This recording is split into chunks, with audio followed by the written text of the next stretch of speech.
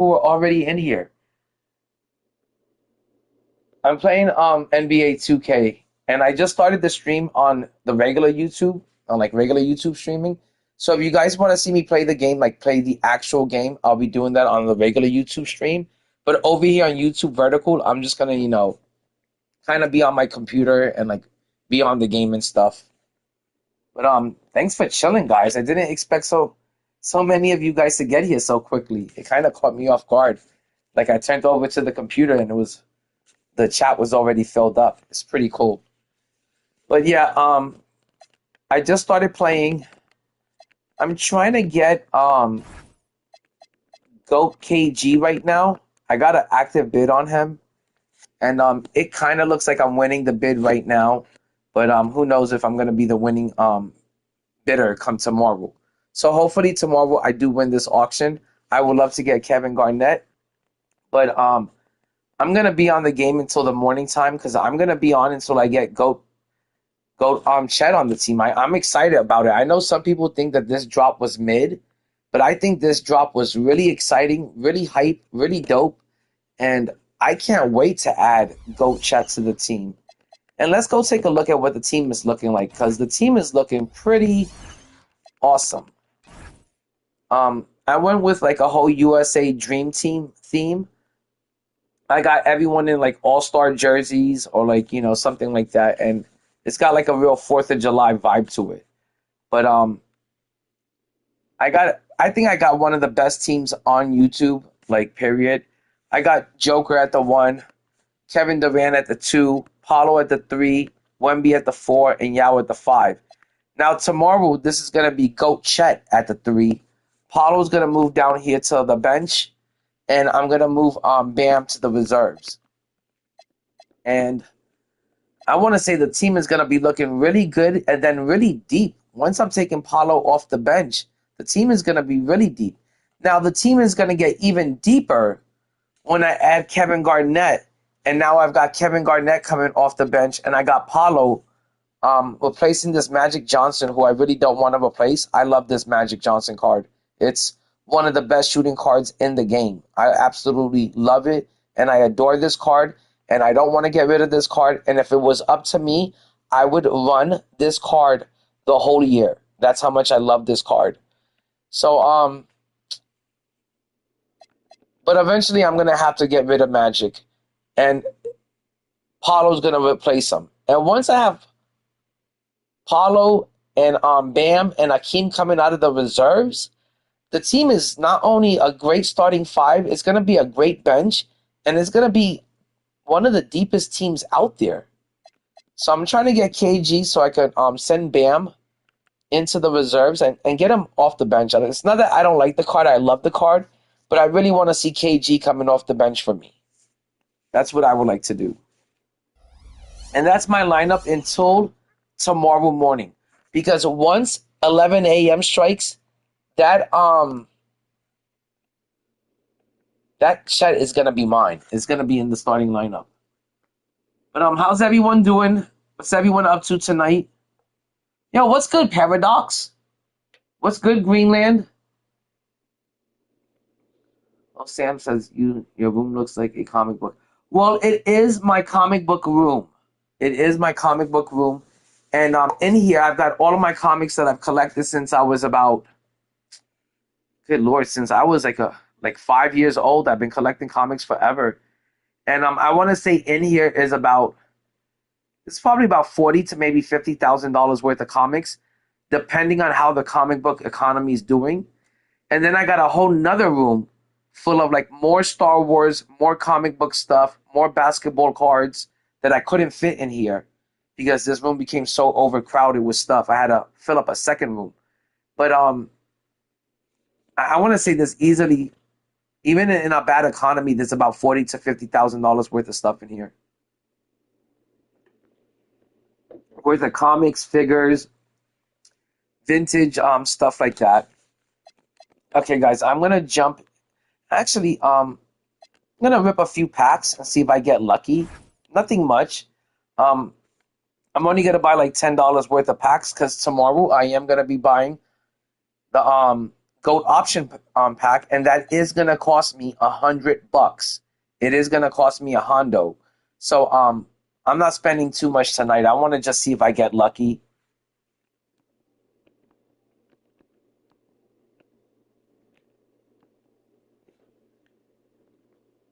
If I'm able to get lucky and pull something, that'd be amazing. If not, it's all good. Tomorrow I'm gonna get GOAT chet in the morning time, so that's gonna be my cherry on top, and it's gonna be the start of a great weekend once I get GOAT chet. I've been dominating. I'm already at like 50 wins. Hold on, guys. Okay, we're gonna just rip like 3 packs, and we're just gonna cross our fingers and hope for the best. I'm not expecting too much, but these packs are supposed to be premium. But I've been opening up about $15 to $30 worth of these single packs a day, and the best I've gotten was about 4 dark matters. I had 4 galaxy opals and 4 pink diamonds come out of it. But I haven't gotten anything above a dark matter, so they're not too premium. But let's hope for the best. Like I said, I'm not gonna spend money tonight because tomorrow I am getting GOAT chet. You got a shake, but it's a pink diamond. It's nothing much. Oh man, I had to pick up something to drink. I figure I'm gonna be here for a while, like playing the game. I figured let me get something to drink. I was gonna pick up liquor. I was gonna pick up some Jack Daniel's honey whiskey, or I was gonna pick up some Crown Royal, but I didn't have time to make it to the liquor store, so I just went to 7-Eleven. I picked up 1 drink for the night.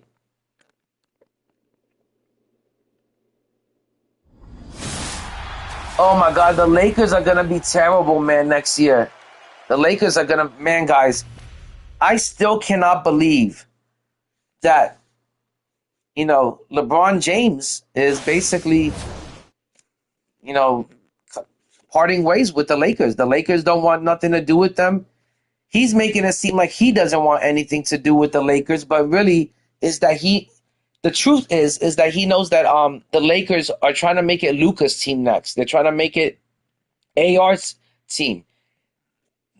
They didn't want to pay LeBron James $50 million a year to be the third scoring option on the team when he's like 42 years old. So it's kind of saddening and kind of shocking to see that they're going to part ways and that he's not going to retire as a Laker. He's not going to finish his career as a Laker, and that he's actually going to go on to another team. I never thought at this stage of his career was LeBron James the GOAT, that he was going to have to move on to another team. It just seems like he's been such a journeyman, and it's kind of sad to see him like trying to jump to another team, trying to jump on someone else's bandwagon, trying to find a team that's maybe going to get a championship if you add them.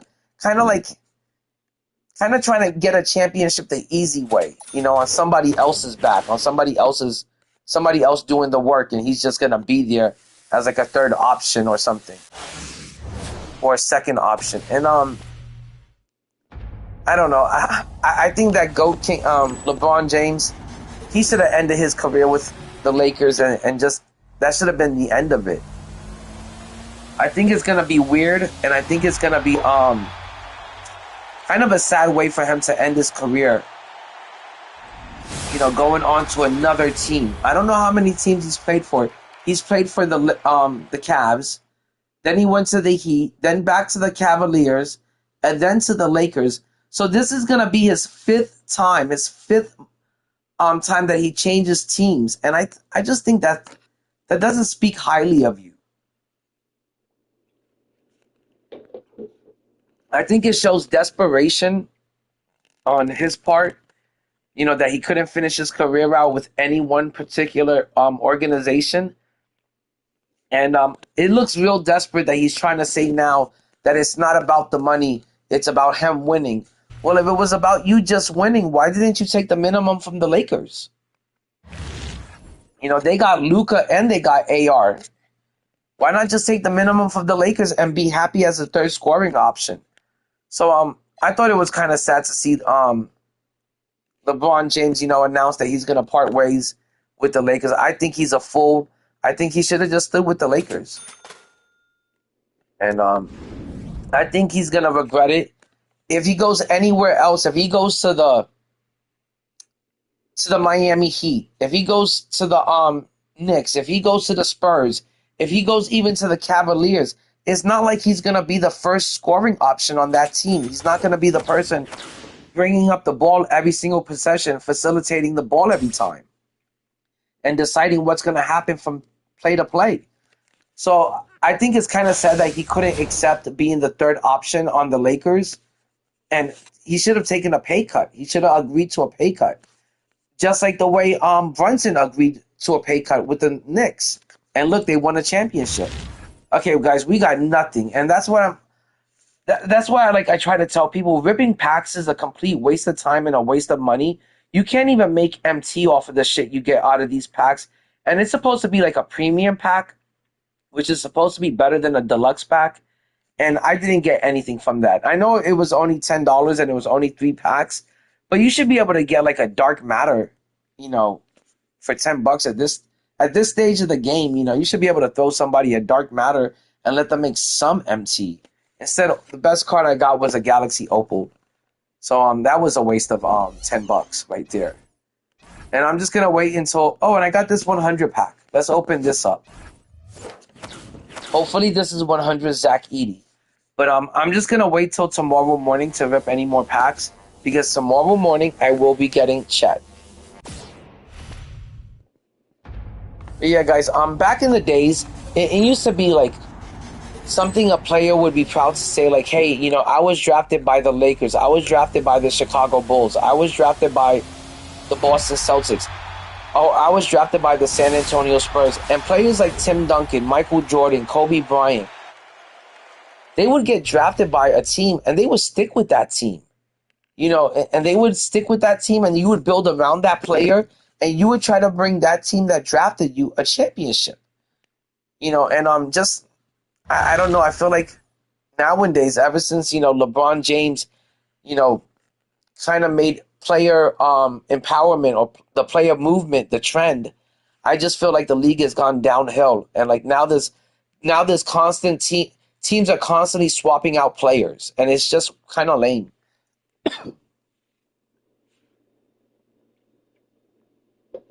Like, I've lost track of all the trades that are happening this summer. Jaylen Brown got traded to the 76ers. I didn't picture the Lakers doing that, like trading away Jaylen Brown. That's kind of ridiculous, kind of crazy. And I'm just surprised that they did something like that.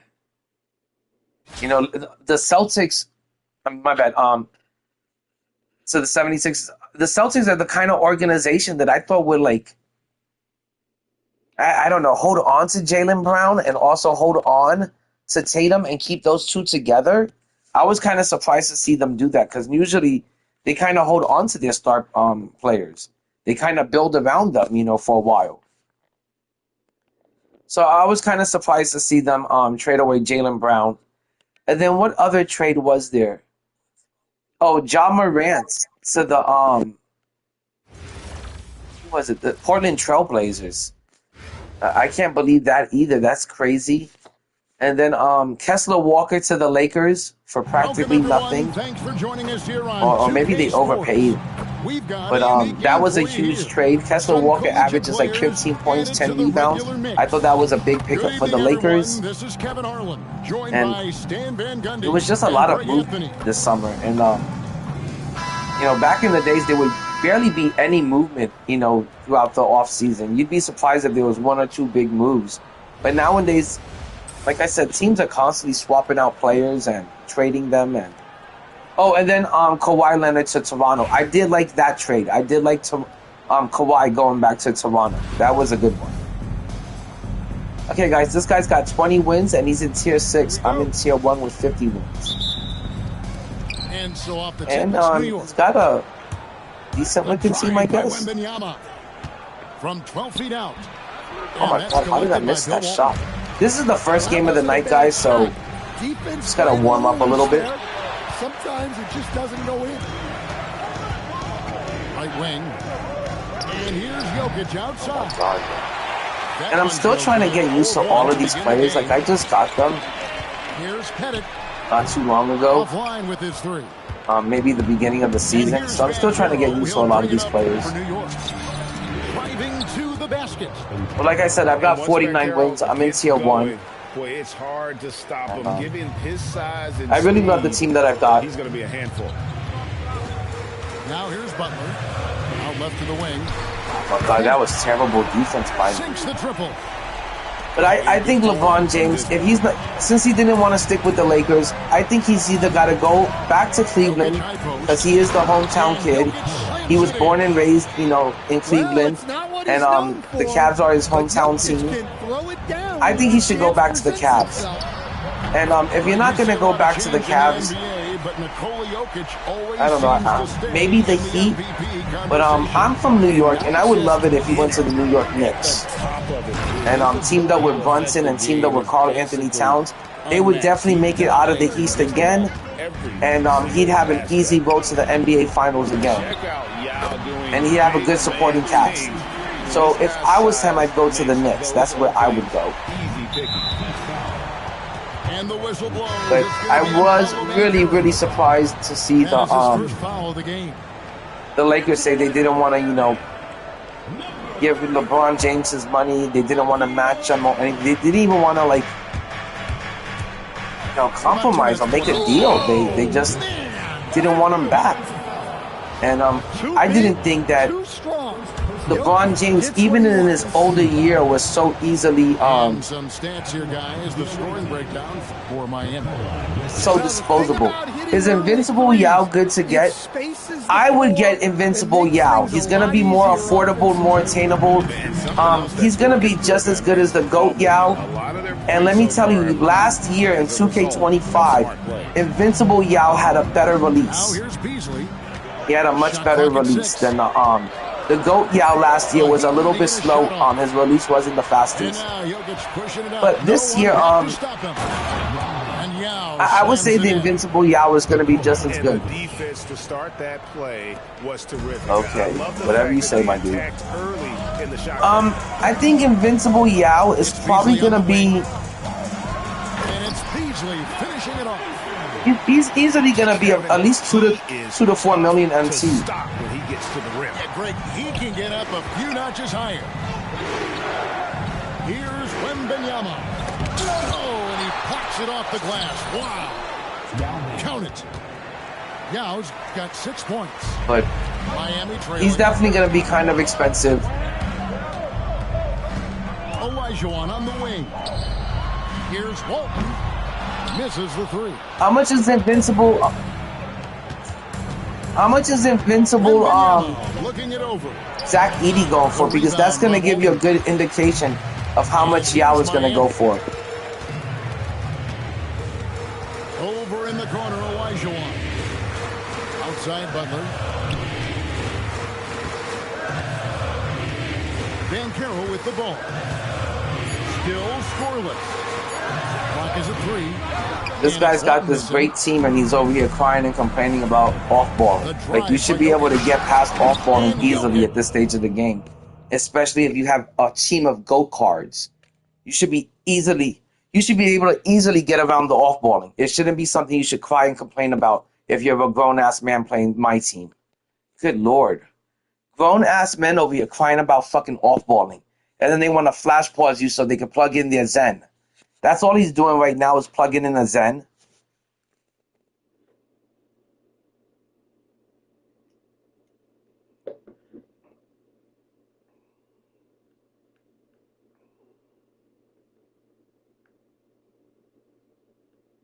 Throws it down. Well, you got to get up on Jokic defensively. Hold on, guys. I got to lock into this game. That can open up some driving. Butler from outside. Wow, huge buzzer beater. I did not think he was going to get that off in time. He released it just in the nick of time. What a shot. And a high-scoring first quarter. Both teams really filling it up. New York ahead, leading. Oh my God! Now he's in the chat. And it's been a pretty even game. Yeah, I here think after it's one gonna be. quarter of Hey play. guys, I just turned on And a the closer regular look here YouTube at the stream. score I didn't know you guys were all breakdown in here. What's up, Mozzarella? What's up, Well, a lot everyone? of times you'll hear I was like coaches viewing the yell, vertical "Get the YouTube stream ball for a while, so I inside." did And kind of you lost can track of see this why. one. Good But I'm things over here now. happen when you get the ball into But the paint. I think Not only Invincible that, Yao is they're gonna elite easily be conditioning 2 to 4 mil from the because pace they're playing offensively. Boy, they are getting that's just how much Yao goes for, you know. Fires the three. Good defense by Wembanyama. I don't know how much the GOAT Yao is, but I'm guessing he's got to be really expensive. Stan, you know, you think about the release point. I gotta imagine that GOAT Yao is super It's expensive. tough to get to. Yeah, I really it haven't been certainly keeping track of the is. auction house And the anymore problem because I is just if buy you my start cards out of the allowing your auction packs. stance to try to get So I to kind of that lost track of shot, the auction house. Jokic will just pull the ball But down and beat you on the drive. I would recommend to anyone that wants to build a really good team, I would highly recommend the GOAT option packs. Like, that's what you gotta rip if you want to build a really good team that's gonna compete on a high, like, Great elite effort level. tonight, and he's been rewarded with trips to the line. Here's Jokic. You know, don't waste your money on those invincible packs. Don't waste your money on, you know, GOAT Hall of Fame boxes. Just buy the option pack and it's gonna have the cards you want in it. Like, I'm definitely getting GOAT Chet tomorrow morning. I can't wait to get him. Winning play. Back to Jordan. It's stolen by Banchero. Here's KD. Oh, I'm playing Sam right now, and he sounds like a caveman mozzarella sticks. That's why he just rage quit. I'm playing Sam right now, and he was pissed off about the off-balling. He was crying and complaining like a little baby girl, like a crybaby, like a little girl.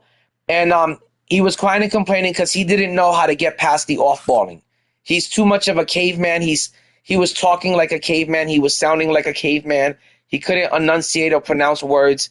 And he came over here to the chat and he thought he was going to talk trash until he realized he couldn't beat me. And now he's over here rage quitting. So game 1 of the night and we got a W, guys. Cheers to that. First game of the night, and I knew Sam to warm up. Sam, you're my warm-up game. You were my warm-up game, Sam. That's how bad you suck dick. That you were my warm-up game. I haven't played a single game today. You were my first game of the night, Sam. I was completely rusty, and you were my warm-up game. That's how bad you were. That I used you as my warm-up game. I wasn't even fucking trying, Sam. I was fucking completely tired of you, Sam. Soon as the game started, you started crying and complaining. I was tired of you the first minute of the game. I wasn't even trying. I don't want to hear you talking shit in the chat, Sam, because you completely suck dick. Like, I wasn't even trying. I was falling asleep during that game, Sam. Get the fuck out of here, Sam. Motherfucker thinks he's good, but he couldn't get past a little bit of off-balling. It's so easy to get past the off-balling. Call for the pick and roll. Call for a screen. Do the pick and pop. There's so many ways you can get past the off-balling instead of just crying about it. When I play people like mozzarella sticks, I don't ever hear him fucking complaining about any off-balling. Fucking man up. Stop being a pussy. Okay, guys, we're going to go over here to the Season 8 Mode Rewards. And, guys, I'm about to get Moses Malone. I was thinking about getting Bernard King, but he's only 6'7". He's an undersized shooting guard, and he's an undersized small forward. I think he might be 6'6" or 6'7". Either way, he's undersized. So I'm going with 6'10" Moses Malone that can play the 3. And that's going to hold me over until I get Kevin Garnett. And that's going to hold me over until I get Chet tomorrow morning. Okay, let's do it up. I was going to use him for to get 50,000 MT, but I don't like the idea of me having to grind to get 50 showdown wins and all it turns out to be is 50,000 MT. That's not a good amount of MT. Now, if it was 100,000 MT, I would say, hey, that's a good amount of MT for winning 50 showdown games.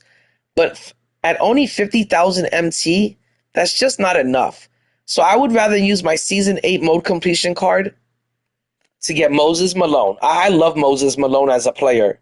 I grew up on, highlights of Moses Malone, like stories of Moses Malone. Like he was a myth. He's like a legend. Like he bought the 76ers their last championship.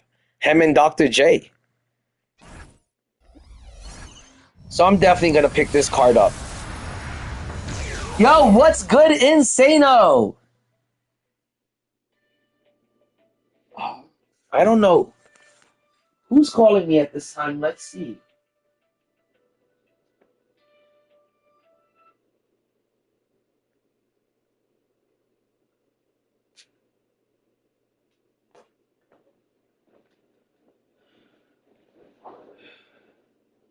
Yo, what's good, Insano? It's funny. I start streaming and it's 4:20 in the morning, and like people just start calling me. It's pretty insane. But I just got Moses Malone, and I think this card is gonna be great, and it's gonna hold me over until I get Chet, and it's gonna hold me over until I get KG. And let's go over here to my lineup, and let's see what the lineup is looking like. Now, come tomorrow, this lineup is gonna be looking completely different. I hate to see this Peja Stojakovic card go. I love this card so much. This Peja Stojakovic card, guys, let me tell you, is one of the best shooting cards, like in the game. It's one of the best cards to shoot with. It's a really good, fun card. It's super easy to green the threes with. The release is great. The timing is great on the release. It's just smooth and just easy to time. I can't say enough about this card, how much I love it. It's a really good card to shoot with, and it's a ton of fun. But this is a GOAT squad, and it is time to say goodbye to Peja Stojakovic and retire this card. And we're gonna swap him over with Bam, and we're gonna add in Moses Malone. And I'll give him some sneakers later, but he's definitely gonna play. He's definitely going to be coming off my bench until I get Kevin Garnett. Now, once I get Kevin Garnett, I'm going to have to make some more changes to this team. And once I get Chet, I'm going to have to make some more changes to this lineup. But for now, this is my team. I'm trying to hold on to this 100 Magic Johnson for as long as I can because I really love this card. I really, really have a lot of fun playing with this card. Him and Peja were my two best shooting cards of the year. Like, I love shooting with these cards. It's so easy for me to time their jumpers. So that's why 100 Magic is still on the team, because I think he's a great card. Easy to shoot with. Okay, let's go and play some more Showdown. Oh, what's good, Paradox? Like I said, what's good, Insano, Mozzarella Sticks? Yo, Sam, I don't want to hear you crying about fucking off-balling anymore. Don't be a little bitch. But I'm going to play some more Showdown, guys. I've been having too much fun with this team. And let me check the auction house really quick.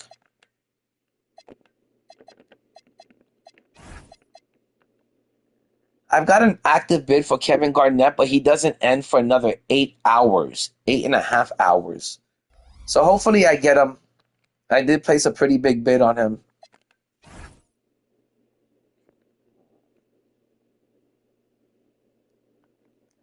Well, thanks, Mozzarella Sticks. I really do enjoy your company, just to let you know. And I enjoy hanging out with you guys.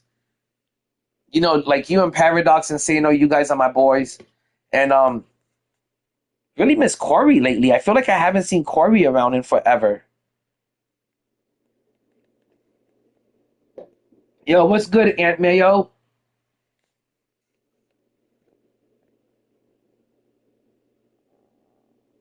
I appreciate it, Mayo. The other day I was out there smoking weed and I saw this lady walking her cat on a leash. And it wasn't just one cat. She had like 3 cats on a leash and she was walking them like they were dogs. And I was like, damn, like that's crazy. Welcome everyone to 2K Sports Basketball. This game features something different, as we'll see talent from the college ranks blended into the lineup as well. Oh, this guy's got a budget GOAT squad. He's got Jimmy Butler, he's got Bam, he's got Knipple, He's got Akeem, and then he's got Dark Matter King James. Damn, that's hard. It's crazy that he's got 6 wins. He's at tier 7.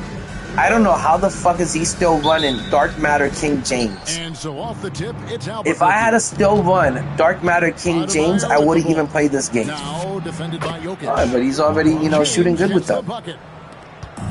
Yeah, if I had to run with that card, I wouldn't play this game. About that shot, knows he has the green light. Here's Jokic, and Jokic slings it in. I would just save up my MC so I can get the GOAT King James. Just for good measure. The spinorama. Do you know what kind of athlete you have to be to pull off that? I love how people think that stick dunking is like skill or something. Like they just did something phenomenal and all they did was stick dunk. Like stick dunking isn't anything that fucking phenomenal, guys. Like motherfuckers be stick dunking on every possession like it's something skill. Like they just hit a 3-pointer or some shit. Now Banchero. And finished off by Banchero. When Banchero gets in tight, that's how he likes to. I'll play Jay anytime. I'll play Jay anytime and shit. And then watch when he loses, he's still gonna be crying and complaining and bitching. Oh, you ain't shooting enough threes. You keep going to the rim too, and you off balling. Like it's the same shit from everyone. Stop complaining and just get the W. If you can't get the W, I don't want to fucking hear you complaining and crying and bitching. I never hear Paradox bitch when he loses. I never hear fucking Mozzarella Sticks complain or bitch. What Mozzarella Sticks and Paradox do, you know what they do? They come back and they get their revenge, they get their get-backs, and they win the next game. It's that some grown-ass men over here want to fucking cry and complain about fucking losing. Just shut up and then try to, ask for a rematch. Don't come into the chat crying and complaining. Just ask for a rematch. I'll give you a rematch.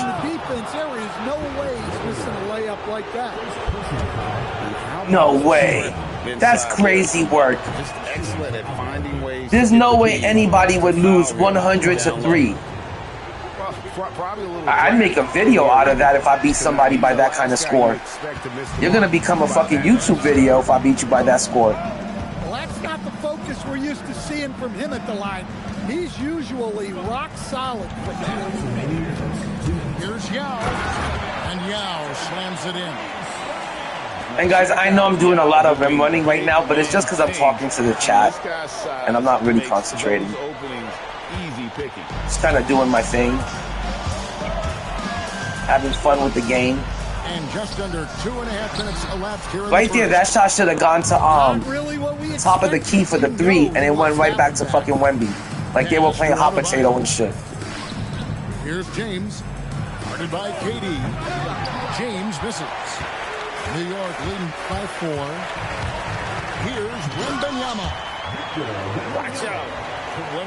Oh, I'm gonna make a video out of it. And let me tell you, Mozzarella Sticks, I was so pissed off after that game because it was a really close game. You were up the whole game, and I had finally made a comeback, and I believed I had tied it up in the 4th quarter, and there was like about a minute 50 or minute 40 left to go in the game, and I had just tied it up.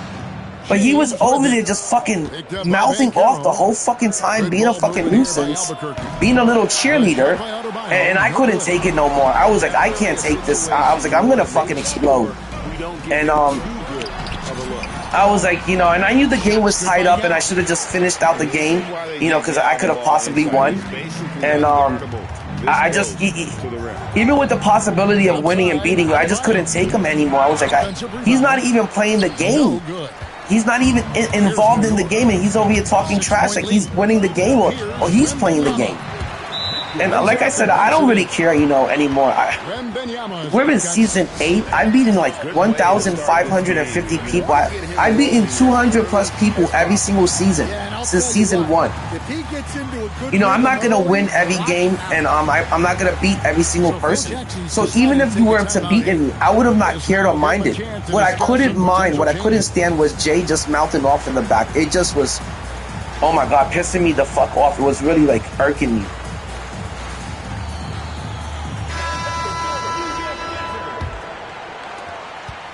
Albuquerque trails. Yeah, I know that now that he's a bit of a troll, and I wish I would have known that day. I would have probably just ignored him.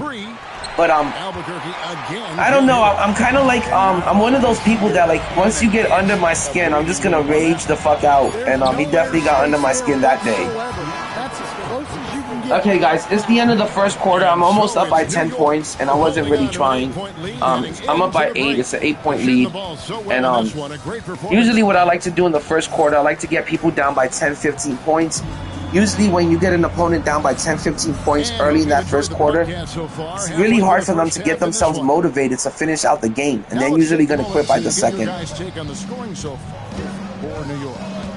Well, a lot of times you'll hear Coach Green bean, jelly bean. That's that lightsaber. That's that Master Yoda saber. Get the ball into the paint. And the other thing I've been impressed with, guys, is their assertiveness at attacking the paint, trying to hunt for those high percentage looks. Right, we see a lot of change. Green bean. But Nikola Jokic Green giant. In the MVP conversation. And not just in it, at the top of it. His ability to affect the game is basically unmatched. He dominates in just about every. I feel like I got one of the best looking teams out there on YouTube, on Twitter. It's a really tall lineup. I got Joker at the 1, KD at the 2. I'm gonna have Chet at the 3. I got Wemby at the 4, and I got Yao at the 5. I just feel like it's a really hard team to shoot over, and it's a really hard team, a team that plays good defense. Outside ball. Back to Butler. Pass to Adebayo. People are gonna complain about the off-balling, but man, why don't you just play the right way and call for a screen and roll, call for a pick and roll, call for a pick and pop. Outside for Durant.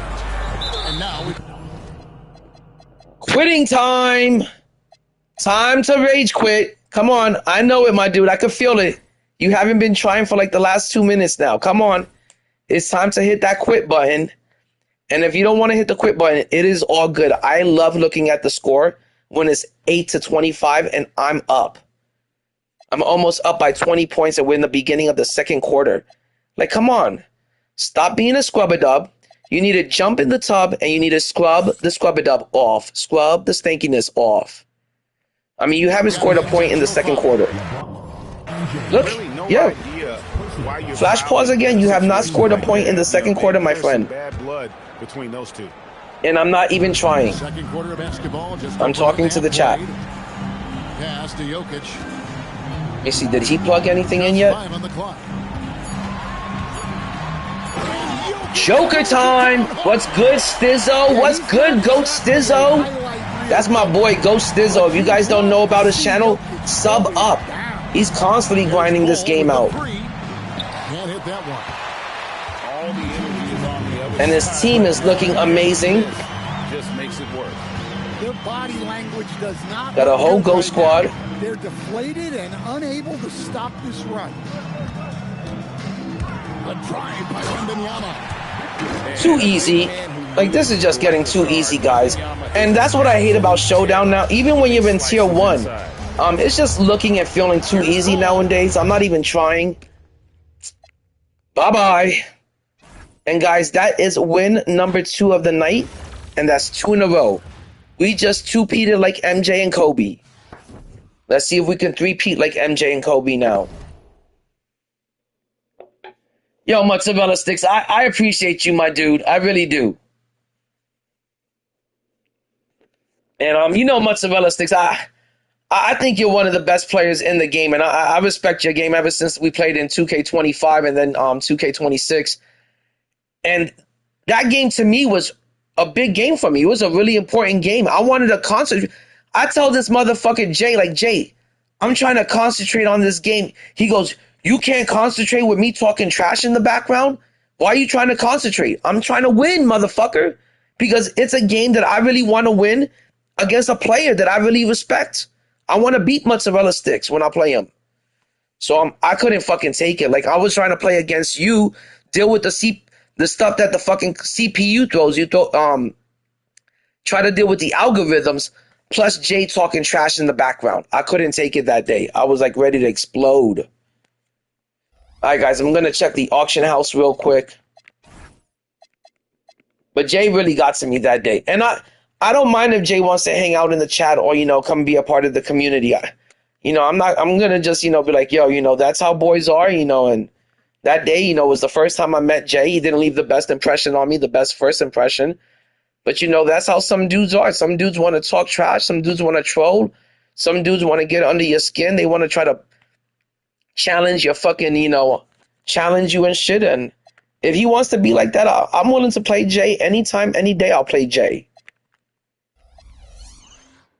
Okay, I am still winning this bid. That's awesome. But let's check how the GOATs are looking. And guys, the GOATs are kind of crashing down a little bit. I think most of these cards are pretty affordable, pretty attainable. Larry Bird, affordable. Cooper Flag, affordable. Vince Carter is a great card with the SGA Escape, super affordable. He's not over 500,000, and you could add him to your team, a GOAT card for 500K. I'm gonna try to get him back into my collection eventually. Dirk Nowitzki is not affordable. Gary Payton is affordable. Joker is far from it. Patrick Ewing is really good, and he's affordable. Arjun Baylor is trash. David Robinson is 1.5 mil, and he's affordable, and he's a very good card. It's just he's only 7'1" at this stage of the game. He just seems tiny out there. Ron Artest, they gave him a small build, a real tiny build this year. Derrick Rose, you can get him for like 600,000, and he's a fun card to play with, but I wouldn't depend on him. Shaq is super affordable. And even GOAT King James is affordable and attainable. He's really cheap. Scottie Pippen's a really good card. I like that card a lot too. I don't recommend Bob Pettit. I'm not a big fan of that card. And Ben Simmons, I wish I had enough MT to get Ben Simmons. SGA is very good, but he can't guard. He can't guard anything. He can't guard anyone. He couldn't stop a cold. He's just a really bad defender. This card has got some defensive issues, but a really fun card, and he can shoot really good. It's a really good card. That's crazy.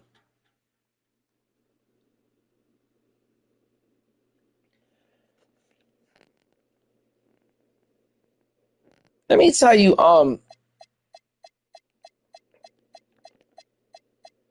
you talking about Durant, Stizzo? I got my Kevin Durant for 2.7. Last week, I got him for 2.7. I want to say you can get a Kevin Durant with anywhere between 2.7 to 3.2, if that's who you're talking about. I wouldn't pay any more than 3.2. During the weekends, Kevin Durant's price gets really fucking jacked up to like 3.5. But I wouldn't pay any more than 3.2, 3.3 maybe for KD. You can definitely get them at a cheaper price if you wait till like Sunday. After Sunday, you'll be able to get KD from anywhere from 2.7 to 3.3 at the most. But you should not be paying 3.5 for KD at this date. Because I've seen his price drop all the time. All right, guys, I'm going to play another showdown game and see if I can get 3 in a row. Time to three-peat like MJ.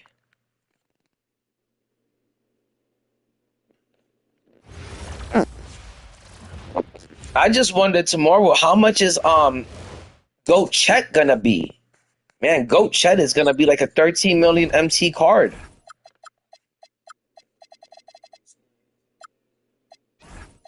No, I'm probably just gonna buy him. I'll probably just buy him out the GOAT option pack. We have some collegiate players stepping into the frame. Good evening, I mean, everyone. I got enough to get the GOAT option pack. Stan Van Gundy and Greg Anthony.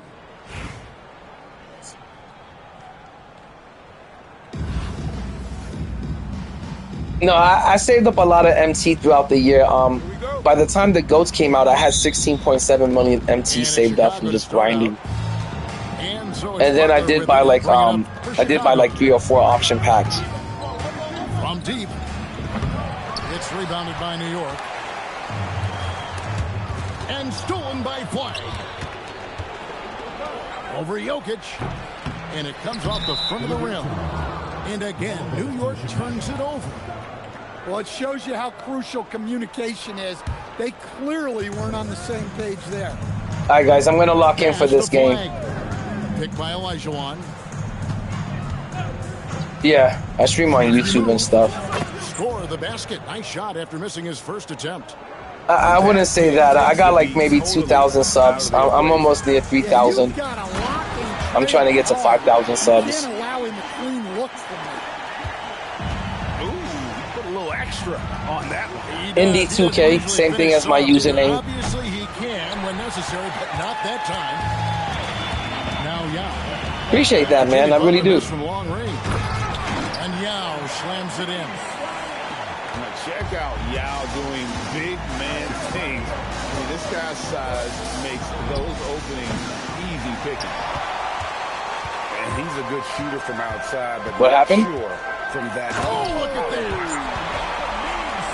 Wait, what'd you say? I couldn't hear you. It was breaking up a little bit. Ridiculous. I do not remember the last time I saw a dunk like that in a game. But I appreciate the sub. Over to the wing. Pass to Durant. Down low. And out of bounds. Oh my God, I hate when that happens, when you're underneath the rim and like they go into this weird animation and they just step out of bounds. Put on more muscle, more bulk. Well, Kevin, of course he could use to improve on. Yeah, it happens a lot to me. But he's strong enough right now to be one of the best players in the league. We've seen that, but as he gets older, a lot of that strength's just going to come naturally. Oh, nice rebound. The scary thing is, for coaches and players around the league, not on his team, this guy's just going to keep getting better. To the paint, and Yao slams it in. Now flying high. Appreciate it, man. Throwing it down with the one hand. Appreciate that, man. I really do. Moves right there, guys. And Butler puts up a deep three. All right, don't make me look bad on my stream, though. For Chicago. Well, look. He out here killing me already, making me sweat and shit. And then Durant with the jam. My, oh my. That nearly brought the backboard down with that slam. Well, don't you think, Ray, that's always a possibility when he's the one to finish? No doubt. Well, that's what poor defense will get you. They deserve to get dunked on there. And you don't like to concede. You rip open on any of these option packs, or you don't like spending money on the game? And a moment here to take a look at the scoring breakdown for New York. Well, yeah, let me tell you, man, nowadays to survive and compete on this game, you got to spend, unfortunately, you got to spend some money on the game and shit. When you get the ball into the paint. You also have to admire how they've challenged the defense inside, getting a lot of points in the paint.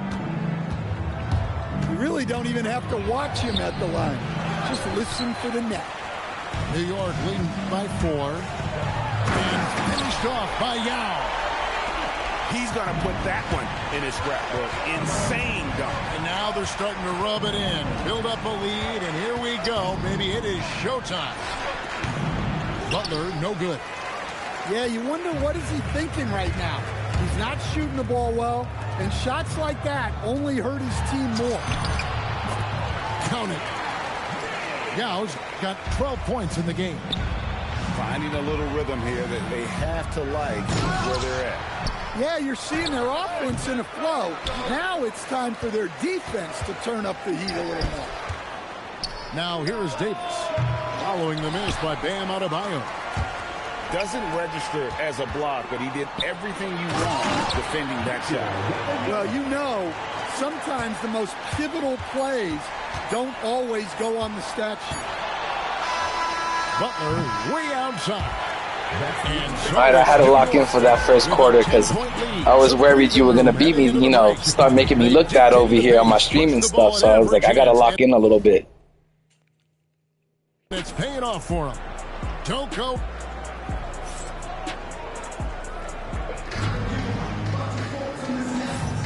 And welcome back to the second quarter of action. Plenty of basketball left to play. But all right, guys, I'll catch up with the chat after this. So and what stands out to you from New York in this one? Yeah, in that first period, they looked to nice steal. Transition at every opportunity. Yeah, they gave the other team no time to breathe. Every time they got the ball, they were off to the races. And you see how effective this aggressive mindset can be. And denied at the rim, but they call the foul. Whistle blows, and we'll see him shoot 2 from the line. First team foul. Well, Jokic very strong. I feel like Joker gets really tired real quickly. Him and Yao Ming get tired so quickly and so We easily. see a lot of change in the NBA, but Nikola Jokic always seems to stay in the MVP conversation. And not just in it, at the top of it. His ability to affect the game is basically unmatched. He dominates in just about every single. That Akeem Elijah one is so nice. I can't believe 2K gave us that card for free. That kind of move generates. He just has that natural explosive. Oh, nice steal. Is something to behold. And Davis throws it down home. Yo, Paradox, I'll play you afterwards. Oh my goodness. I'm in the middle of a game right now. To feel that one. Davis boosts his whole team with that explosiveness. Here's Jokic. It's Jokic inside. I mean, the number of points they've scored. That Joker is one of the nicest cards of the year. Is eye-opening. Butler from outside. It's rebounded by New York. Well, you can't question his confidence from out there, but it's not fault. Oh man, those body bumps this year are killing me. The shot by Adebayo, no good. Oh, good steal again, man. They get it back. Got a piece of it. Pass the flag. 5 to shoot. Trying to find Davis. He's got it now. Oh, I heard that clock ticking down. I was like, how long is that shit gonna fucking take? Oh my. So much force in Bam's game right there. And the foul called on Cooper Flag. That is his first foul of the game. Paradox, you been streaming lately? He's going to make some adjustments to the game plan. Alright. Let's put the subs in real quick, guys, because these guys are looking kind of tired and feeling tired. Gonna put Porzingis in. Let's put in LeBron. Let's get MJ in here. I'm still rocking with this MJ card because I love this card. I love MJ, and I'm gonna play with this card till the end of the year. I know he's only 6'6", but you know, sometimes you just gotta play with the card because you love playing with that card.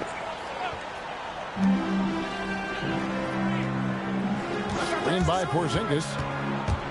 The kick out to Abdul-Jabbar. I hate when Magic does that load-up pass. In a wide open look for No one playing defense at all over there. It's crazy work. Jordan's got his first 3 points of the game. And just the ability to stop on a dime and then quickly rise and fire. This is how Jordan gets the separation he needs. Always with the ball. And Abdul-Jabbar picks him up defensively. Poked away. And a fast break now for New York. Here's LeBron. King James. James throws it down.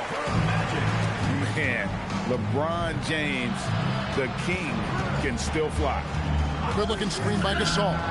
Nice three. Thompson with the three. Yeah, so skilled. This guy's definitely made a nice little comeback and definitely made a game of it. Generally a good That was something else. Are you kidding me? Oh, okay. I guess LeBron wanted that one to sting a little. He put a little extra on that one. Shooting lights out now. In his head that he's going to get to the basket, very little you can do defensively. They double team Johnson. A three from Porzingis. I can't believe I missed that shit, one's man. not going to go.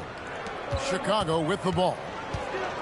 Oh, wow. Michael Jordan taking Well, flight. he's definitely back in this game now, and it's definitely a game. The creativity, the athleticism of Michael Jordan. Porzingis feeling it out a bit. Pass to Johnson. Back to Porzingis. Takes the three. Come on, Porzingis, what's going on with you today? Chicago trailing here. Wallace misses. Johnson outside. Oh, nice steal again, man.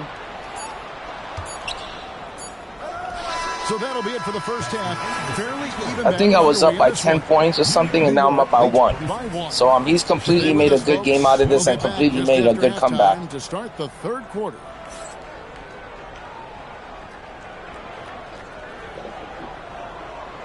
Yo, what's good, Jacob? I am getting go chet soon as he comes out tomorrow morning. And in that first half, we saw. And Mozzarella, you know how much I hate playing Paradox. I hate playing you and Paradox.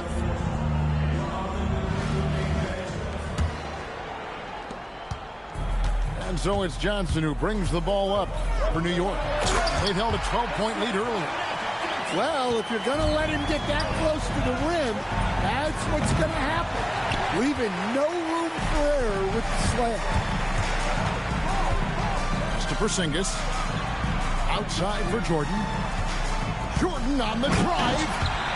And it's Jordan with the jam. And we've seen it. He can do this all game. Jordan with a great burst there to get the finish. And the nice. dunk by Jordan. Oh, man, that was a loud bucket. And the foul called on Michael Jordan. That's his first foul. You know what? I'm telling you, sometimes I watch Paradox play, and against everyone else, he be looking kind of average sometimes. The second Paradox is playing against me, he looked like playoff Paradox. New York leading by 3. LeBron outside.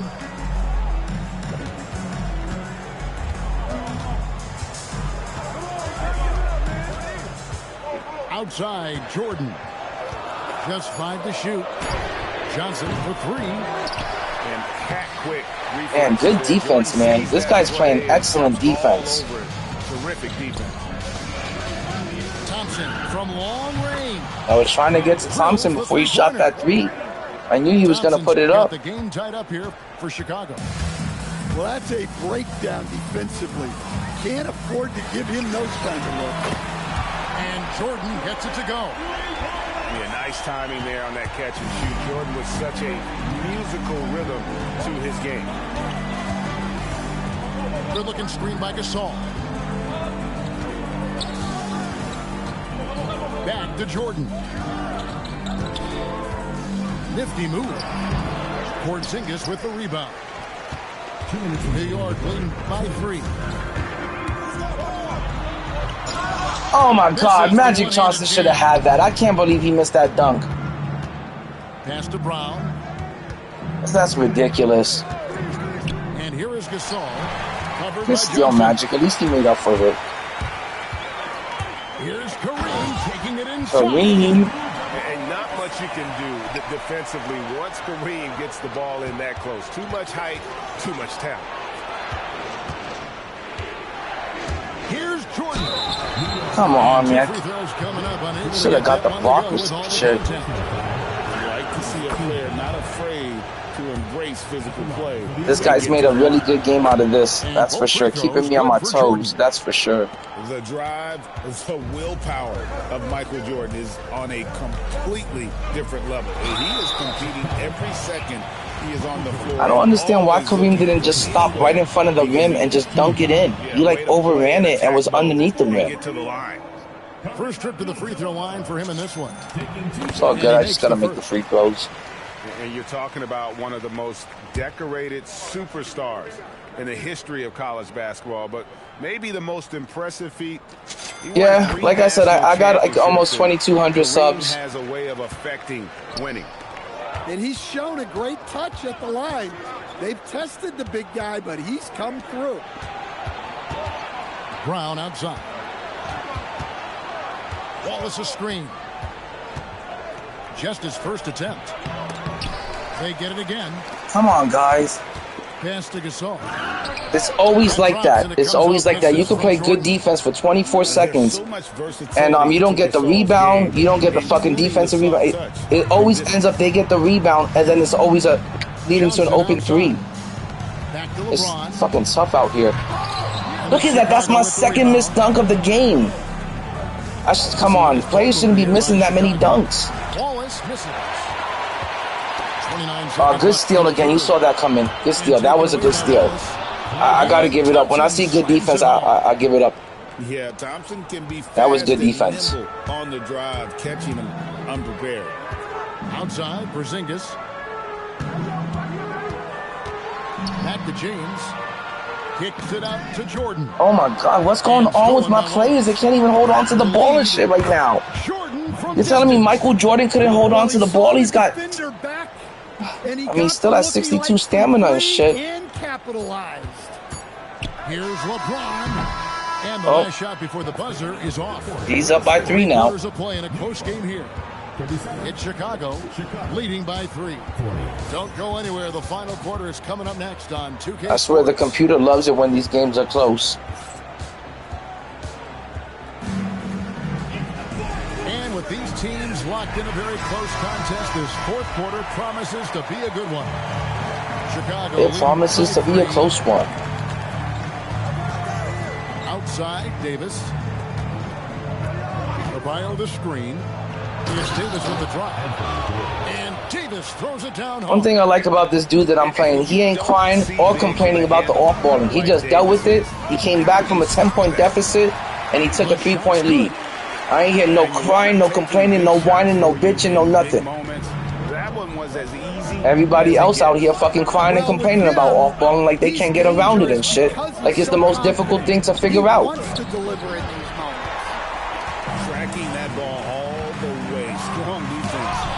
Oh my God, that is the fucking crazy how many dunks just haven't gone through. And then look at that Cooper flag out of nowhere. And Paulo couldn't finish his dunk. That's crazy. Let's get your take, guys, on the hustle stats for Chicago. Well, they're shot block. The defense. I shot bad in this game. I'm shooting so bad in this game right now. Love that intensity. And not just that, they're also forcing turnovers at a high rate and taking advantage in transition. Outside Durant. Here's Banchero. Oh, very good defense, man. And he drives in. Oh, what a play. Still down by 3. And once Banchero gets going, boy, it's hard to stop him. Give his There's that fiery attitude of Butler's showing up the defense. Durant. It's tipped. Let me tell you, blocks like that, protecting the rim, those are winning basketballs. Oh my God, that's my 3rd missed dunk of the game. How is that possible? Come on, man. You got this game, man. I thought I had this win earlier in the game, but just too many fucking fucked up plays. I'm like scared to take it to the rim now. That's like my 3rd dunk, and that's like 2 in this quarter alone. That's terrible, man. It was a great game, man. I wish I didn't miss all of these dunks and shit, but it was a great game. You made a huge comeback, and then you took the lead, and your defense was really good. And you shot really good. Your shooting got you back into the game too, but I feel like it could have been a better game if I missed those 3 damn dunks, 3 or 4. We gotta rematch it in the future, man. Add me to your friends list, Nba2k underscore on PlayStation. Here's Davis. Butler with the ball. Now defended by Jokic. It's stolen by Banchero.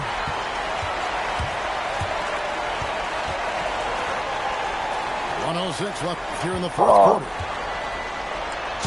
Plays it in off the window. Trying to keep it close. I'm trying to keep it close. Trying to give myself a chance to get back in it, but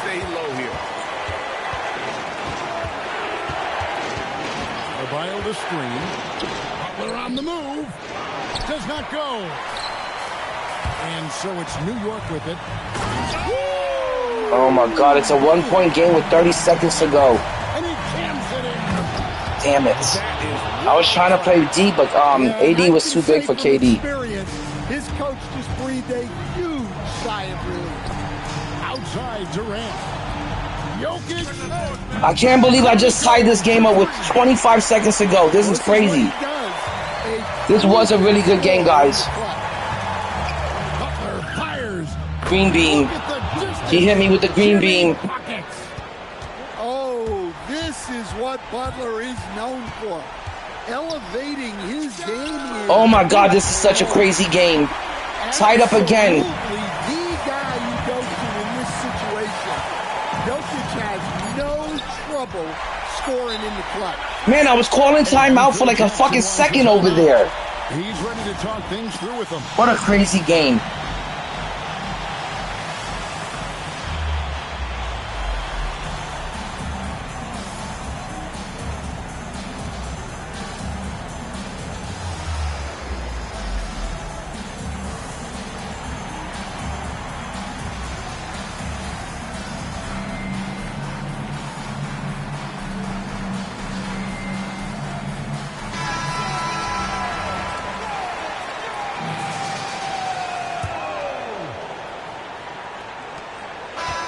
Damn it, man. I was trying to just do like a catch and shoot or catch and toss. It's going into overtime, guys.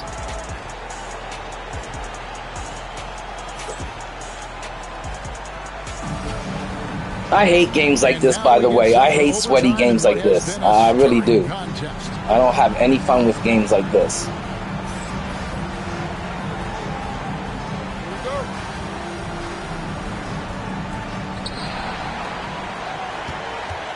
Now here's Butler.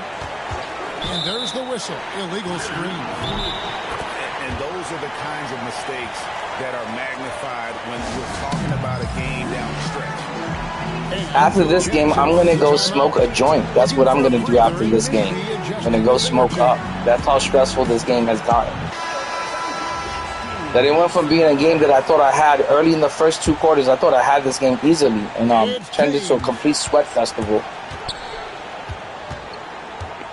Wembanyama, a screen.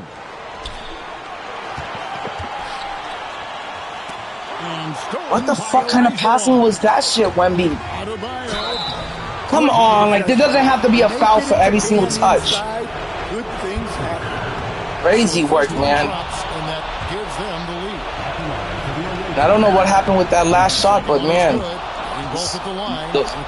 I was trying to get that ball to King James, and it just went back and forth between Wemby and Yao for no reason. Like they were playing hot potato. It only takes Wemby a few strides to get where he wants to go. And so it's Butler with it. He'll bring it up for Chicago. Illegal screens. Oh yes, I needed that. That was huge. Beyond the lead, you can see his feet weren't set on that screen. Easy call. Look, you can get away with a lot in terms of screens today. You can't make it that obvious. And Larry Brown wants a timeout. He made the decision to huddle up with his guys and talk about strategy.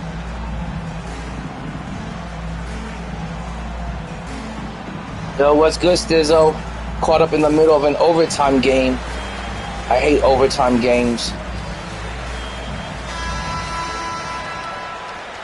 To be honest, I never do good in overtime games.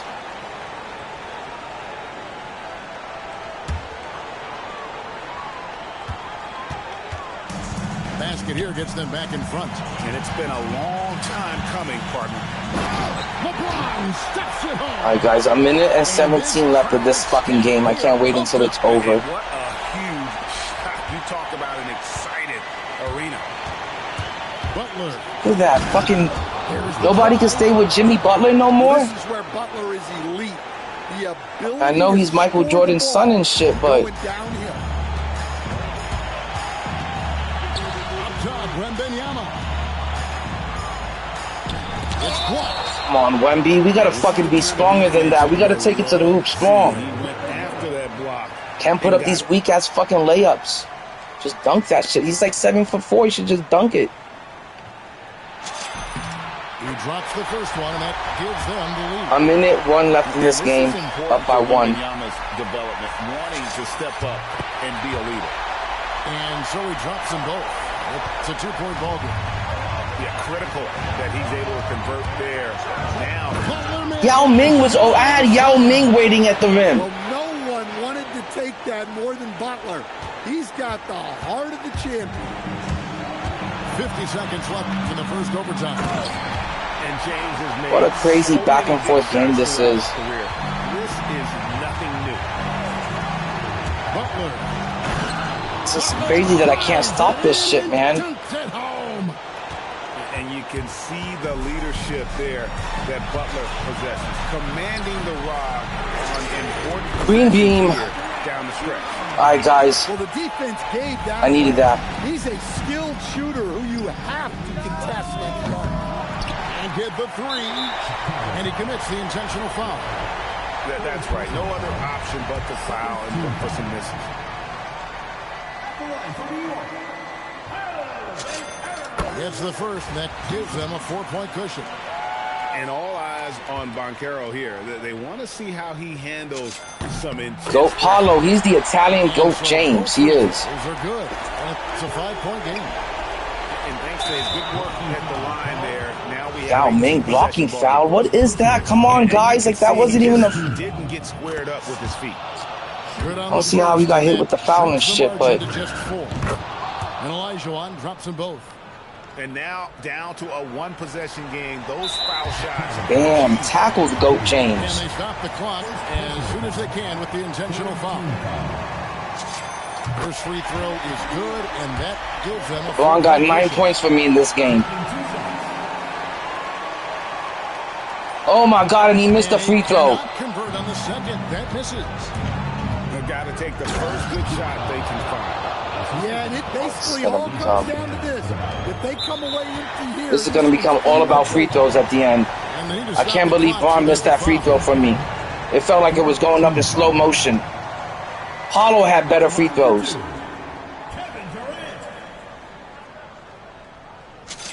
He hits the first one, and that makes it a... You know, Goat James for his career only shoots 64% from the free throw line during playoff fourth quarter situations.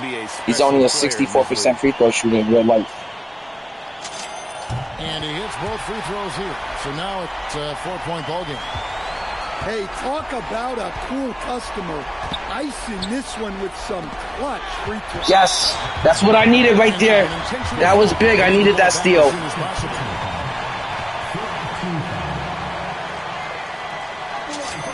Good on the first, and that puts them up by 5. Swervo, man, you got my heart pounding. That's how sweaty you made this game. Took me into overtime. I can't remember the last time somebody took me into overtime. And it's a 6-point ball game. Here's Butler. Takes the three. Up again. It's in. You know we talk about it all the time, guys. Those second chance buckets. All right, GG Swervo, good game, man. And I love it how you weren't toxic. I love how you didn't complain or bitch about any off-balling. You just made your comeback, and you made it a great game. And you took me into overtime. So GG's, man. Good game. And I appreciate the sub. I really do. Thanks, man. I appreciate it. And that's going to do it tonight. Okay, guys, I want to give a shout out to Swervo. Thanks for the sub. Also, he was the toughest player I've played in probably like the last 2 weeks. I haven't had an opponent that tough. And I can't remember the last time somebody took me into overtime. He didn't cry. He didn't complain. He didn't bitch about the off-balling. He didn't fucking complain or fucking get down on himself that he was down by 10 points at the first quarter. He stuck with it. He kept playing his game. He got back into the game. He was up by 3 or 4 points. I made a comeback. He took me into overtime. It was still a close game in overtime. And the only reason why I won is because I hit one big three-pointer with KD. And that's kind of what won me the game. That's kind of what got it for me. But excellent competitor and non-toxic. He wasn't talking trash. He wasn't trying to use trash talking to distract you from concentrating on the game. He just went out there and he made a game of it. So excellent opponent. Okay, guys, that was the third game of the night. That was 3 in a row. We just repeated like MJ and Kobe. I'm going to take a little bit of a break, and I will be back in 2 minutes. I'm just going to go smoke up a little bit because that game was pretty sweaty. He was a bit of a try-hard, for sure, a try-hard. And it got my heart pumping a little bit. Got my heart racing a little bit. So now it's time to smoke some cabbage and time to calm down a bit. So I'll be back in like 2 minutes. Actually, I'll take the controller with me, and hopefully you can reach.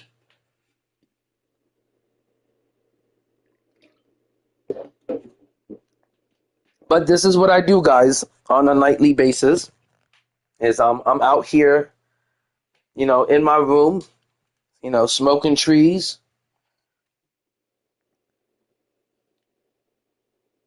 drinking some brews, or taking some shots, and I'm getting these showdown dubs. If you want to get 200 showdown wins every season, 200 plus wins every season, you got to lock in and you got to have a good winning percentage. You have to have a good win ratio. You can't sit out here and play like 15 games a night just to get 5 wins a night. You got to try to win. You got to try to play about maybe 5 or 7 games a night, or like 7 games a night, and you have to try to go 5 for 7 a night if you want to hit 200 wins every season, 200 plus wins. Okay, where did I put my lighter at? That is the question. I don't remember where I put. Oh, I found my lighter. All right, guys, I'm gonna toke up real quick, and just a little bit of an intermission for some cabbage, and I'll be back. Hopefully, I can continue talking to you guys, but I'm gonna be outside in front of my house. I don't know if the controller is gonna reach out there, but hopefully it will.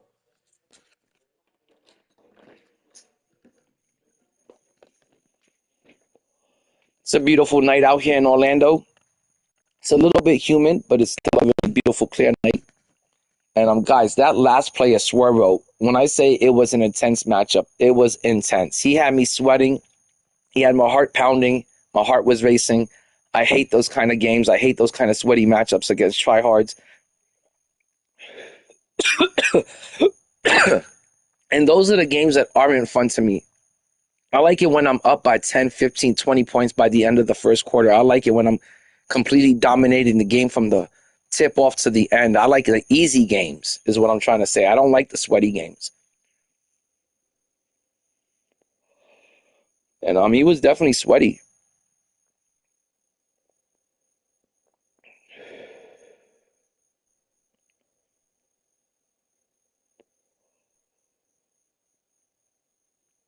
That's kind of why I don't like playing Paradox and mozzarella sticks, because they make the game so damn sweaty.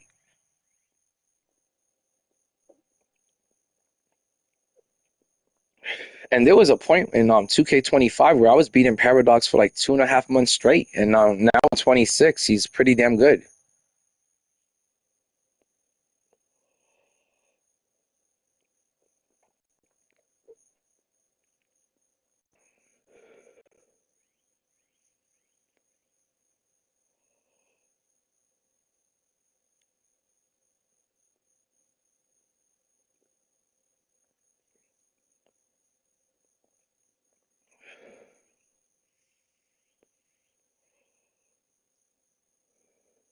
And guys, don't mind the silence. I'm just choking up real quick, and I'm gonna be back on the game.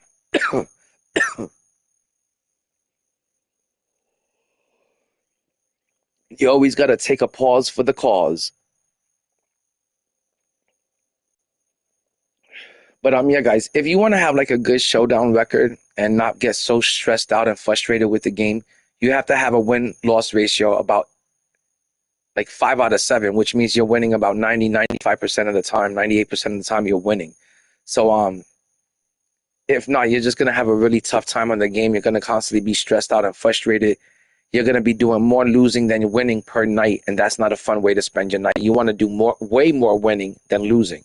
You want to lose about 2 games at the very most. I usually lose about 1 or 2 games a night, and then I usually win about 5 or 7 games a night.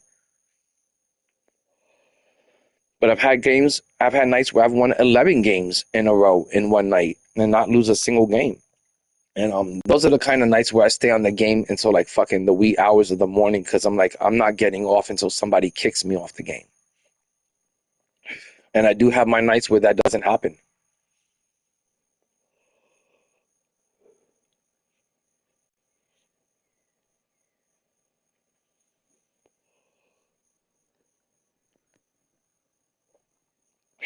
I for sure thought Swervo had me. Once he took me into overtime, I do really bad in overtime. I thought he had me.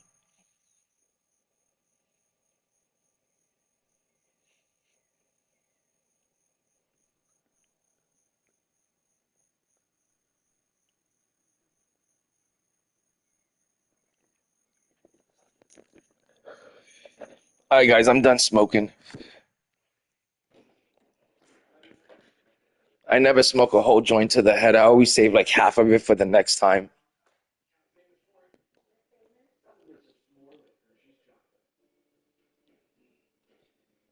And I have to admit, I'm also feeling a little bit tipsy from that one drink that I've had.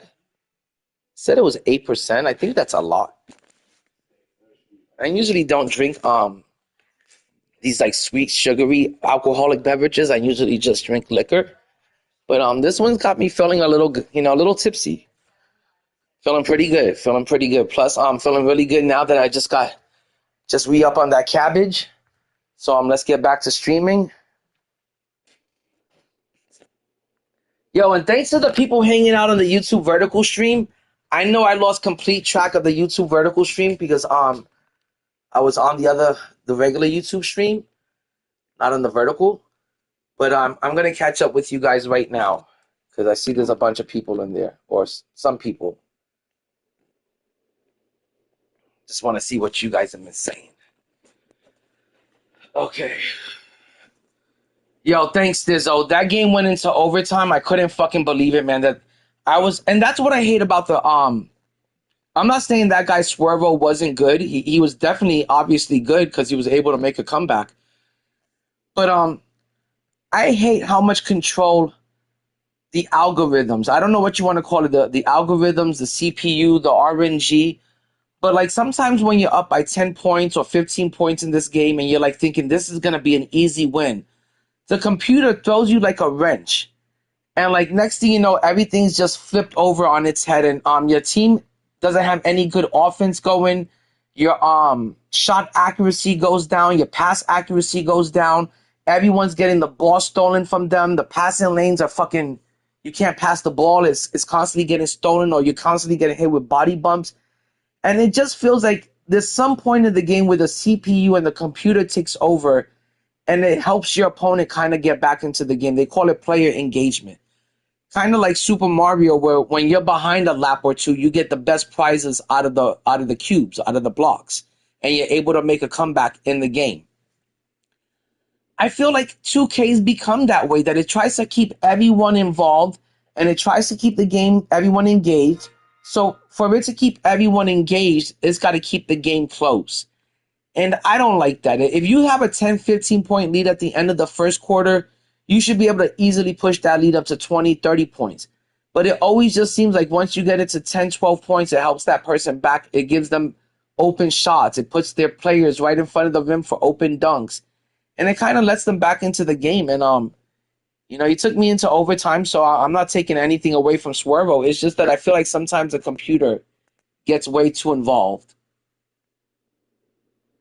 But thanks, Stizzo. I appreciate that. You sent me an invite. Well, what's the invite for, Paradox? Are you trying to play a game?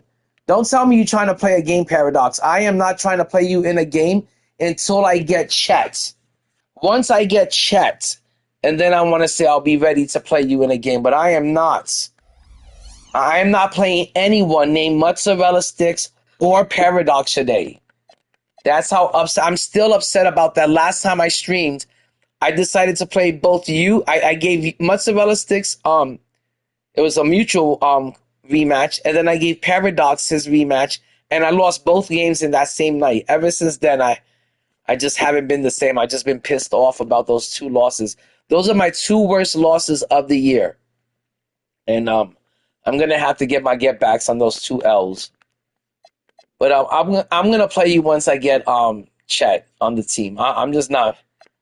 I'm not ready to play you or Mozzarella Sticks because I'm still upset about those last two L's. Oh, it's Paradox. I want to see what your team is looking like. Send me a screenshot of what your team is looking like. I want to check it out real quick. Same with you, Mozzarella Sticks. I want to see what your team is looking like.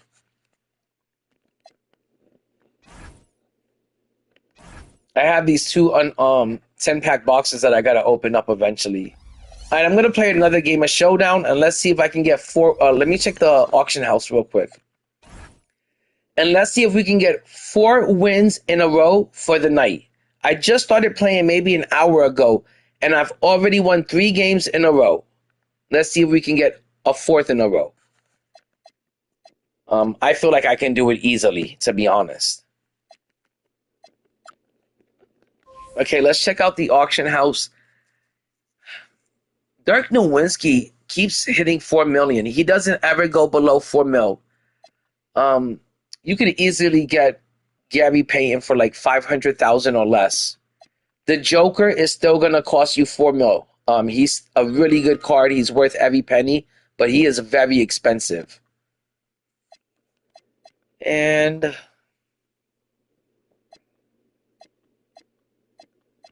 I like David Robinson, and I feel like he's really affordable, real attainable, because he's only like 1.5 million MT.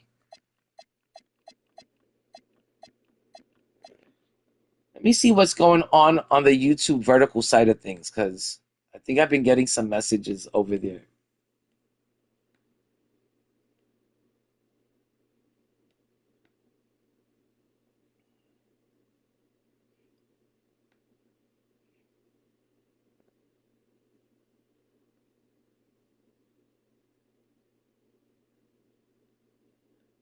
Okay.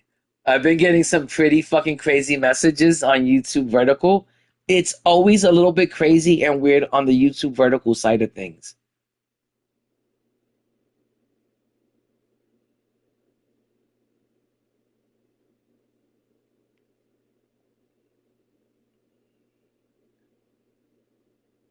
Okay.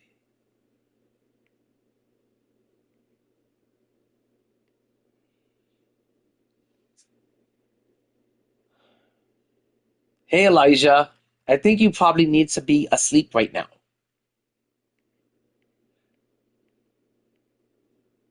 Okay. And I think Patrick Ewing is a really good card. Anthony Edwards, I wouldn't spend any MT. This Von Artest, they made his build very small. He doesn't feel like, how tall is he? He's 6'7". He doesn't feel 6'7", and he doesn't look 6'7". I've played against this Von Artest card a few times. He doesn't feel or look big out there, but this Patrick Ewing looks really good out there. I recommend this card too, and he's affordable and attainable. Like, I think he's only like 1.5 mil at the most. You can easily get this card. And this is the Kevin Garnett that I'm trying to get. He's gonna be his auction is gonna end in 7.5 hours. Hopefully I get him. I put a pretty big bid on him. And I think Scottie Pippen is very good. I like using the Scottie Pippen. I had him running by at one point he was my starting small forward, and he played alongside of MJ. It was really fun to run those two together. Derrick Rose is way undersized, but still very fun. And but his release is a bit slow. I don't like Manu Ginobili or Bob Pettit.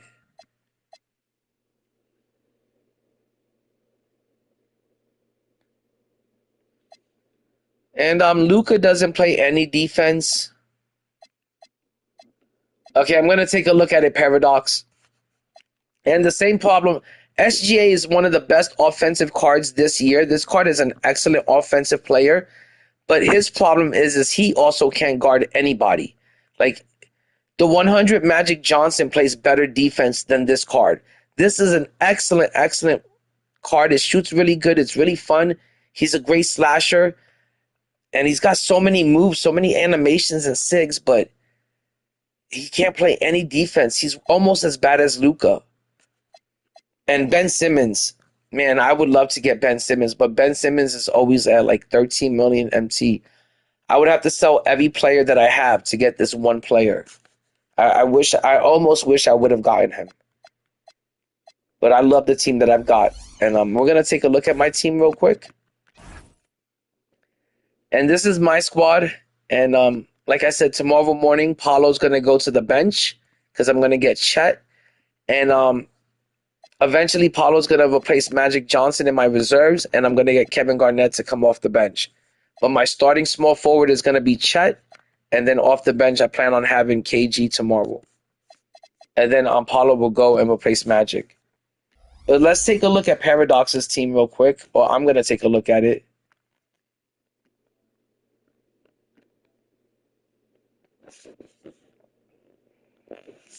Okay, Paradox's team is kind of similar to mine. He's got Goat Joker at the 1.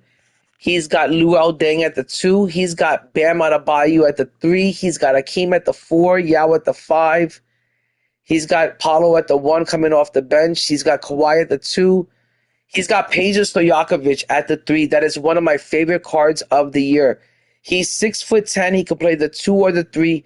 He's got one of the best releases. I think it's Steph Curry with Ray Allen base. It's one of the best jump shots of the year. It's a really good card, and I love that Peja Stojakovic.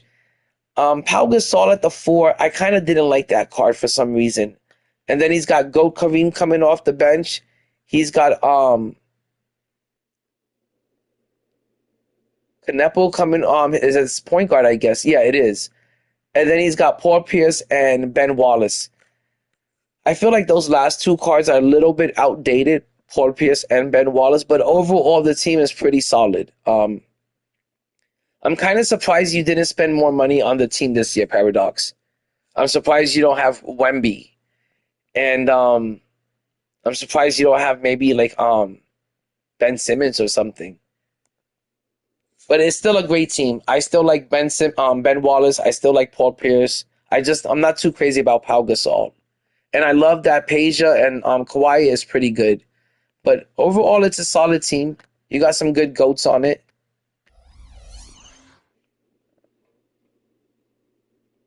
Oh. Aura says he's got manga comics. You know, Aura, I'm not big into manga. And I'm a little bit old school, so I grew up with comic books. And I don't know, when manga first came out, it wasn't really a huge hit. It wasn't really that big.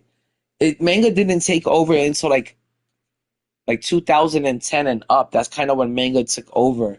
When Barnes and Noble started pushing manga books. But until then, manga wasn't really that big. But nowadays, I do want to get into some manga. I want to get into like Dragon Ball Z. I want to read the manga books. I want to read like Death Note on manga. So there are some things that I do want to read that are just manga books.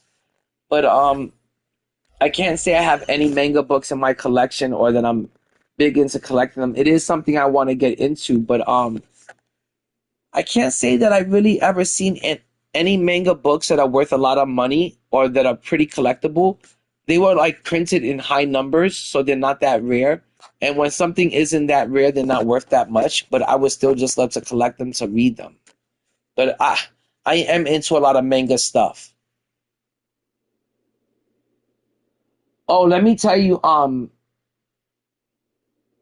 Tacky, I think that LeBron James is maybe a top 10 Laker of all time, but to me, he is only a top 10 player of all time also. My top 10 players of all time, and I'm just going to give you guys this list really quick because somebody brought it up on YouTube Vertical. My top 10 players of all time is Michael, 6 titles, Kareem, 6 titles. Both players played in the modern era. Bill Russell with 11 titles, number 3. I got Kobe at 4, Magic at 5, Shaq at 6. I got Steph Curry at 7. I got King James at 8. I got Larry Bird at 9, and I got Wilt Chamberlain at 10.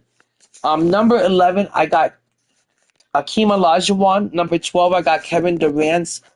Number 13, who do I have at 13? I think it's like Isaiah Thomas or something. And I also have like Dr. J in my top 15, but it's something like that. But those are my top 10. And I think if LeBron this year, if he's able to team up, I also want to talk about the trades that have been happening in the NBA this season, because there is some crazy stuff going on in the NBA. It's crazy how like the players are just swapped around nowadays. Teams and organizations are just constantly swapping out players just to see what combo is going to work. I've lost track of how many teams James Harden has played for. I've lost track of how many times LeBron James and Kevin Durant are just going to bounce around from team to team. And I guess it doesn't bother me as much nowadays because it really hasn't added up to much. LeBron's got 4 rings, and I think KD's got 3 or 4 or 2 or something. He's got 2 actually. And I think if LeBron can land on the right team, like the Knicks, like the Miami Heat, like the Warriors, if he can land on one of those teams and he could be a second or third scoring option and accept being the second or third scoring option on a team that can make it to the finals, or even if he can go to the Spurs, I think it'd be beneficial to his legacy to get that 5th ring, because winning that 5th ring would put LeBron in the top 5 instead of just being a top 10 player.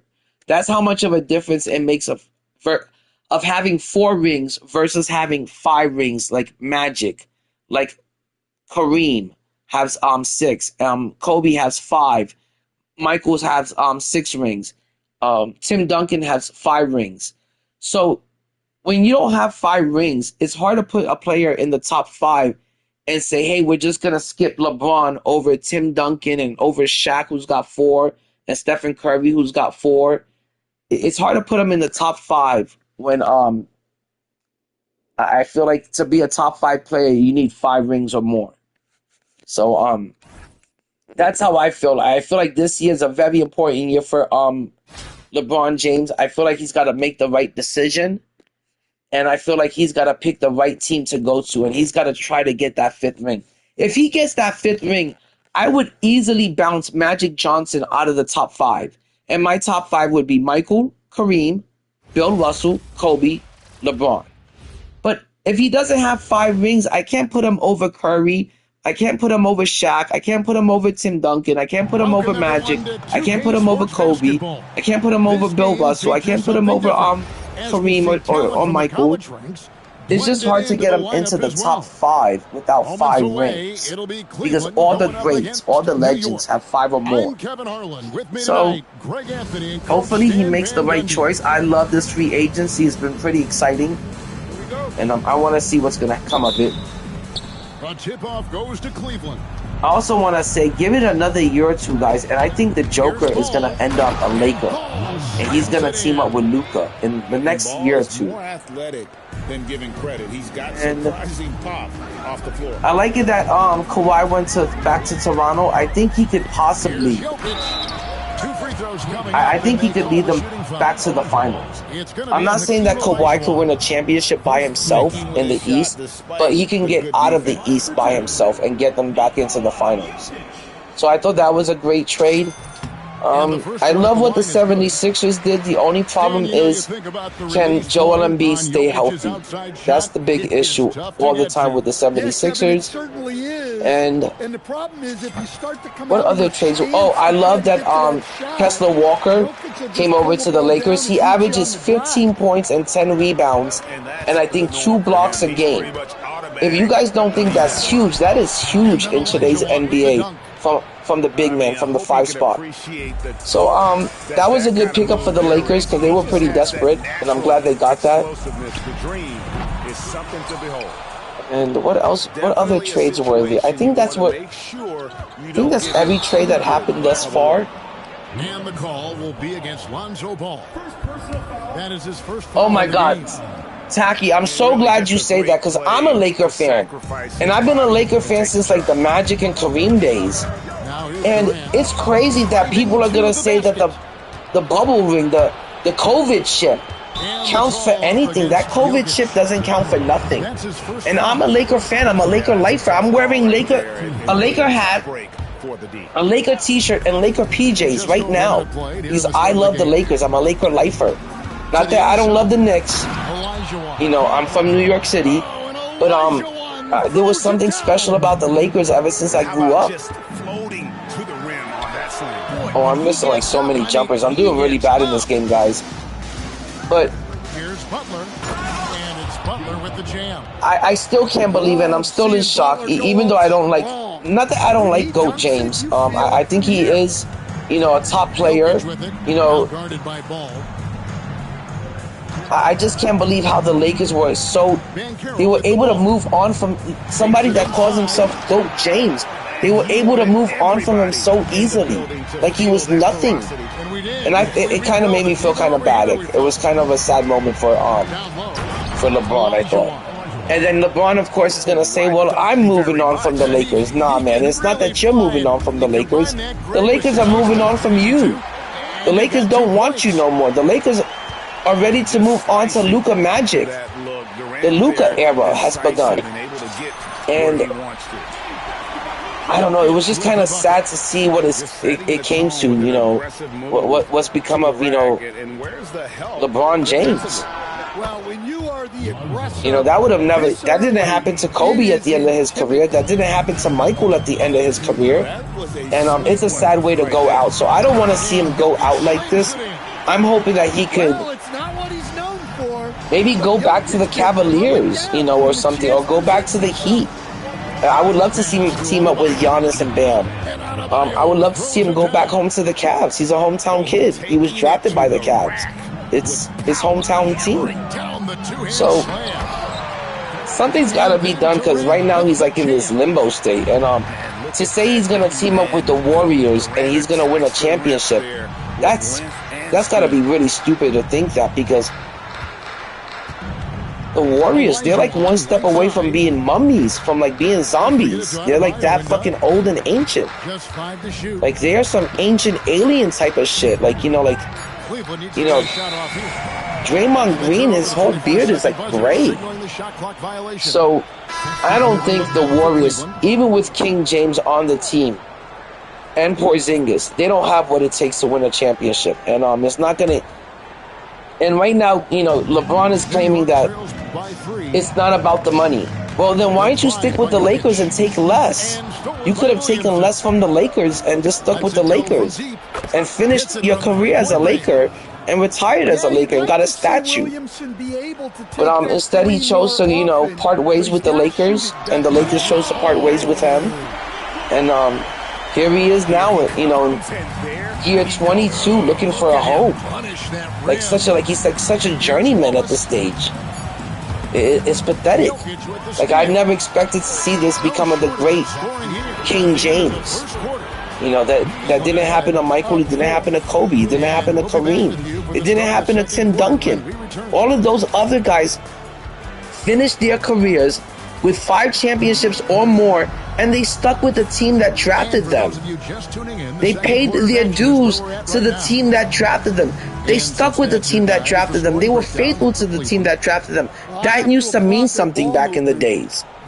Now it's just like, you know, like LeBron and KD are just fucking desperately searching where they can get championships the easy way. It's fucking kind of sad and pathetic to see it.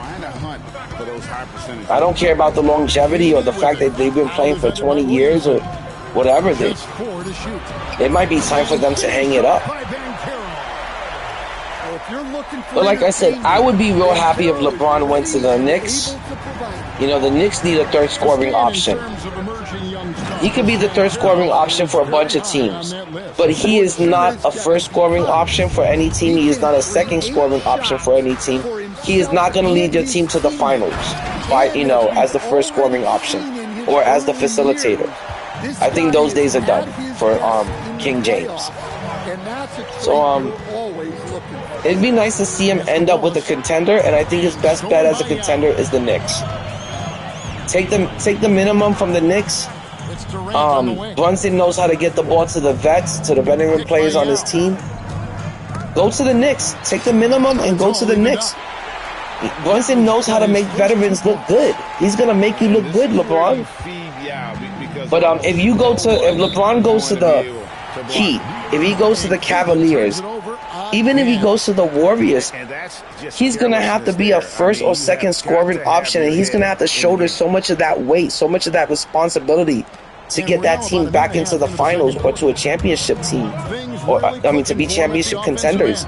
But if he goes to a team like the Knicks and he accepts less money and he accepts, that he should be a third scoring option, he can win a championship as a third scoring option for a lot of teams.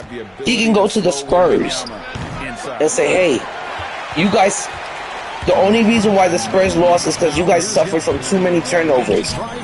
Let me facilitate the ball for you. Let me bring the ball up for you instead of Castle. Let me help you guys cut back on turnovers. LeBron on the Spurs as a third option, he could easily win a championship. He could be the missing piece, but he is not the King James he used to be. He is not the first scoring option on any team. So I feel like once he comes to realize that, and he should easily be able to find a team, especially since he said it's not about money.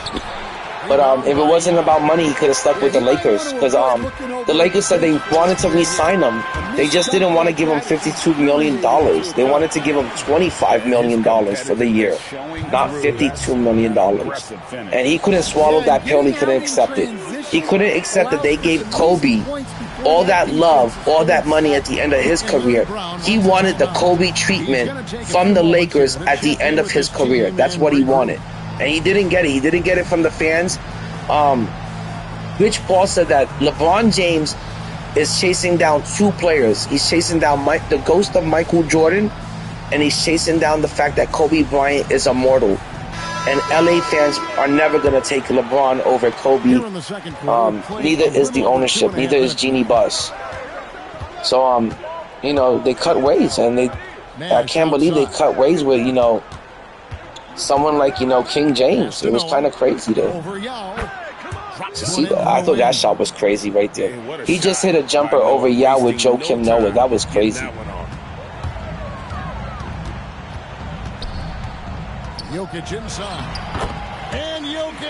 But I love the way the NBA is looking for next season. I love all the trades that happen. It really stirred things up, really spiced things up. And I think it's good for the league. With the steal. And in the second quarter, Sam, I don't know what you're talking about, because I win 200 games every single season, and he is having a huge impact on I win 200 plus games every single season. I'm in tier 2 and King of the Court every single season. I've won 4 games in a row tonight. And sometimes I win as many as 10 to 11 games a row in the night. So you may be talking to the wrong person. And if you want to say that I'm crap and shit in this game, then just play me. I'll give you a rematch again, and I'll beat you again. In the first half, guys, and it's paid off. No, man. If you can't get past the computer defense, hold on. Let me speak. I'm letting you talk. Let me hold on. Can I just talk? I'll let you talk. Can I talk now? If you can't get past the computer defense, and the computer gives you that much of a problem, then you suck ass. Because it's real easy to get past the computer. It's real easy. It's real easy to get past the computer, my dude. It's real easy. It's real simple. It's real simple. My dude, anyone can get past the computer. Anyone can get past the computer. It's real easy to get past the computer. If you're crying about that you can't get past the computer, that's a you problem. The computer's nothing to get, to get angry about. If you can't stop me, I'm going to fucking go run to the rim every time. If you can't stop it, I'm going to run to the rim every time. I'm not even trying in this game. I'm talking to the chat. I'm not even trying in this game, and I'm winning. So I'm not even trying. I haven't even hit any threes in this game. Look at that. You want me to play defense, but there's nothing to guard. You haven't hit any threes on me. You're not taking it to the rim on my guys. So what is there to stop? And I'm up by 10, by 12. And one of the league's most effective shot blockers from that guard position. Jordan can do it and help defense. I don't know how people that are like down by 10, 12 points in the game are going to try to talk trash like they win it. Here to start the second half. And it's Banchero top the key. That'll be 2 free throws coming up. Officials on the call with the foul. I'm just saying, you're saying that I was trash because I was letting the computer play defense. GA, offensively, he is a load to deal with. Yeah, I mean, he can cross you up, hit you with a spin move. No. If you can't get past the defense, if you can't get past the computer defense, that's not my problem. That doesn't make me shitty because you can't get past the computer defense. I start playing defense if I see, but let me finish. If I see that you were making threes out of control, I'll be like, yo, I gotta stop that. If I see you were getting to the rim out of control, I'll be like, yo, I gotta stop that. But you're not doing neither, so I might as well let the computer handle it. Now, if you start making a bunch of threes, I'm gonna say, yo, I gotta step in and I gotta stop this. He's perfect from the line this time. Well, you have to appreciate a big man who can step up to the line and knock it down with confidence. Pass to Jordan.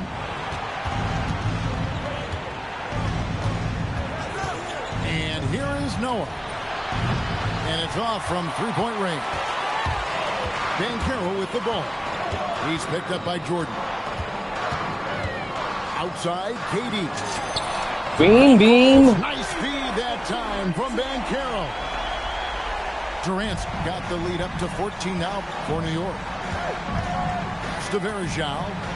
Oh, he jams it right over Wembanyama.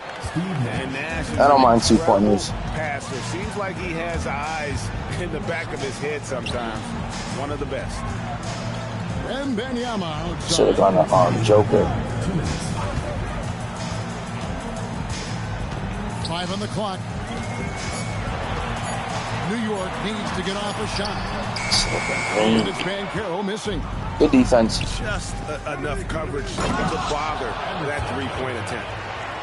Oh, forget about going for the long-range bomb. All right, guys, it's time to put the subs in. Just take it to the hoop, my friend. And how? Brilliant throwdown. And Phil Jackson wants a timeout. Coach is going to take a few minutes to regroup and go over the strategy.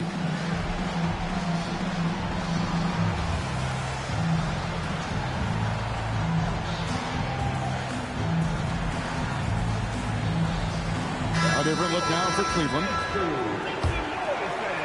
Here's Johnson. 1:39 left to play here in the third. Out to Porzingis. From deep. Beam. Good on the triple. Porzingis has got himself Beam going. lights. Points of the game on the deep ball. Well, at center, Porzingis gives you a true Come on, Porzingis. three-level score. That's why he's so valuable offensively. And putting some power behind Beam. Nicely done. And the basket by Johnson. I love that they're continuing to attack despite being up big.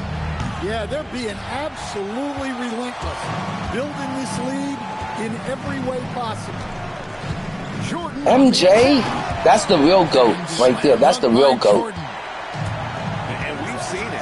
He can do this all game. Jordan with a great Yep, I don't mind twos. I don't mind twos. You can always get those back easily. Can't get those threes back sometimes. See, it's always easy to get the twos back. Hey, dunks aren't always for the big fella. A serious power move from the point. Well, in this league, you can see power. Dang it, I was there to contest that shit, and it says wide open. I saw him put his hands up. Nice three. About 7 seconds separating the shot and game clocks. That's magic. That's that 100 magic that I love so much. To this day, I still love that card. That's why he's playing with the GOATs. That card is so ahead of his time. It was way ahead of his time. It shows you're able to attack the rim from good defense team. Good defense team. And the call will be against Lonzo Ball. Oh damn, we going into the fourth. I thought this was the end of the second. Kind of lost track of the game. Here's Porzingis. Porzingis. And so it's New York. Their lead at 15 going into the break. They've been putting on a clinic in the paint. Shots are falling with regularity. Catch up with the and chat they're real pounding quick. it down low.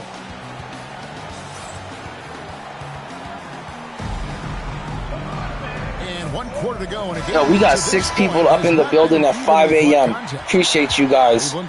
Appreciate all the likes and stuff. Here's Olajuwon, and it's Olajuwon with the jam. And we got some people at the on the YouTube vertical side of things. Reading the defense and making the right pass. And that's a foul called on Bam Adebayo. That's his first foul. Personal foul. First team foul. Here's Jordan.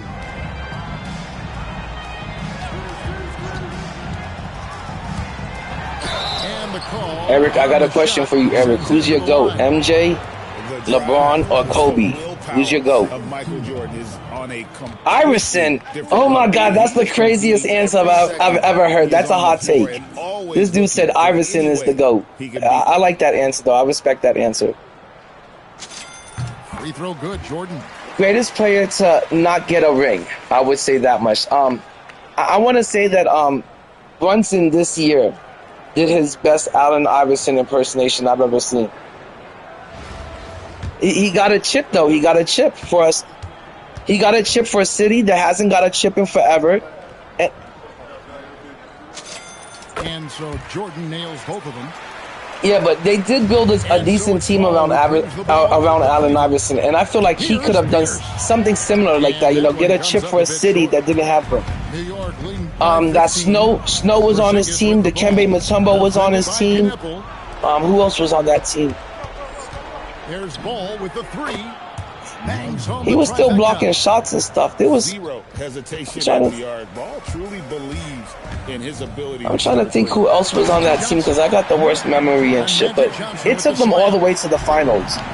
It took them to the finals. I remember, you know, I know that it took them to the finals against the Lakers.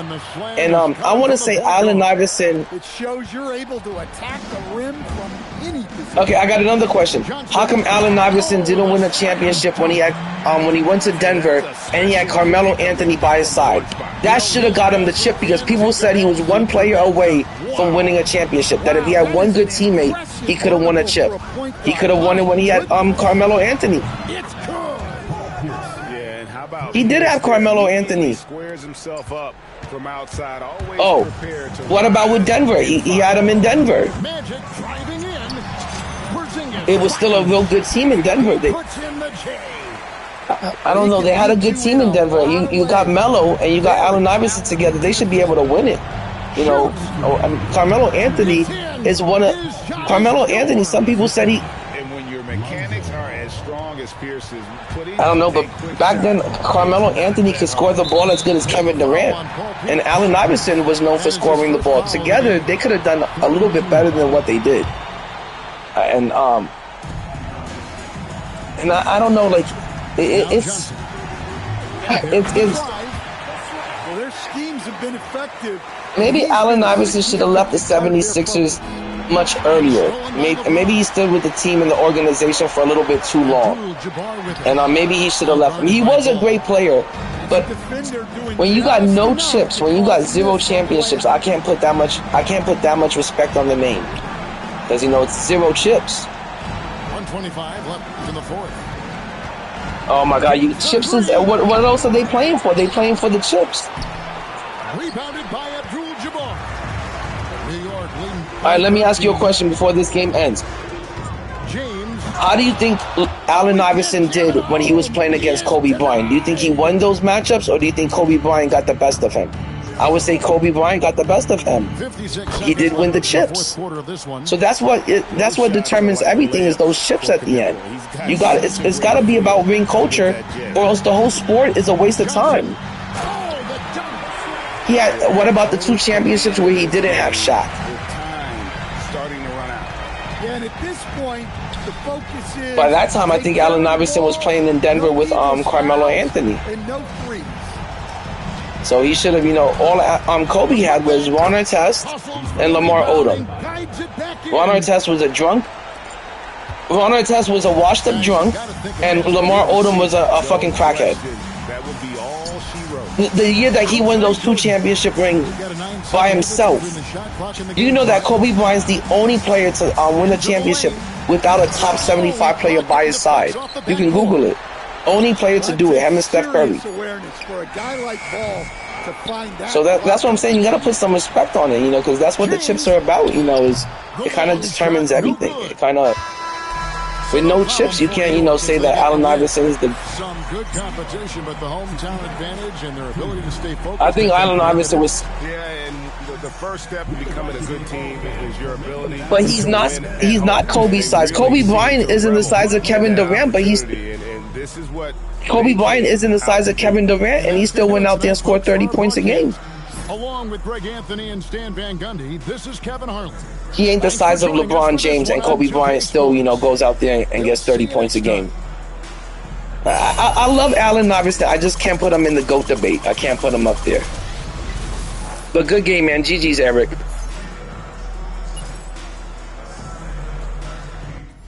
Okay, guys, that was the 4th game of the night, and that was 4 wins in a row. Come on, guys. W's in the chat for that. I mean, 4th game of the night and 4 wins in a row. I mean, I'm in tier 1. Can't find any fucking good matchups. I can't find any good competition. No one wants to play competitively.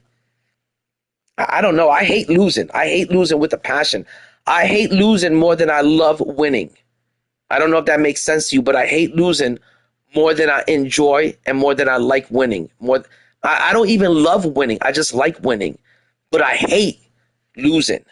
I can't stand. When I lose to someone like a mozzarella sticks, I think about that shit for days, for weeks, for months. It lingers in the back of my mind and it bothers me and it hurts.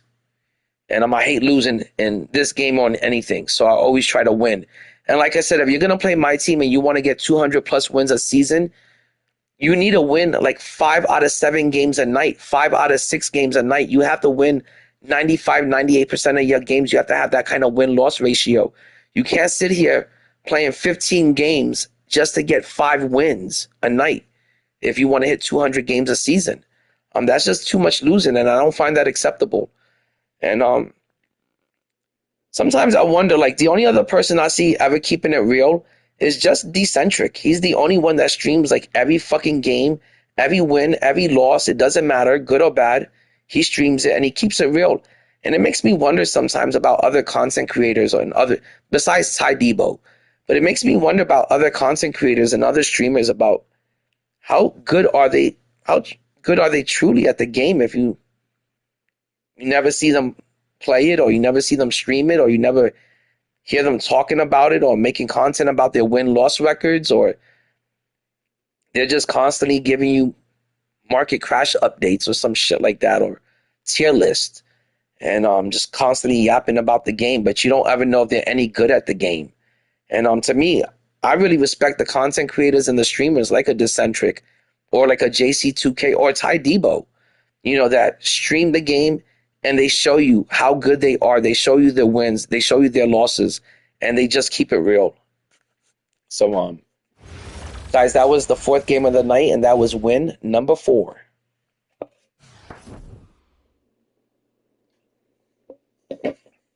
I think I would play a lot better if I wasn't drinking and smoking so heavily tonight, but I've got the house to myself. My girl is out of town. She went to go visit her mother.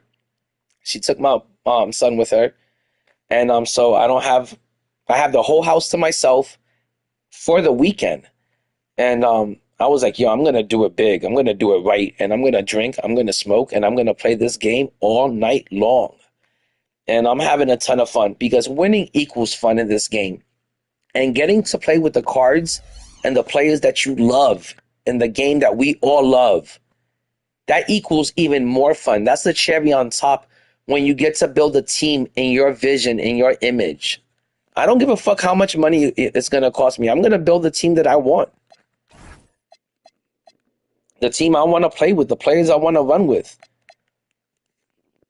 The players that I'm going to have pride and be motivated to play with. I don't want to run with a taco, you know, somebody that I didn't grow up watching, somebody that I'm not fond of, somebody that didn't have a real NBA career. I don't like playing with those type of players. I like playing with players that I grew up watching in real life and players that I'm fond of, players that mean a lot to me, like Michael Jordan, like Kobe, like, you know, Magic Johnson and stuff. And it looks like I'm still winning this bid. Let's check out the rest of the GOAT cards.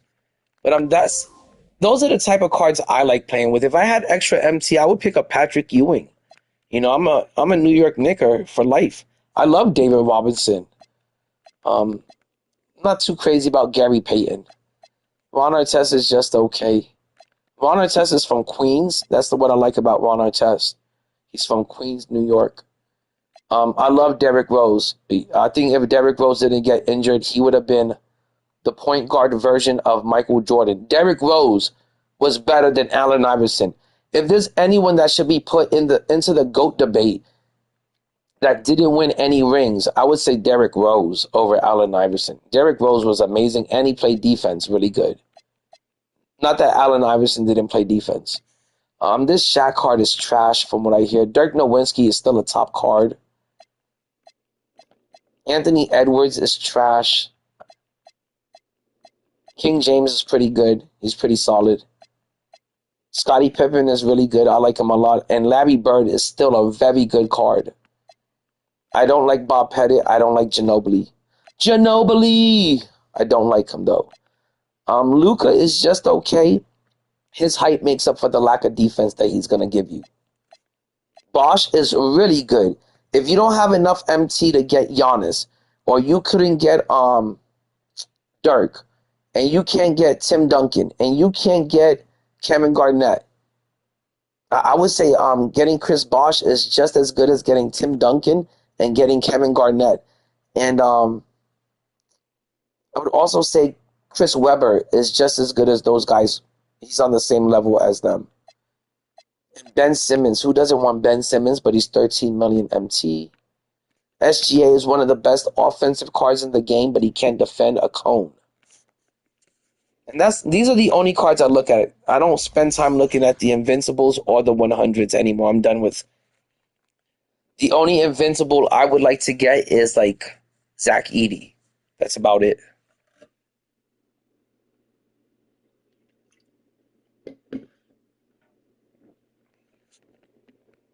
I've got Paradox. I didn't see that comment, but I do have Steph Curry over LeBron for sure. If you want to know why, I'll give you the rundown really quick. Steph Curry won 4 championships in the so-called LeBron James era. He ate off of the LeBron James plate, and not only did he win 4 championships in the so-called LeBron James era, but he went to the finals, and he had a much better winning record in the finals than King James.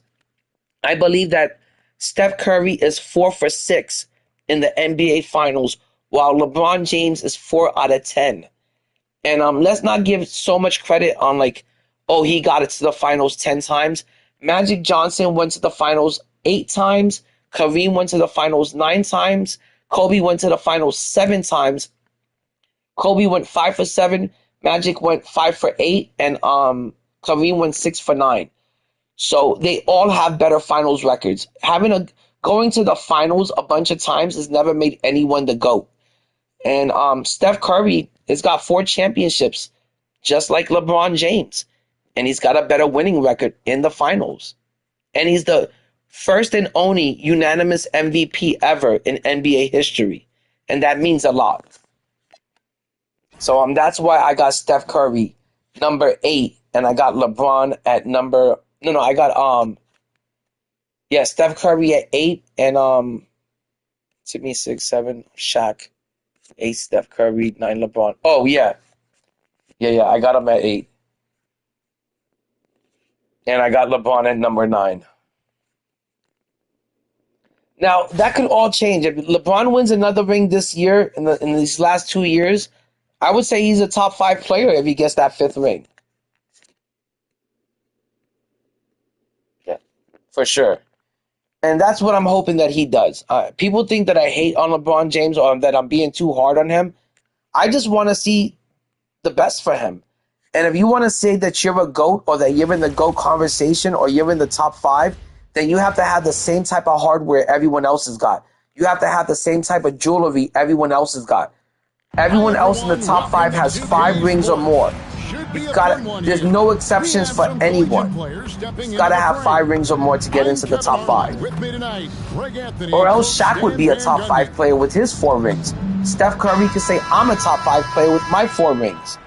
You need to have the jewelry. You know, if you're gonna talk the talk, you gotta walk the walk. You know, this guy's got a pretty decent team. He's got Invincible James Worthy. I like that card a lot. He's got Cooper Flag. He's got a few GOATs in the lineup. He's got 2 wins for the season. I've got 53 wins. I'm tier 1. He's tier 6. Here we go. Let's see how he New does. York wins the tip. Here's Wembanyama. Here's Durant. And then Durant with the jam. And look at that young man go. Durant attacks the rim there. That Akeem Olajuwon card is a really good card. I can't believe like this year that 2K gave us 2 great cards in MJ and Akeem. I think those cards were fucking great cards that they gave to us for free, no money spent. That's a huge W by this company. Shot clock at 6. Those are cards that I have every year on my team at the end of the year. And by giving us those cards for free, I was able to save a lot of MT and use them to acquire other players. Like the Joker. Where's the defense, guys? And that pick takes the D totally out of the equation.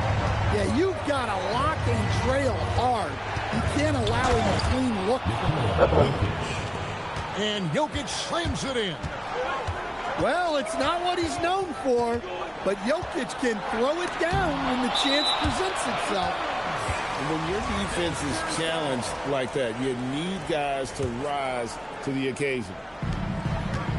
First 1:30 gone here in the first. I'm gonna try to lock in, guys, because this guy's hitting a good amount of threes on me, and this is when I gotta step in and take over. So like a lot of people will complain about the off balling. I'll off ball you until I see you could get past the computer. But if you can't hit threes on the computer or you can't take it to the rim on the computer, I'm just gonna let the computer continue handling the defense. But this guy's actually hitting his threes on me, so I've gotta step in and defend it. I can't leave it up to the computer. He's just gonna hit them all night. Picked up by Elijah.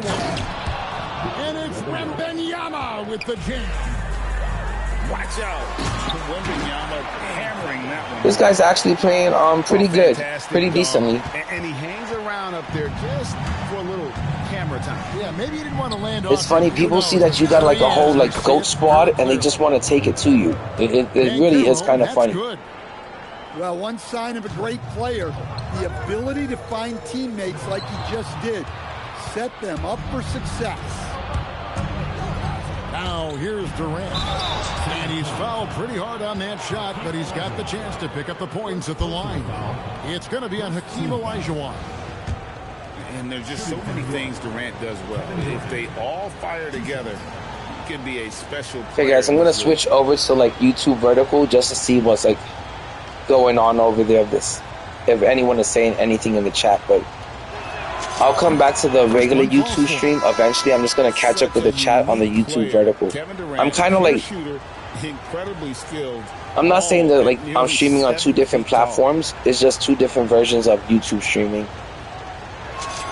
Both good from the line that time. And he's shown a great touch at the line. They've tested the big guy, but he's come through. Good defense, guys. Pass to Jokic. Here he goes. And Jokic. I don't know, like people that use Steph Curry, I feel like you gotta really be able to cook with Steph Curry for him to be a threat, because he is a really huge liability on defense. They're not making it easy on themselves. He's just too tiny to guard anyone. Here's Jokic. Following the basket by Can't guard anything. I mean, he's only 6'3". Listen, we know Who are you scaring at 6'3"? But going to Nikola inside is a winning play. Now here's Worthy. Come on, guys. Like, you play good defense, and then like you can't even get the rebound and shit in this game. Like, I have Yao Ming and Wemby down there. I should be able to get the rebound easily. I got 7 inches over Akeem Olajuwon, and I couldn't get the rebound on the last possession. That's ridiculous. This guy's size makes those openings easy picking. Oh my God, I hate people that play like this. It's so annoying. They dribble and they keep dribbling from side to side until the computer gets shook, and then they just shoot behind the center. It's really a little bit annoying.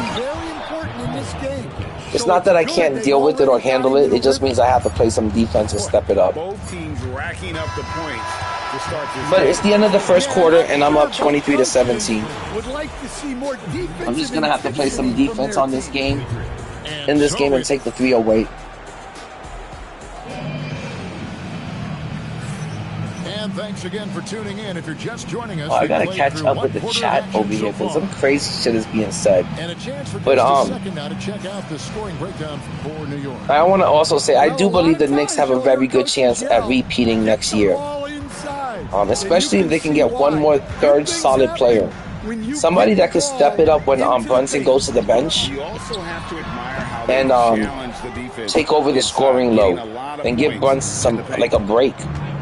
And so it's Jokic with it. He brings it up for New York. 6-point lead. Stan, you know you think about the release point on Jokic's outside shot. It is tough to get to.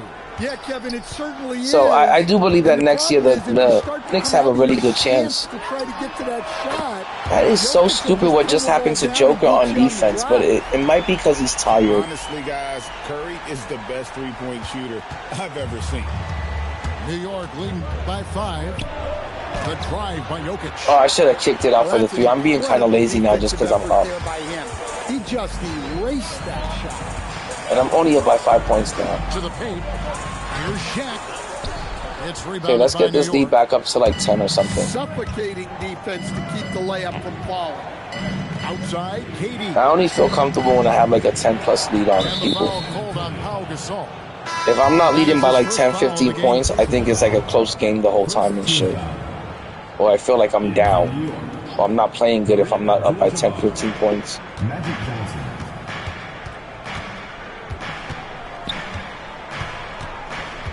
Just 5 to shoot.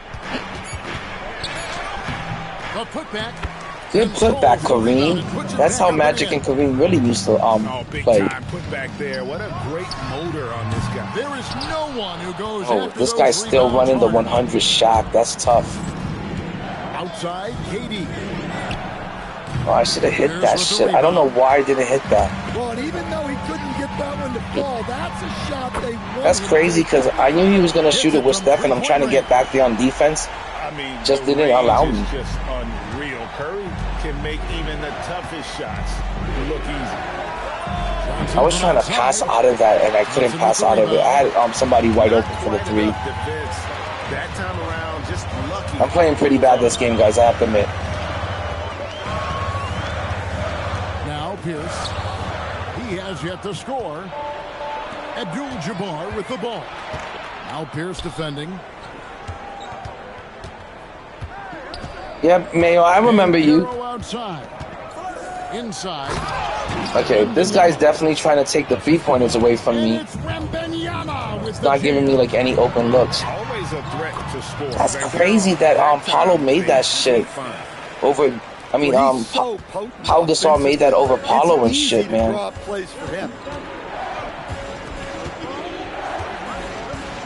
Johnson surveying the floor. This guy thought I wasn't gonna shoot the 3. This guy thought I couldn't hit 3s. Come on, man. He felt free to take that. What you smoking on? And Gasol now top of the key. Where is the defense, guys? Come on, Magic Johnson was there. Contested shots shouldn't go in so often. That was coming. Curry loves coming back with a 3 of his own. Abdul-Jabbar the screen. Kareem. Well, that's a terrific pass. You love seeing this kind of unselfishness. Curry outside. Come on, get out of here with that same shit over and over, just spamming the same fucking moves. And finds him.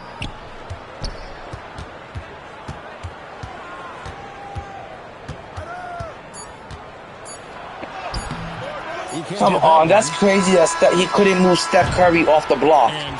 You got Steph Curry guarding Wembanyama. There's like a 100-pound difference, and I couldn't push Steph Curry back.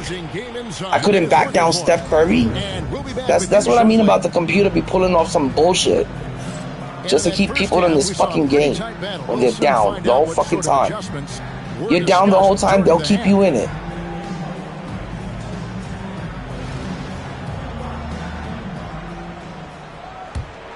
San Antonio trails by 6. On deep, Brunson. I knew he was gonna shoot that and like just doesn't let you to defend it. It's just crazy. Brunson is really efficient. Just gonna have to match it up with threes. I can't trade, 2 for 3s and shit. But he's always been a winner. You look at his physical attributes, nothing jumps out at you, but it's all between the ears with him. The skill, the footwork, the vision, that's what makes him elite. Out of bounds, New York takes possession. Yeah, not a great pass. Oh, I can't wait to catch up with the chat on YouTube Vertical. Someone's fucking talking all sorts of craziness. So it's Johnson who brings the ball up. I love when people talk trash and they don't want to play you, though. You'll tell them you'll play them, and they still don't want to play you. They tell you trash, but they scared as fuck to play you. Yeah, they're not pulling any punches here. Now, if I think somebody's trash, I'm going to be like, yo, let me play you so I can beat your ass. But they'll just come up into the chat talking trash, but they don't ever want to fucking get on the sticks and prove themselves. They just want to talk trash. Two-hand slam. Buries it from three-point range. Yo, what up, Smooth? Got 2 now from beyond the arc in the third for the Spurs. Yo, guys, I'm going to catch up with the chat after this game. Oh, my God, look at that. Now the computer got me missing dunks. Worthy from outside. Pass to Olajuwon. Picked by Olajuwon. 6 to shoot.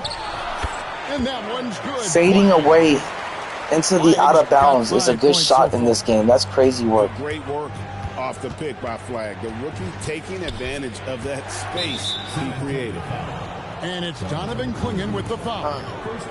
I gotta slow down the pace. I was up by 10 and now I'm only up by like 5. It's crazy how the computer can just take the lead away from you in 2 seconds. It's Jordan with the drive. And it's Jordan with the jam. LeBron James. Yeah, just forcing the issue offensively. The great thing about Jordan... Illegal screen. They say it's the rarest call in the game, and it happens at least once or twice a game. It's crazy work. We need to fix that next year.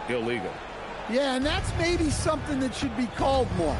We see a lot of moving screens in today's NBA. Kicks it out to Jordan. And here's I had Porzingis open for like 3 seconds. It took 2 attempts to get it open to an open Porzingis. That is sad gameplay. That is such rigged gameplay. Trying to get the person back in the game. I had Porzingis wide open. It took me 2 attempts to get the ball to him. That is such frustrating gameplay. Jumper there from Brunson, living off that mid-range. Johnson outside. Outside, Porzingis. Screen by James. 5 to shoot. Oh, good defense. That was good defense that time.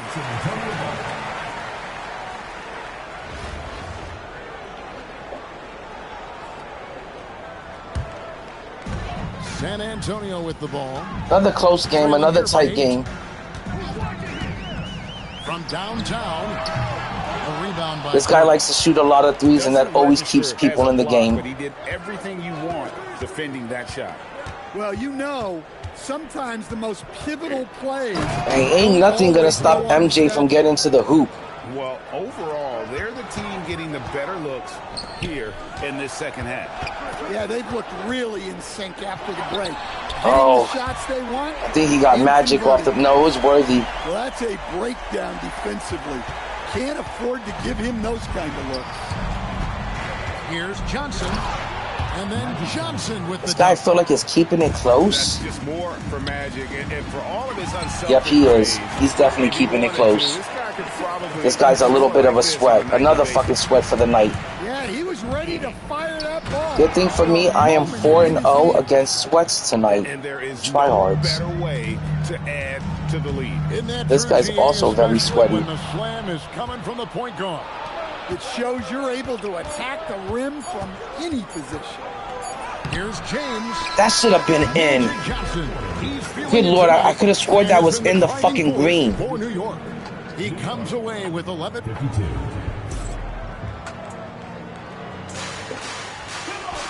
And this is it. Glad to have you along for this fourth and final quarter. All right, we're in the fourth.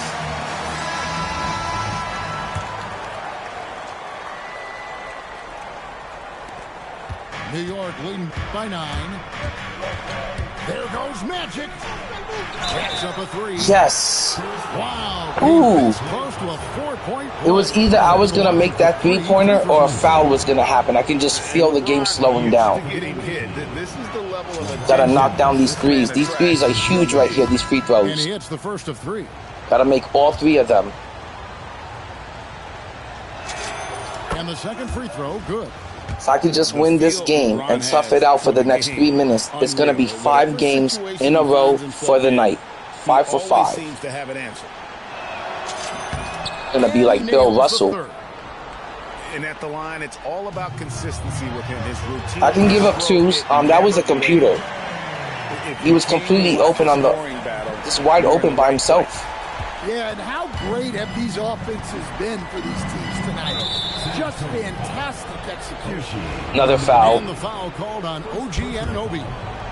That is his first foul of the game.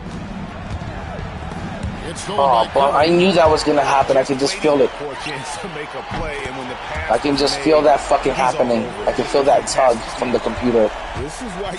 Just like a bump still is ready to happen. He's fouling a lot right now. Hopefully that's going to lead to me getting to the free throw line eventually. Yeah, clearly struggling here with the foul. Still early. And just one more will put him over the limit. KD looking around. Pass to Young. 5 on the clock. Here's Wembanyama. And that's the second time I've got a shot clock violation in this game. He's playing pretty good defense. I'm not gonna lie. He's playing real good defense. A little over a minute of the fourth quarter gone right now. What the fuck? Come on, man. He's shooting a fucking three-pointer with DeAndre Jordan, and we're gonna give him the foul call? Good Lord, man. Like, if that's not fucking helping out, like, that's very bad shot selection with a player that doesn't shoot threes. And he nails the third. He's fucking trying to keep people fucking in the game and get them back in. And look. And now what does it do? A steal. Outside Durant. Fuck this shit, man. I hate like all the shit that you gotta overcome that the computer throws at you. It's not even your opponent. It's the computer. It's the algorithms half the time that you gotta overcome. And the fact that people want to exploit the flaws in the game and just do the same spamming move over and over. Oh, look at me shoot behind the center all the time. You can't guard me because I'm behind the center. Oh, that's a great way to exploit the flaws in the game.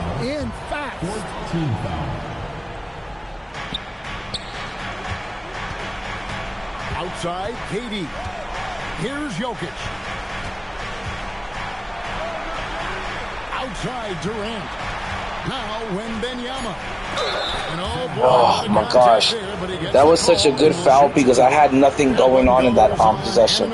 I'm not going to lie. I had no offense going in that last possession. LeBron James, Wembanyama is the poster child for upside. Okay, everyone is looking like they have pretty good stamina except for James.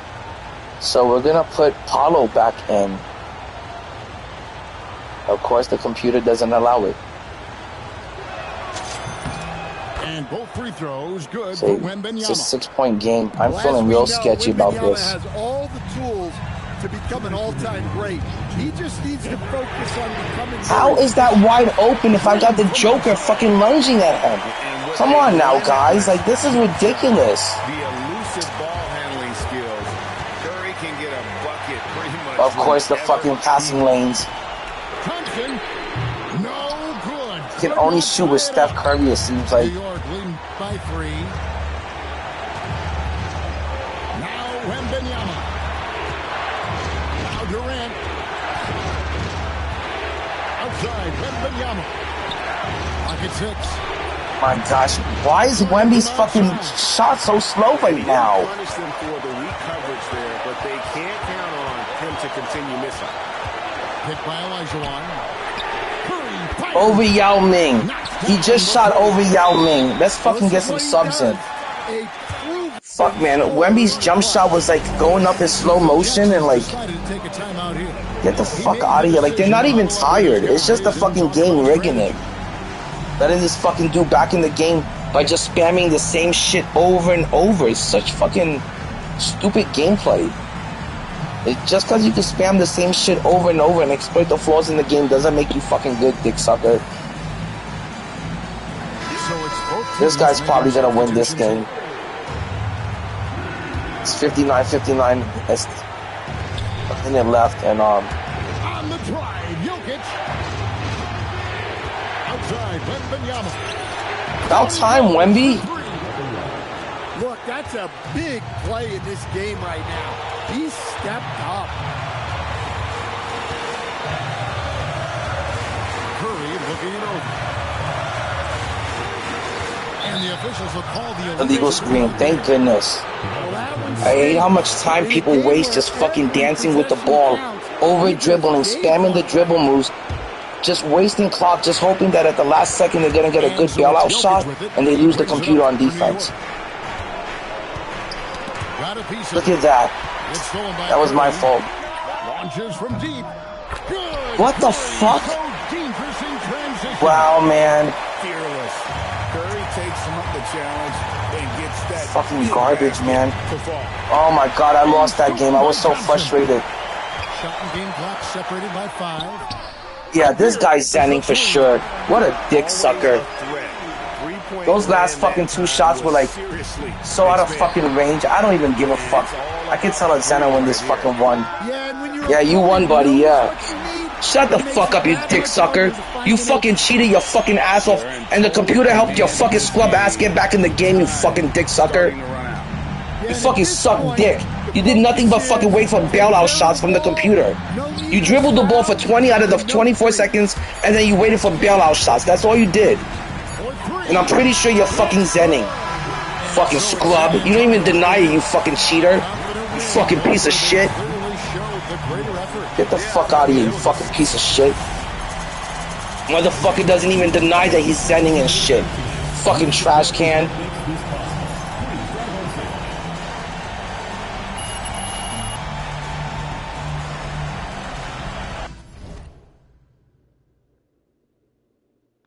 Fucking trash can. Hit a fucking half-court shot with Steph Curry at the fucking end to win it. Of course I wasn't expecting it, because he was fucking damn zenning the whole fucking time. Spamming the same fucking shit fucking dribbling moves, stepping behind the center, and just shooting fucking threes. Oh, it didn't matter if I was guarding it or not. It didn't fucking work. And then what did he do? He fucking, when he saw that I was defending it, he shot a fucking half-court shot to win the game. Because he knew he didn't have any other fucking good looks. Just over there spamming fucking dribbling moves depending on his fucking script and his Zen box. It's crazy. They don't even fucking deny it anymore and shit.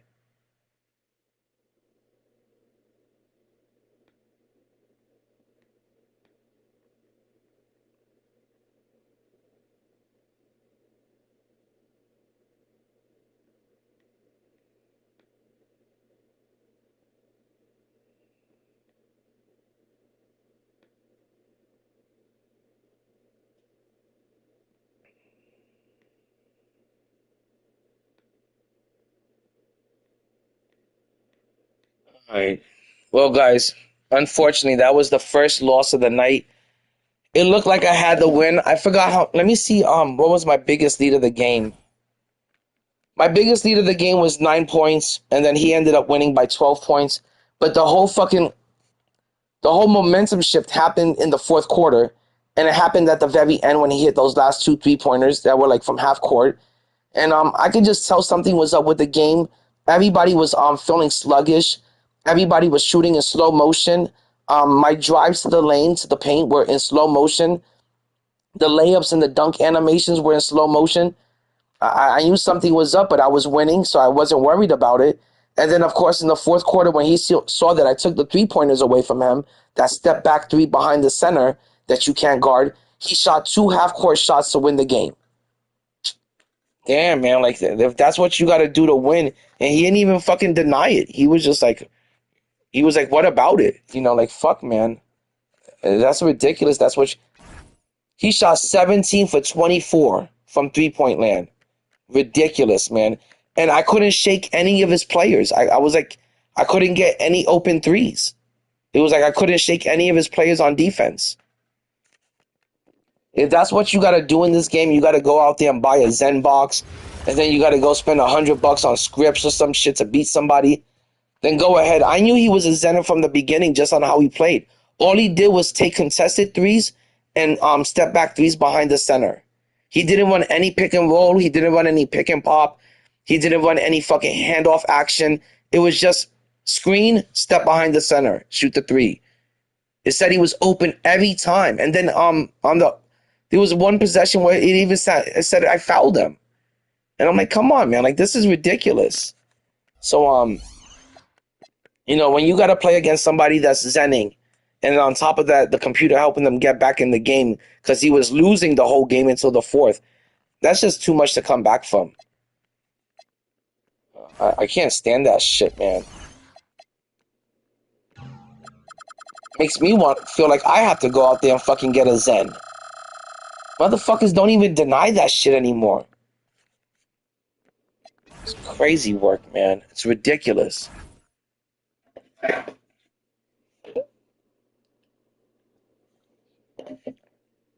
All he did was shoot threes behind the center every single fucking possession. Spamming that same move, waiting for the computer to shake, spamming those moves, waiting for him to shake the computer, and then on top of that, get a bailout shot in the last fucking 5 seconds when the clock is ticking down. And on top of that, he's gonna like laugh about it when you're like, hey, you're zenning. He's like, yeah, you know, what about it? Fucking suck some dick.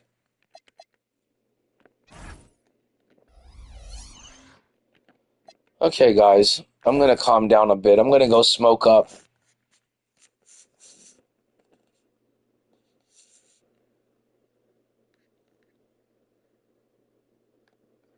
Let me see what's going on the regular YouTube stream. I'm kind of done with the YouTube vertical stream because there's so many people saying such crazy shit on it. Like, I don't mind the YouTube vertical, but late at night it gets kind of weird. Indy, I was down 16 and I locked in and I came back. Good job, Paradox. Good job, man.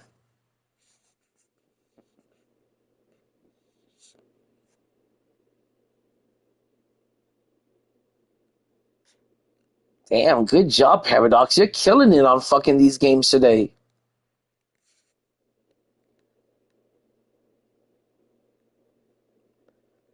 Let me tell you, Smooth, if LeBron brings his talents back to South Beach, not that I don't think South Beach isn't kind of home for him or that he can't make up with Pat Riley.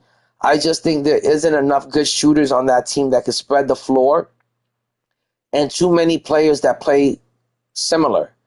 You know, Giannis is going to clog up the paint. LeBron wants the paint open. Bam Adebayo wants to play in the paint.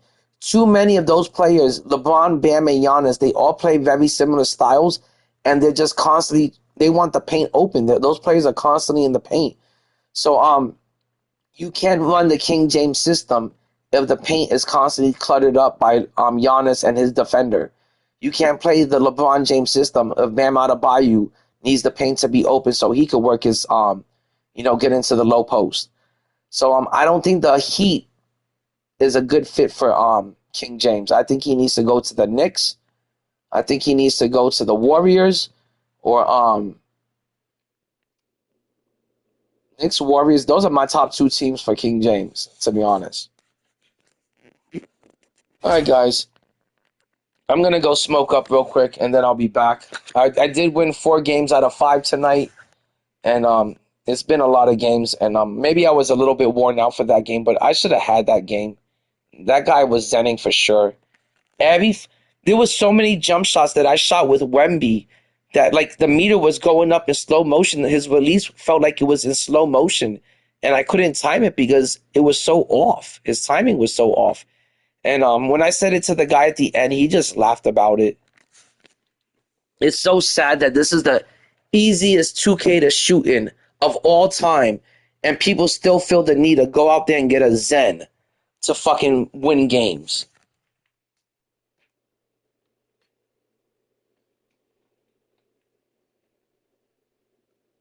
All right, guys, I'll be back. I'll give you like a different view of the room.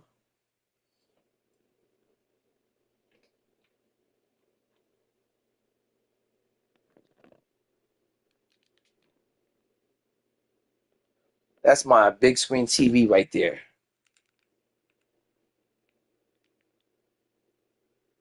But I'll be back. I'm just gonna go smoke up real quick. And like I said, I'm 4 for 5 for tonight, and I'm gonna be playing the game until fucking Goat Chet is a part of the team, until that fucking promo drops.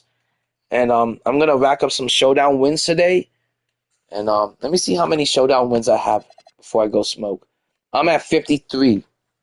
I'm at least gonna get to 55 showdown wins for the night, and then I'm gonna grind out some domination and just take it easy until they drop Goat Chet and until he becomes a part of the team, and until hopefully I get this Goat KG on the team also.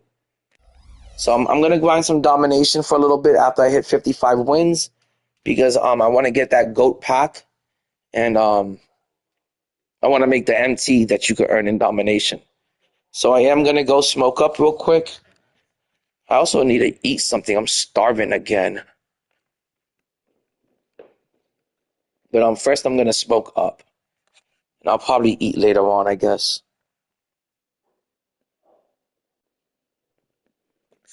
But guys, thanks for hanging out. I really appreciate it. And really appreciate everyone hitting like and subbing up. That kind of stuff makes a huge difference to me. It's just a big deal to me. And it makes me really happy that to have the type of people that I have in the community and in the chat, just hanging out, talking about basketball, talking about 2K, and people that have like interest, people that have a common interest with me and shit, the love of basketball and stuff. But I'm gonna smoke up real quick.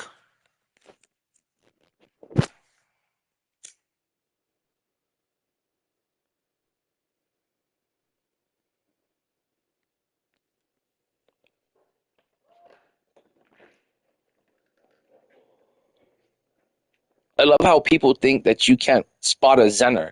Like, if I just see somebody shooting threes the whole fucking game and every fucking possession just shooting threes and making them, and it's coming back as coverage open because I can't stop you from making your threes because you're zenning and you're stepping behind the center.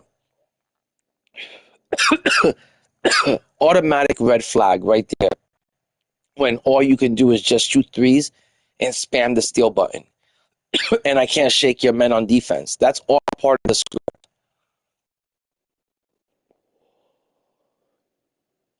And the fact that he didn't even deny it, he just laughed about it like, what's the big deal? What's the big deal if I'm zenning and that you just lost? I know it's not a big deal that I lost the game and shit, but the fact that you're out there cheating, like on a game, just play it honestly. It's the easiest 2K to play ever. It doesn't get any easier than it does this year. Why cheat on the game? Why ruin the game for everyone?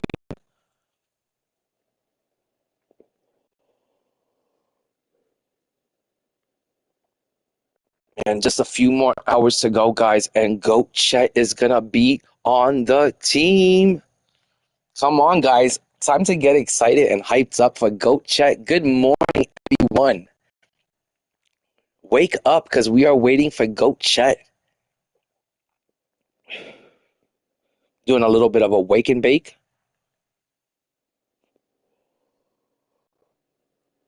Then we're going to get back to grinding some showdown. We're going to be playing showdown and domination until that Goat Chet is on the team.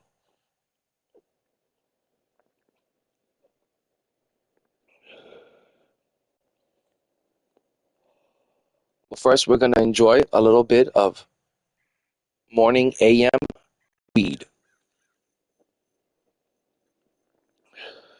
I love getting high and watching the sun come up. Watching the sunrise when you're getting high is just like the best thing ever. I got the palm trees in the back. I got the sun coming up. It's just a beautiful sight.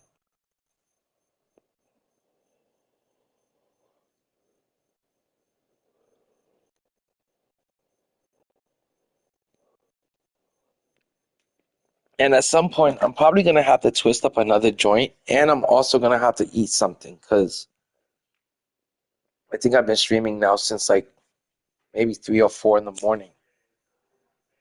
So I'm going to have to eventually eat something and take a little bit of a break.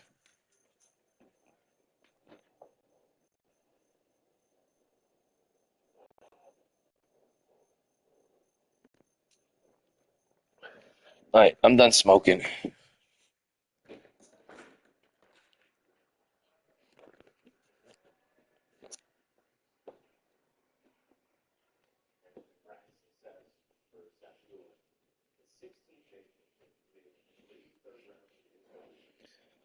Oh my God, I still have like the other half of this Hungry Howie sub that I can't wait to eat. Like, oh my God, I'm starving.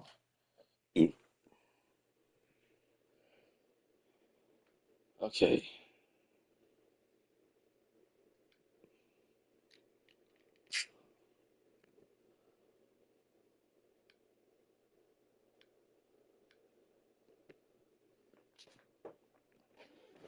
Okay, guys, I am back. Back again. Guess who's back? Guess who's back? Guess who's back?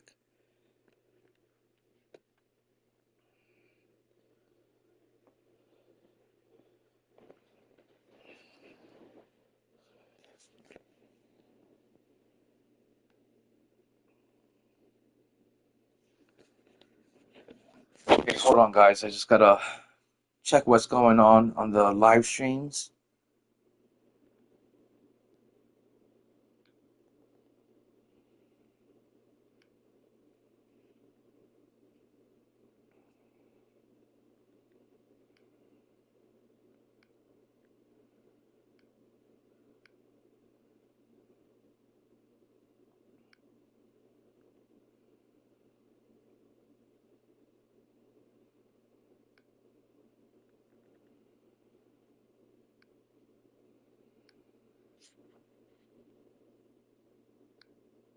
Jenny, we need you to build a spacecraft. What's your plan? What Paradox? The Wemby jump shot does not suck. I think it's a pretty good release if you ask me. Pretty fast. The window it should be a little bit bigger and it could be a little bit better, but I wouldn't say it sucks. I definitely wouldn't say that it sucks. Okay. Time for me to kill the lights in my room. I'm glad that I have the windows blacked out because the sun is rising, and it's time for me to black out the room. And pretty soon I'm gonna have to twist up another J and get something to eat. But for now, it is time to grind some more showdown. Like I said, I've got 53 wins. I want to get to 55 wins for the night. And so far, I won 4 out of 5. We just need 2 more wins. And then I'm going to grind domination because I need the MT. And I want that GOAT pack. Guys, I've seen people pull Patrick Ewing from the GOAT pack. I've seen people pull... What other pulls did I see? I saw Patrick Ewing.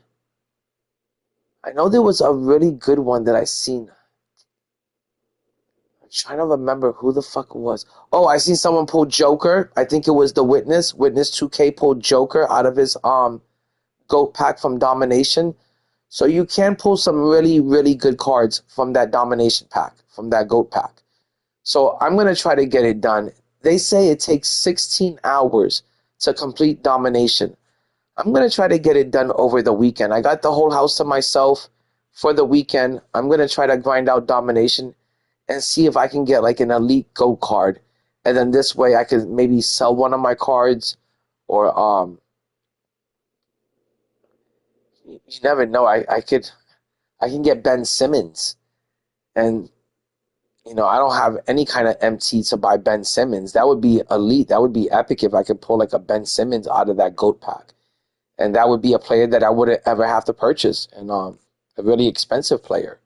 So you never know what you're gonna get out of that pack. It may be something epic. So let's get these last 2 wins.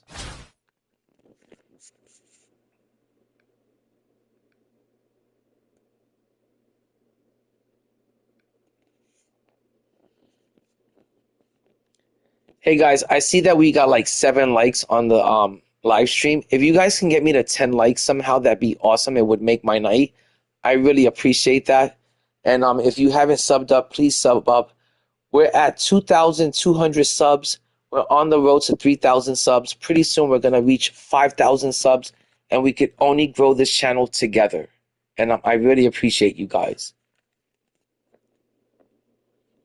I don't know why it takes like so long to find a matchup in this game. All right, guys. Let's try to get these last 2 wins, and then I'm done with showdown for the night. Usually I win about 5 out of 6 games or 5 out of 7. But once I get that 5th game, I'm done for the night. That's about as much as I could take of showdown per night. Now, there are some rare occasions where like I'm on a hot winning streak and I win like 10, 11 games in a row for the night.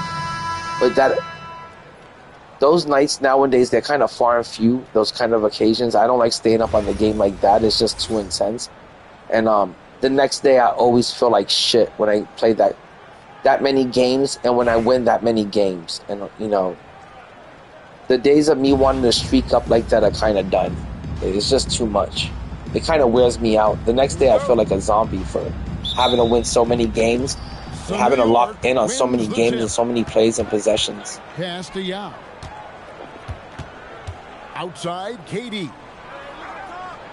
But yeah, 5 games kind of wears me out afterwards. Oh, he just jams it right over LeBron. Wow. And I'm pretty sure that look at that. I've already hit like 55 wins, and that's a lot of winning that I've done in the first week alone. That's been way more than 5 games a night. I mean, the season just started last week, and I'm already at 53 wins. Pass to James. Somebody do that math for me. What's 53 divided by 7?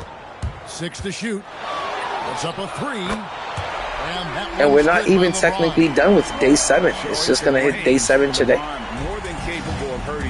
Today's day 7. To the wing right side. Here's Van Carroll for 3. Oh, man. I didn't want to shoot that 3. I wanted to pass out of it. A great stroke. That one almost dropped. Oh, this game is not feeling good. I think I should have beaten the last person. This guy is feeling pretty sweaty.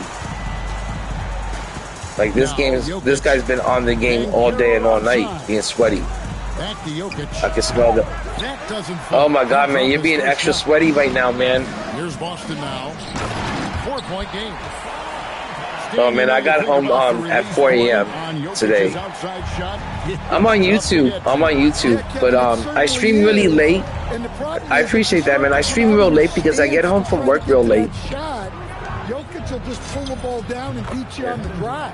But I thought I'm trying to get 2 more wins for the night. I'm just like kind of fishing for some easy wins, and I'm like, this is not one of them. Always ready to let it fly. In the corner, Knueppel with it. Here's Ben Carroll, and finished off by Ben Carroll. No, great job of recognition, finding the open man. All right, guys, I'm gonna have to lock in for this game, so I'm gonna go a little bit silent for a little bit. Outside, James. Try to get this win. Pass to Knueppel. Off target from 3-point range. And the great shooters know when they've got enough opening to go for the 3. I didn't think it was a bad choice on that possession. And he's good on the 3 ball. KD's got 7 points in the game. And off the chart potential for Kevin Durant, especially if he can hit that consistently. And the officials have called the illegal screen right there. Oh my God, what is Yao doing on the floor over there? Yao Ming is 7'7", like 260 pounds. Come on, Yao, toughen up. In terms of screens today, you can't make it that obvious. Now here's Jokic. The shot by Yao. Yao Ming's got one of the fastest releases out there. I love his release. So dangerous. He doesn't have to be right inside to score. To the inside and stolen by Yao. I had a lot of MT stacked up because I was stacking up throughout the whole year. So I had about 16.7 million MT stacked up, and then I did buy some of the Hall of Fame boxes, the option packs, and that's how I was able to build the team. Outside for If not the 16.7 million MT that I saved up for the whole year, it really didn't equal up to much. I would have got like maybe 3 players out of that, 3 good players. The cards are so expensive this year. Good defense. Here's Knipple. Up again. Kicks it out to James. That's in, coming off an assist from Adebayo.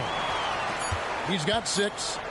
And from beyond the arc, he puts a stop to that 12-0 run by New York.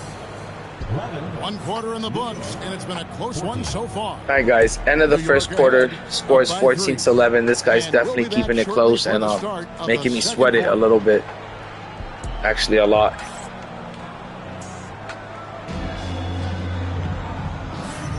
And some good action in the books as we get back to the game that's been pretty close here so far. And what stands out to you from New York in this one? Well, they've been aggressive from the beginning, particularly on the offensive end. Yeah, and that's helped them get the lead. But we'll have to see if they can sustain this offensive output. Now, here's Bankero. Wow, good defense. Stolen by Brunson. See that. And a wide open look for Good Flag. defense, man. And the 3 ball is good. Flags got the first points up on the board here in the second quarter for the Celtics. Second round pick back in 2018. Stardom wasn't expected for Jalen Brunson, but he's always been a winner. You look at his physical attributes, nothing jumps out at you, but it's all between the ears with him. The skill, the footwork, the vision, that's what makes him elite. How about that move? Is this guy special or what? Just love watching him operate inside. Bankero, right side. From the arc. You can't get that one to fall. You know what? Sometimes Wemby's release does suck. Yeah, and Butler pretty scary when he gets out in transition. New York trails by 3. The drive by Jokic. Good defense again. Sent back by Howard. Oh my God, I can feel that momentum shift happening. In a game? Are you serious? Did he just pull that out? Off the run. Here's Wembanyama for 3. Hands it from downtown. Wembanyama's got 6 points. Better get some defense going. No good. And it's Durant with the ball. He'll bring it up for New York.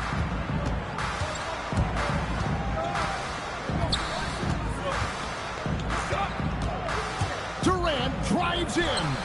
Oh my God, I should have passed. A good rebound, Joker.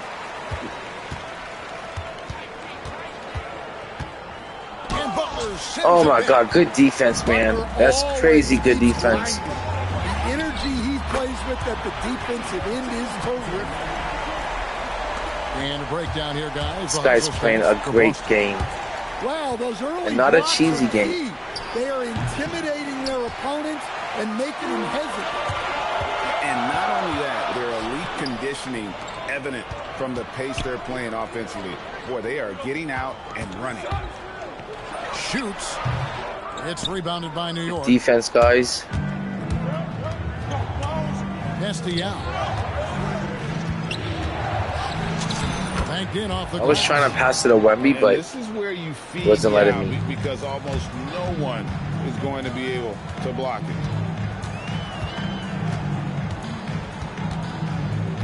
Brunson outside. Brunson to the rim. And Brunson throws it down. Oh, he just punches that one down with a fury. He rubs it in a little deeper with the hanging finish. Here's Durant. And they call the foul, so he's got the and one. All right, guys, I'm down by 3, but even when I'm down by 3, I'll be acting like I'm down by 30.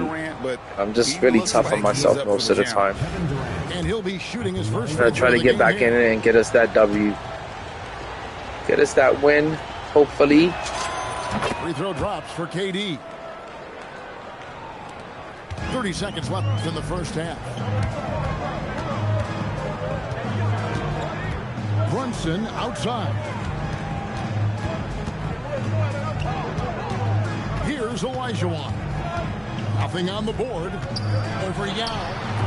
Olajuwon can't hit.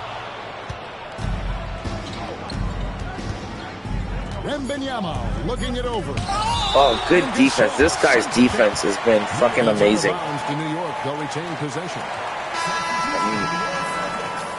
It's been relentless. Is the word I'm looking for.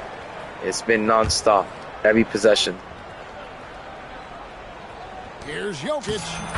Jokic gets it. All right, I did manage to tie it up going into the half. Yeah, and there it is again. On a lot of their possessions this first half, they've established great inside position.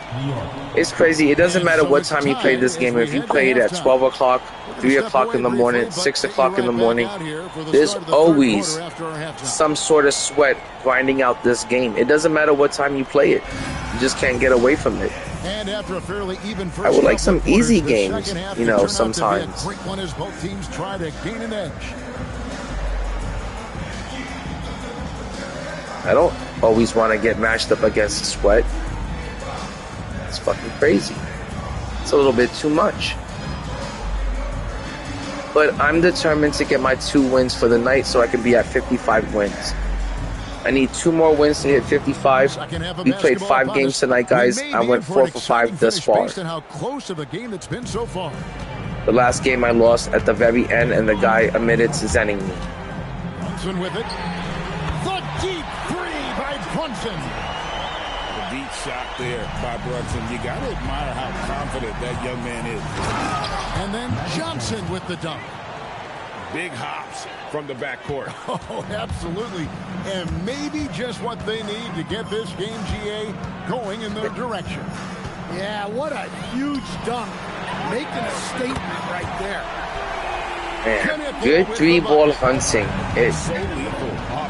That is a lot to deal with. Just finding space and then timing it quickly. Magic Johnson gets it to go from beyond the arc. Matching baskets from the perimeter, an earmark of today's game. Yeah, sometimes you get in a shootout like this. That should have been a steal or something. But you can get a stop first. And it's Porzingis with the ball. He'll bring it up for New York. Good job, Kareem. I should have got Michael for the 3, but... And New York leads by 1. Damn it, man. The grace, the agility, versatility that Jabbar brings. What a back and forth game. It's crazy that every game that I'm always playing, they always got to be back and forth. Now, here's Johnson. He's got 5. Hey, dunks aren't always for the big fella. A serious power move from the point. Well, in this league, you can see powerful plays from Right. anyone. Side 35-35. We're in the third. No longer dictates your scoring options. It is. This game has been crazy pacing. Here's Johnson. It's just been back and forth every possession. Magic driving in. He plays a very good Here's defense. Porzingis. There's Porzingis. Porzingis. Look, Porzingis gets within arm's length of the hoop. He's not going to Porzingis, Pingus. 2 minutes remaining in the third. 2 minutes. 1:56 left to play in the third. Here's Olajuwon. And this year, like, there's no way to stop the pick and roll and shit. And there's just no contest system this year. It's crazy. Come on. In a close game, I was inbounding the ball and it just fucking wouldn't inbound. Like, the guy was open. Oh, come on. He had to go for That's that. ridiculous. My goodness. James So lead to that. But come on, 2K. see if they can finally hold on. That's terrible, man. It's been back and forth all night. Well, Just got to get that 3 back. Anytime somebody hits a 3 on you, you got to get that 3 back. That's how they fucking create momentum shifts and fucking just like that. Look at that. 2 people coming in for the rebound and leaving a man wide open. That's not me. I ain't doing that shit. But 2K, the computer, thinks it's a good idea for you to do that shit. LeBron with it. He's picked up by James. The 3 from Johnson. Magic Johnson be fucking saving me. He be coming through. He's just a 100 and shit. Come on, that ain't out of bounds. 2K loves keeping these games close. It's their favorite thing to do. They call it fucking computer engagement. 51 seconds left for the third. Here's James. Again, the Celtics good for 2. I wish I was a good dribbler. I am not a good dribbler at all. I wish I could dance with the ball like that. LeBron outside. Knocks it loose. Fucking shit, look at that. You don't even have to swipe at the ball anymore to fucking steal it. You just bump into it. That kind of gameplay is so annoying. It's like... Quick release on the catch and shoot. Down low. Kicks it out to Johnson. Come on, that should have been in. That timing was fucking slow. LeBron James on the wing. Yep. He's got 11. I can feel this game slipping, guys. This one is not feeling good. We got a tough opponent on our hands. He can steal the ball with his ass and his back. Yeah, I can't stand that about 2K26. The fact that the guy can steal the ball with his back turned towards you and basically steal it with his back, a body bump off his back, off his ass cheek, off his hip. Fuck, I've gotten the ball stolen by ankles in this game. Well, what a terrific game it's been so far with this fourth quarter. Sure to bring more pressure. As long as you can bump into that body part, it can steal the ball from you in 2K26. It's a bit much. Kicks it out to James. Outside Jordan. James outside. Had Magic wide open and it just didn't even go to him. Had Magic wide open and just...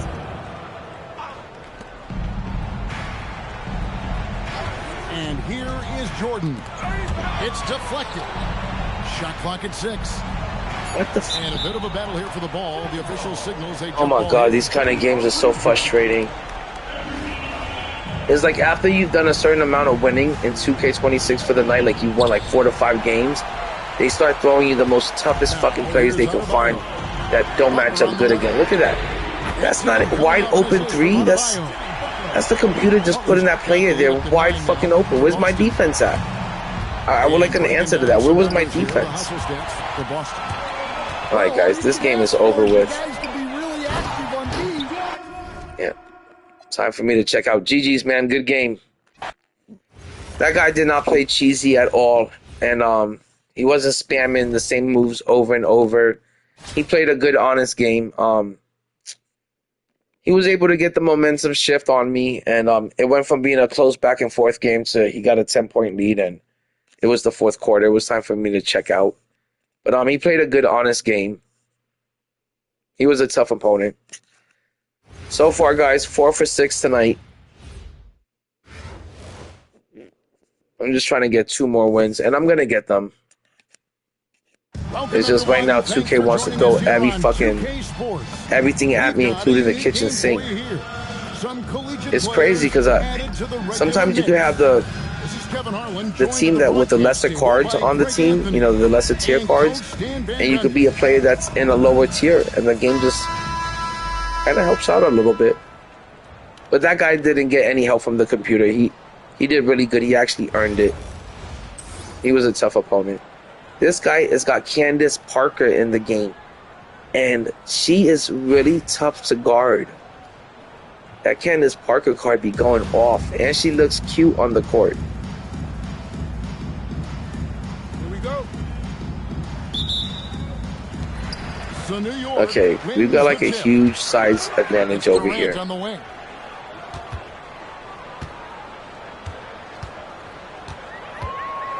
And KD throws it down. And this kid Durant gets up in a hurry. I'm gonna try to get this win, guys. I know I just fucking lost the last game and shit, so I'm gonna make sure we get this win. Oh, my. He is a highlight reel unto himself, guys. That could be a contender for the dunk of the year, I think. And what an excellent way to end that possession. There was some power on that throwdown. Parker outside. Back to Brunson. Lets it go from deep. Now Ming pulls it in. And everybody wants to play that same fucking game, just the dribble moves and trying to fucking shake the computer and then spam the fucking And the ball's tied up, so we'll have a jump ball. dribble moves and shoot the three once you lose the computer. I guess once you shake the off-balling defense. So it's Detroit now. Brunson outside. Halliburton for three. Cans it from downtown. You watch Halliburton. Crazy how easy this game is this year. Makes everyone look good. And it's Devin. Fucking bullshit. Now hammering it in. Look out. Amazing how many different guys can throw it down in this league. Here's Brunson. And Come on, Brunson should not be able to dunk on fucking Joker. He's 6'10". And once What's the again, purpose of we having are Joker at the one then? These If Brunson are could the just best dunk on him. athletes in the world. If you could have Steph Curry dunk on him and shit. Strides to get where he wants Defeats to the go. purpose of having him. Brunson surveying the D. Good defense. Good job, Wemby. Good job, Wemby. Yeah, with it. He's picked up by Parker. KD can't get it to go. My threes have been a little bit off the last few games. Lets the three fly. Over Gets it to Yao. go from beyond the arc. Well, showing Everyone's off a the fucking range pro out this beyond year. the arc. She's worked hard on her three-point Look, shot. look, everyone's fucking Reggie Miller this year. Outside. Bunch of Ray Allens out here. 1:16 left to play in the What first the quarter. fuck is going on That's a today? surprise. I mean, really out of character for him to miss when the defense is not right up on it. Well, that's on the defense there. You can't let Bam get prime-time positioning inside. The drive by Jokic. And Hey, it's only a Jokic 2-point throws it game. down. I don't know why I get fucking so down on myself, man. I really don't like not being in the lead. It really pisses me off to watch people over dribble and just fucking do the same shit over and over. Yeah, he's adding a little spice. It's like on there's that so much thing. more to this I game didn't know besides Bam just had doing the that same in thing him. over and over. Outside Durant. Fires the three. Good, and the assist Like goes to there's so Jokic. many ways to get an open Durant's three. It doesn't got 5 require points just so far. dribbling the ball for 20 out of the 24 seconds available and then spamming a fucking bailout shot. Just waiting for that bailout shot every fucking time. And then Elijah with the dunk. I mean, I hope you can appreciate the torque that kind of move generates. He just has that natural explosiveness, the dream. Man, that was supposed to go to Wemby.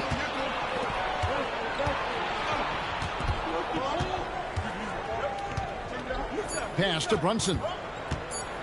Three-pointer. And the last shot. Okay, guys, we're down by 3 points. It's the end of the It's first. been a high-scoring competitive game through the first quarter of play. Detroit leads by 3. And the second quarter will get underway just after this short break. I'm also very, very hungry, just to let you know. So, no excuse, but I am And starving. some good action in the books as we get And I back to have the like game half that's a been fucking pretty close Hungry here Howie so sub far. waiting for me in the fridge with And my a name chance on. for just a second to check out the scoring breakdown for Detroit. Well, I have to applaud their Look at ball this shit. Like, movement. come on. Like, all They're of these moving fucking the dribble ball moves are around, like finding just the best ridiculous. looks they can The and game's keeping not that everyone serious. involved. You could just like And the other keep the thing I've game been so much impressed more with, simple guys, and is still their get these same assertiveness fucking threes that at you're looking for. attacking the paint, trying to hunt for those high percentage looks. It just makes the game look stupid when a player can just sit there and spam the dribble moves and wait for the bailout shot. It doesn't look good. And it makes for like a really boring game. Like I gotta sit there and wait for you to do that every single fucking possession. Some theatrics above the rim there. That'll infuse the entire team with energy. Wembanyama, right side. Outside, KD. This guy's playing pretty good defense, though. The assist from Jokic. Durant's got 8 points. And off-the-chart potential for Kevin Durant, especially if he can hit that consistently. We'll see if they can finally hold on to a lead. It's been back and forth all night. Well, this is why the fans are here. Each team trading blows, increasing the entertainment value. Okay, the score is 20-20, and he looks like he's making some defensive changes in his setting. And we talk about another tough game, of course. The wow plays. Wow. You know, Stan, you look at Wembanyama's. And again, I don't mind trading 2s for 2s. I just don't want my opponent going off on the 3s. As long as you don't give up 3s, you're in the game. As long as you don't give up 3s. He's strong enough right now. And he's not giving up any 3s either. We've seen that, but as he gets older, a lot of that strength's just going to come naturally. The scary thing is, what the fuck? That was in the green. I seen that with my own fucking eyes right there, man. Come on, 2K. Great assist there.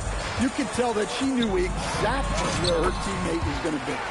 That's crazy. That last layup, I could see it was in the green. The meter was in the green.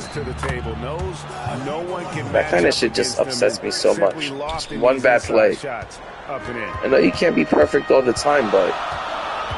Wembanyama left side. And Wembanyama with the it's a 3-point game. Wembanyama is a specimen going at the rim there with a purpose. Here's Yao.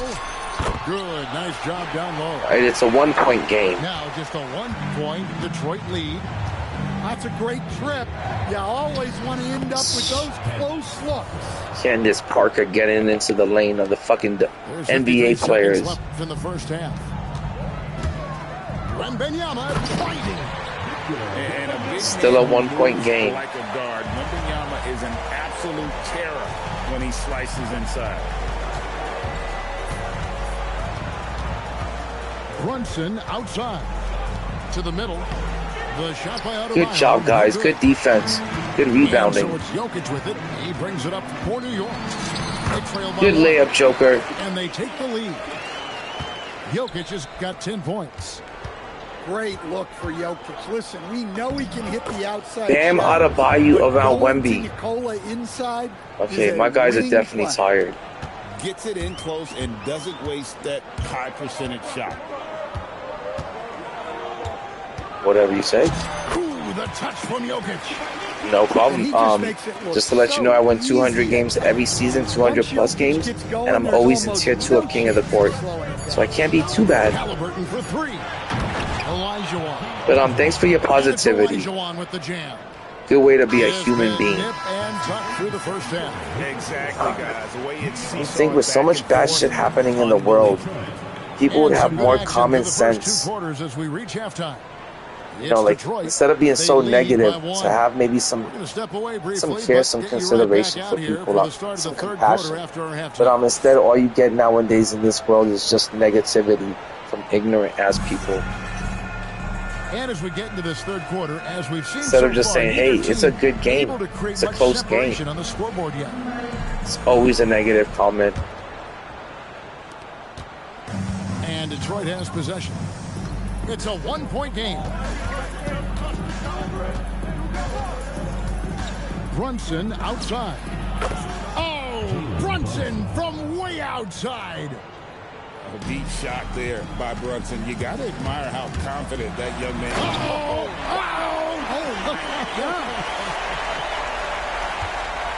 Well, he saw a lane, and you saw the explosiveness. Brunson, right side. Yao with the block. Oh, this is the impact Ming makes defensively, using that huge... Okay, guys, I'm going to go silent for a little bit. I'm going to try to lock in and try to get this win. New York with the ball. Trailing by 2. And Benyama onside. That release is so slow sometimes, but I forgot I was supposed to put my subs in. Completely lost track of the subs. Here in this third quarter, just over a minute play. And so the timeout by Phil Jackson here. He's going to take a few moments here to check in with his team and regroup. That's what happens sometimes. You end up getting caught up with like people's negativity, and you forget to stick to your game and play your game.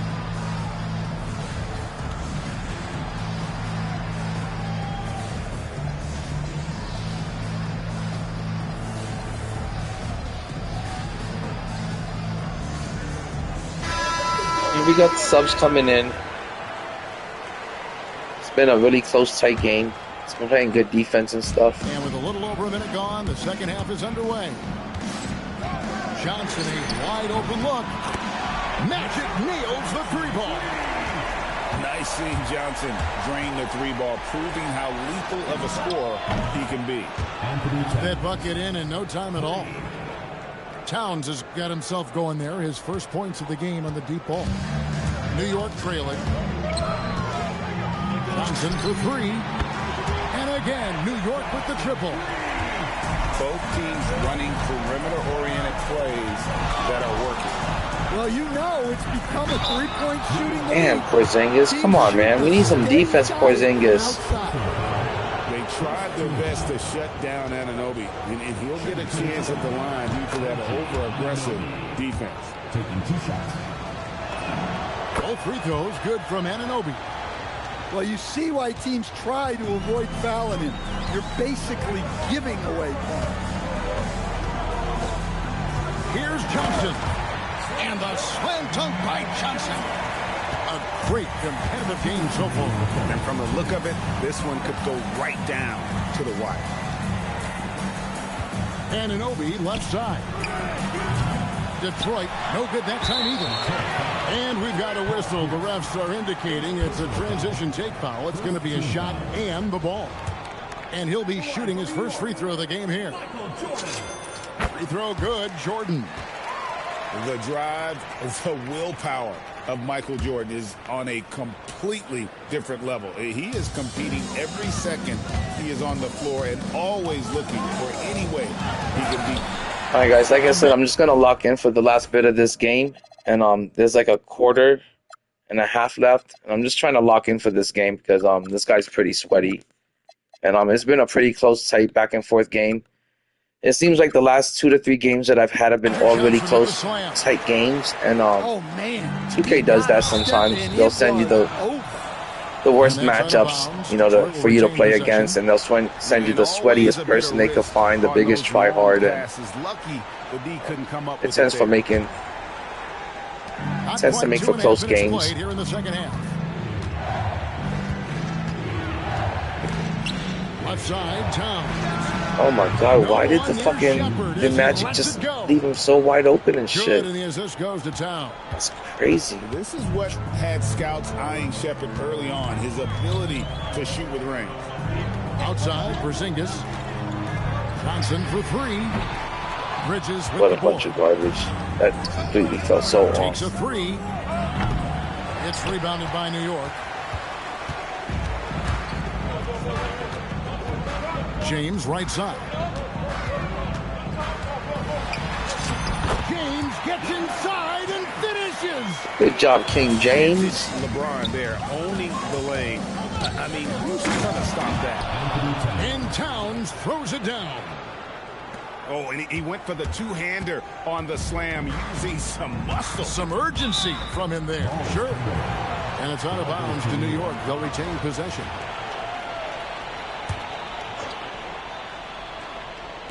Little under 2.5 minutes off the clock now here in the third. Johnson left side. 6 on the shot clock. Magic Johnson pushing through the contact. And And when you have this kind of size as a point guard, what a tremendous advantage. Magic can really match up with all 5 positions. That's all you got to do this year is just shake the computer just a little bit and you'll get a wide open 3.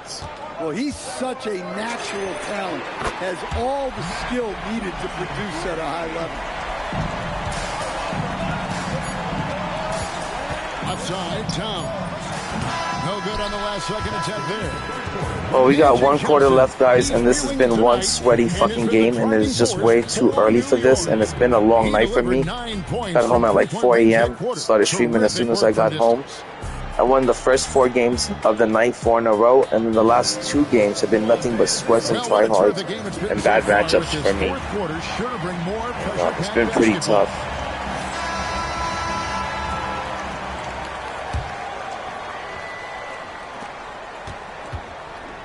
New York leading by 3. Jokic draws the double. Here's Durant. Detroit with the Man, rebound. come on, man.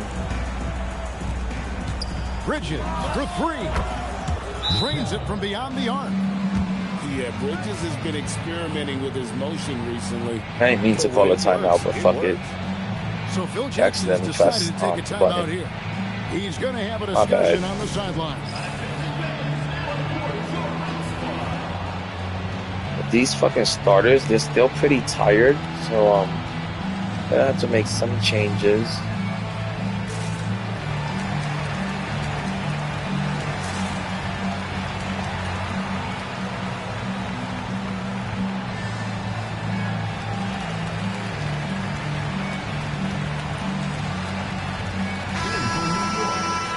Alright guys, let's hope I can get this win. It's tied up with 3 minutes and 39 seconds to go. That's a lot of time left in this game.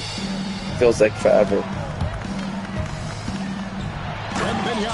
And I'm right in that possession. He was going for nothing but body bumps. That's all he was looking for in that possession, that defensive possession. With the forceful finish.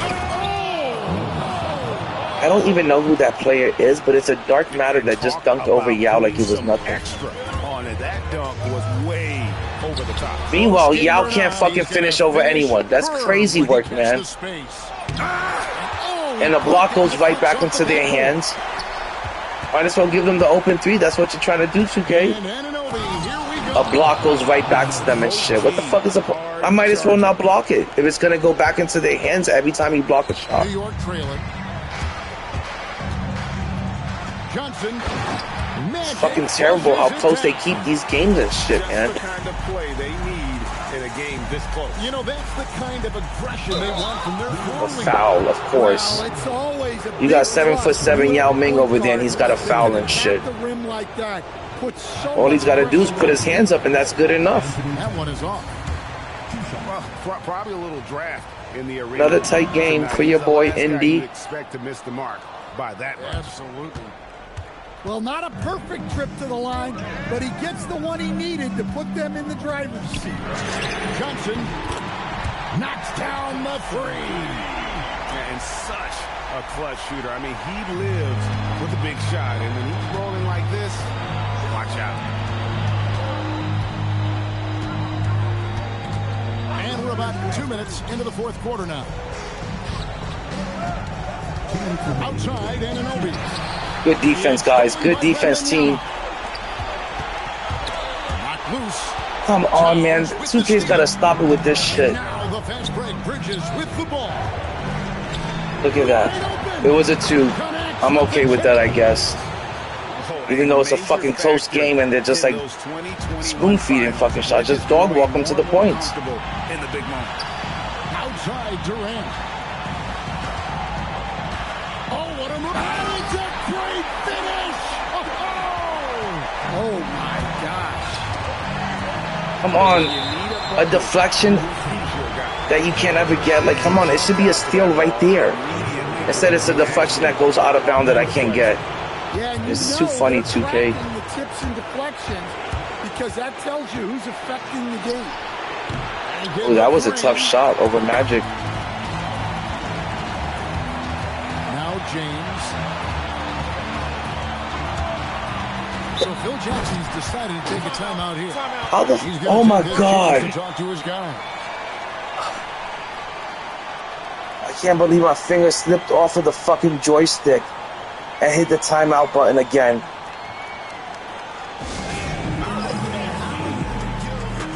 Whatever you say, man. If you gotta say that to make yourself feel better, go ahead. It's not a big deal, man. I know it's not true, so it's pointless and stupid to argue with you.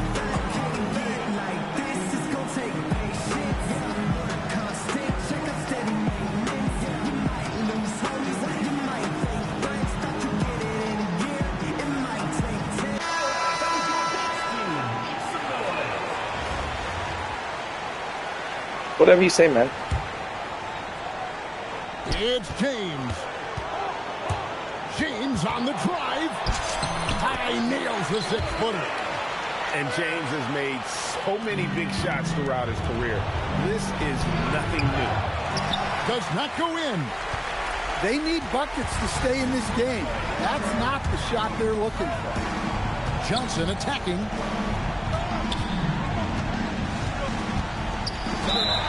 44 seconds left in the fourth quarter of this one. And now we've got the intentional foul.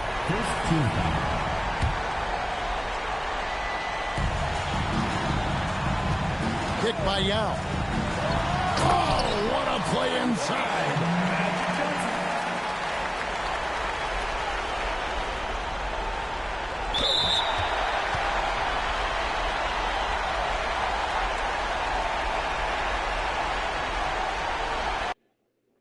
Fucking crybaby was talking trash that whole fucking time. Oh, we're gonna have to message this motherfucker. If I can message him, he's getting a message. This fucking crybaby cried the whole fucking time. He did nothing but bitching and crying and complaining like a little fucking faggot, like a little fucking homo, like a little fucking trans. He did nothing but fucking cry and complain about shit. And his bitch ass got beat at the end. And he wanted to talk shit like I was trash, and I ignored it till the end. I ignored all of his fucking ignorance, and I was just like, hey, I'm just gonna fucking whip your ass, and I'm just gonna let my gameplay talk for me. I don't gotta sit here and trade back and forth with you and be a fucking kid and act all childish and stupid and ignorant like you and shit and talk trash back and forth. I'm just gonna let my gameplay do the talking. And at the end, what did I do? I hit some big threes in his fucking face, and I fucking beat him like a little bitch. Little fucking pussy. Bitch ass fucking pussies they want to talk out all that trash, but then they can't take the heat, so they need to get out the fucking kitchen. All them trash talkers thinking they're good. Now let's see if we can fucking mail him. Send him a message and shit. So pissed off right now. Oh, there he is. Let's see if he can take messages.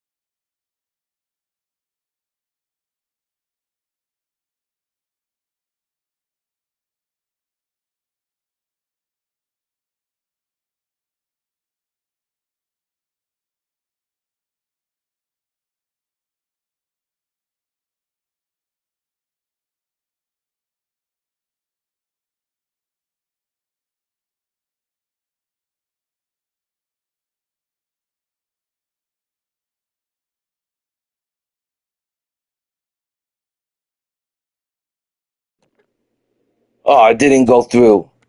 He is so lucky. He is so lucky that didn't go through.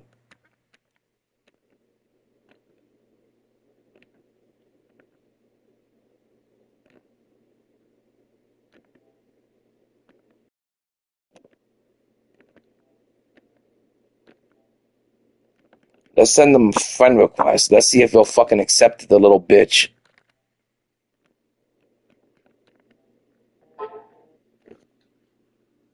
That's the worst part about this game is the community. half the time.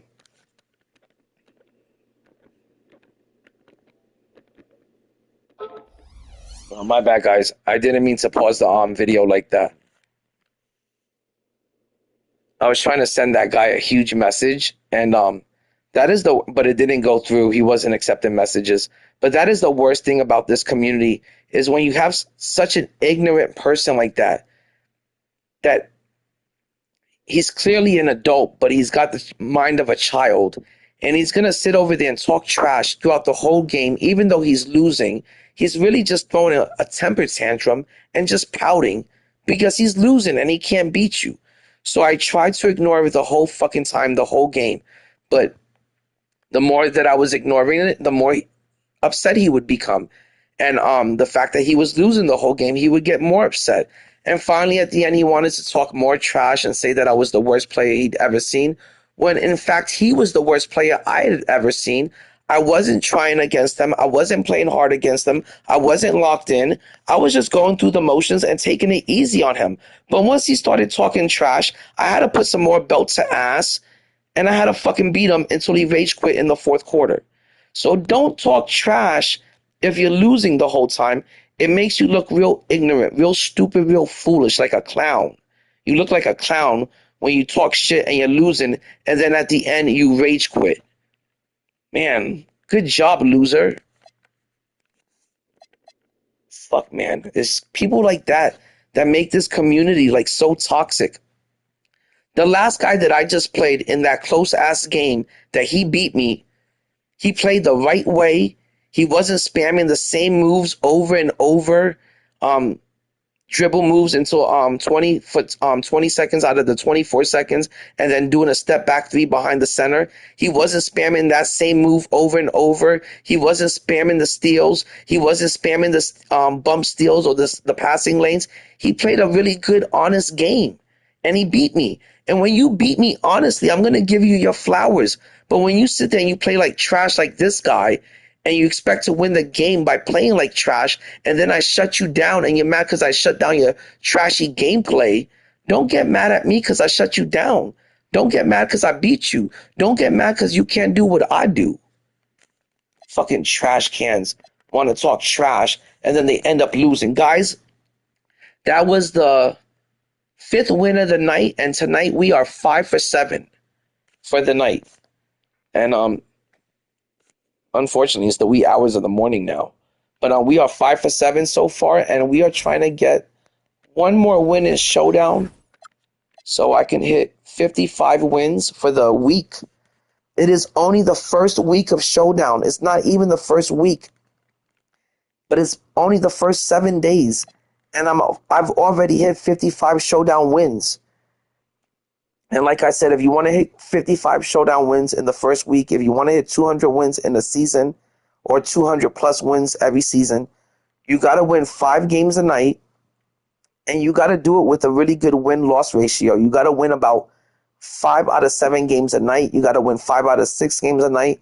You got to win about 95, 98% of your games each night. You got to, the bare minimum, you got to go 5 for 7. And I'm going to push myself to get one more win. If I can get one more win, this will be game number 6 out of 8. And I won the first 4 games in a row today. So I hate when I see trashy gameplay and the computer allows it to stay in the game with me. The computer allows and lets them get away with just spamming the same dribble move for 20 seconds out of the 24 seconds, step back behind the center, and then it's going to say that the shot is non-contested and it's wide open every single time. That's so cheesy, and that's such a way to exploit the flaws in the game. It doesn't show skill. It shows cheesiness. It shows that you're a cheesy player. But somehow I still find ways to beat them. And that guy, I took it easy on him. I was just like, it's too early to be talking trash. And I was like, I wasn't going to stoop to his level. And so I wish he would have played for one more second. I was about to talk trash at the end and let him have it.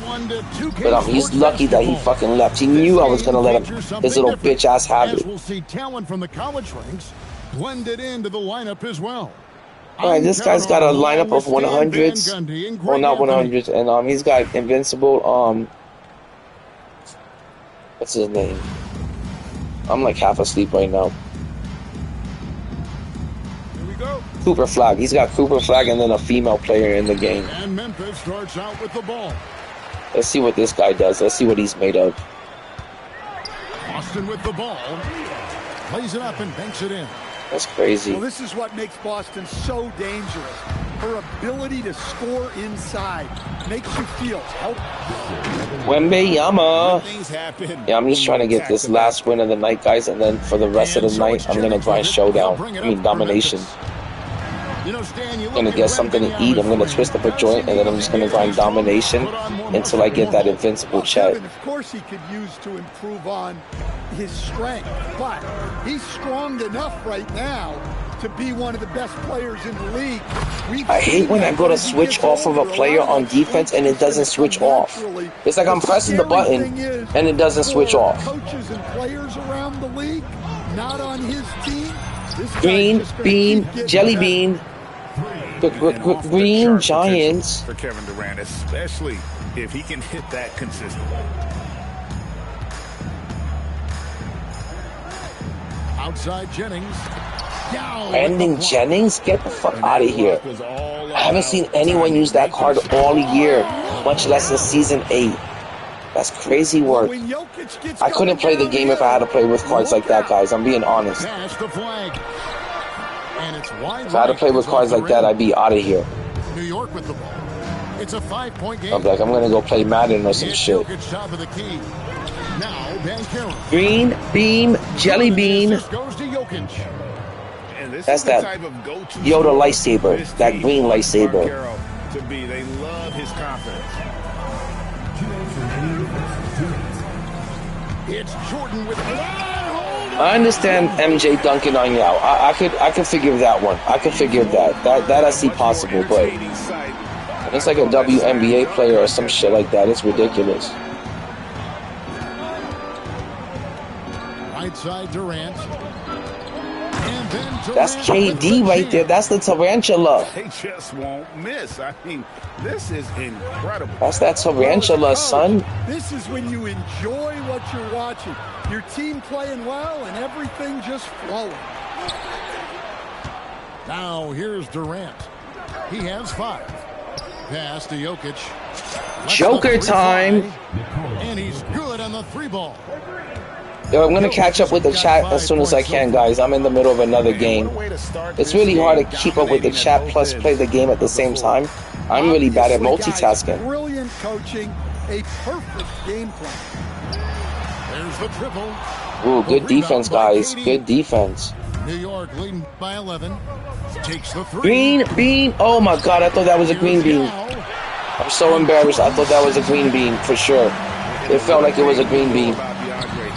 It felt like it was a green bean. No joke. I can't believe I missed that. Your KD was like wide open. I could have sworn that was in the green. And then I had Yao wide open and it didn't go to him. Following the basket by DeAndre. Green bean, jelly bean. That's that jelly bean. The green one is my favorite. It's like a lemon flavor. That's what the green one is. It's like lime. Yeah, I mean, this is exactly how you want What is this guy doing now? with a big offensive push. Score is 20-8. It's the end of the first quarter. Scoreless thus far. Just 3 to shoot. See, that shouldn't happen right there. Is the computer wants to make sure he's not down by fucking 100 points or some shit. That's all it is that's the computer, the player engagement, and that's the computer trying to keep him in the game, make sure that he's not down by too much at the end of the first. Yeah, that was garbage right there, that last play. That was trash. I should be up by 12 to 15.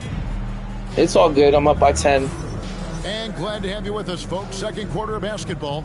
This game has not exactly been neck and neck, but plenty of time left in this one. No, I like my Wemby. I don't know what you're talking about. I love Wemby. Well, the thing about hitting early threes, look at that defense, man. That wasn't even good defense, and it messed up the fucking jump shot. And something else that's working for them is ball movement. A lot of their points so far have come. Look at that trash, man. All right, now I'm fucking kind of pissed off. She's right in rhythm. Great possession. Here's Big Nut Like, I'm ready to get back up by 10 points now. Now I'm going to lock in because I'm just so upset when when I see the computer doing shit against me. Not even my own opponent, just the computer. Stan, you know, you think about the release point on Jokic's outside shot. Like, look, why is I'm not even worried about him getting into the paint and defending the 2. Why is the fucking computer leaving the fucking player wide open for the 3s? That shouldn't be happening. Back to KD. All right, let's make sure next possession we really don't give up any 3s. And finished off by Yao. Check out Yao. It's crazy, man. Like, the only thing I don't want to do in this game is just give up 3s. Sometimes I'll find the computer doing things like sending 2 people into the paint to help get the rebound. And then I don't get the rebound and their 3-point shooter is wide open. Stuff like that constantly happens in the game that shouldn't be happening.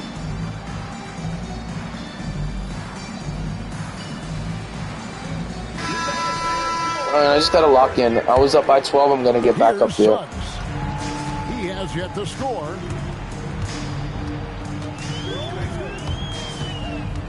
Over to the left wing. I fell for it again. I fell for it again. I can't believe I fell for that shit again.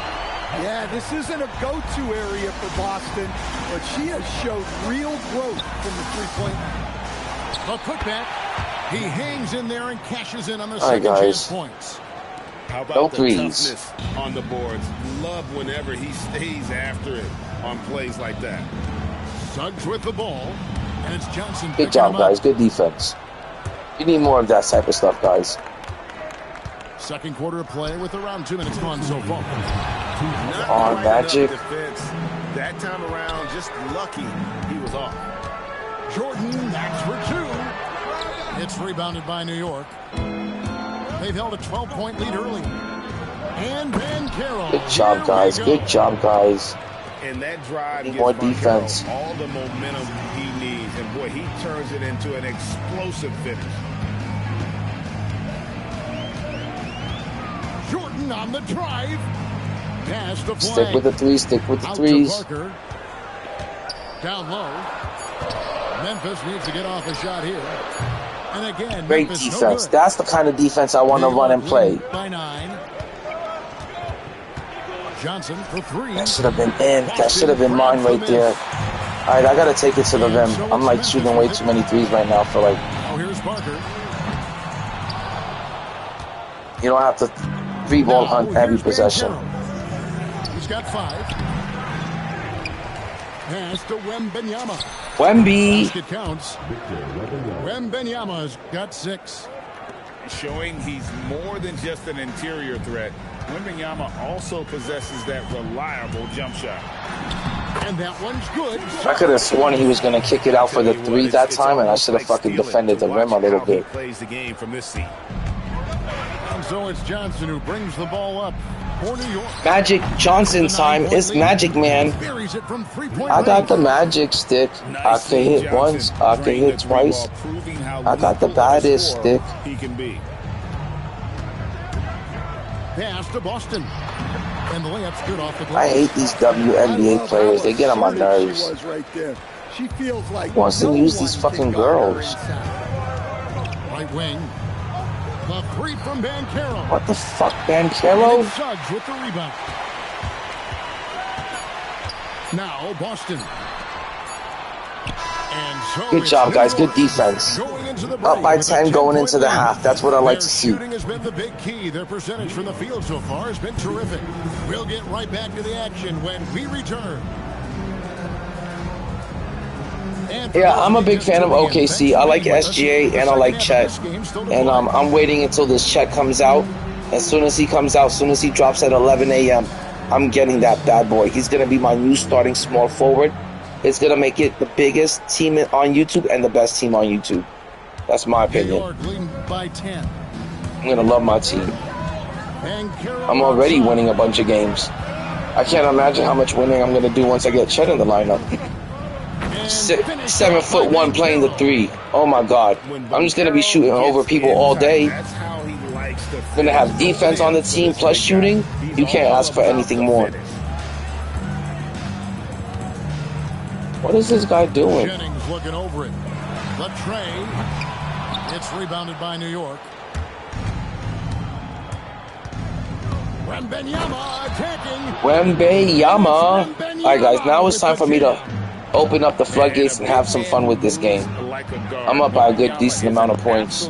It's time to start enjoying the game. Pass the flag.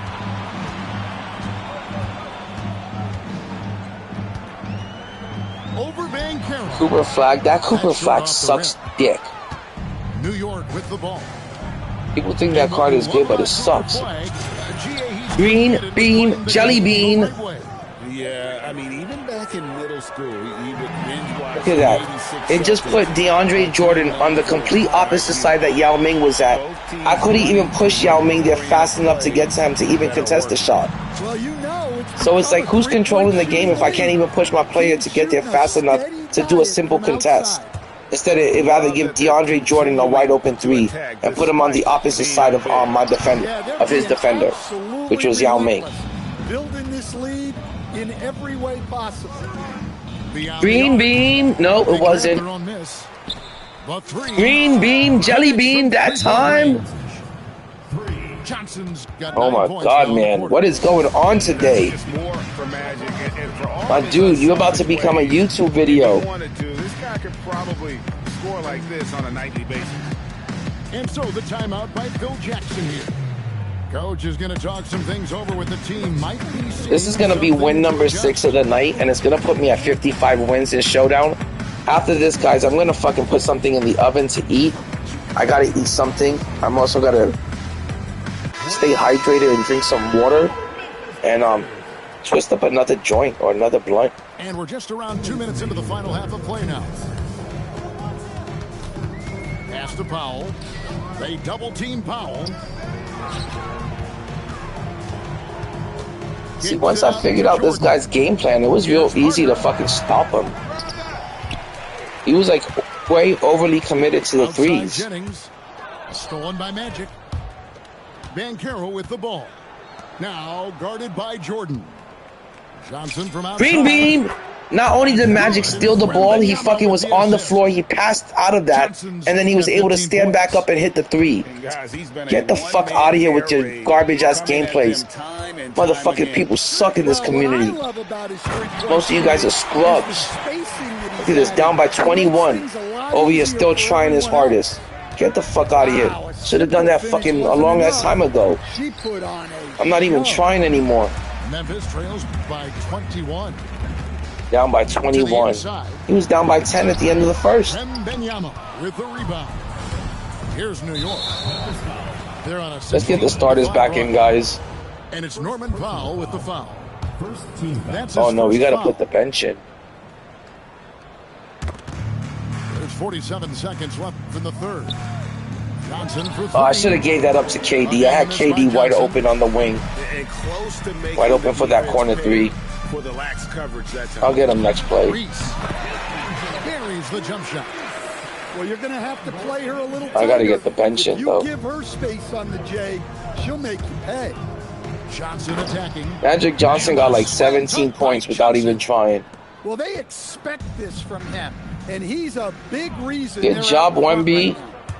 Driving to the basket. Oh my God.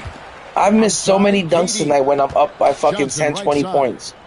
Over Jennings. It's crazy how many dunks I've missed today.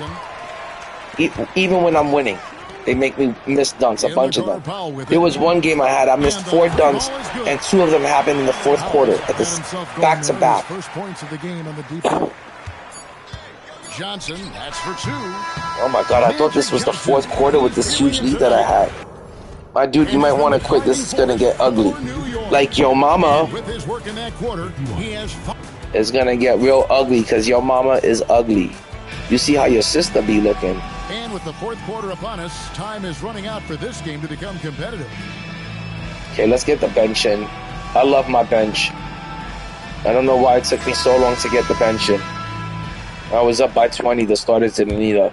I kind of ran my starters into the ground for no reason. I could have had the bench out there this whole time having fun with my bench. Block, and people say I don't play defense. What they talking about? Sending it back in the paint. And here's Porzingis. Oh, that should have been in. That was wide open coverage. Should have been in. Now defended by Jokic. Pass to Reese. Deflects the pass. Porzingis. I love Porzingis. I'm so glad that the Warriors re-signed him, because if the Warriors can have Draymond,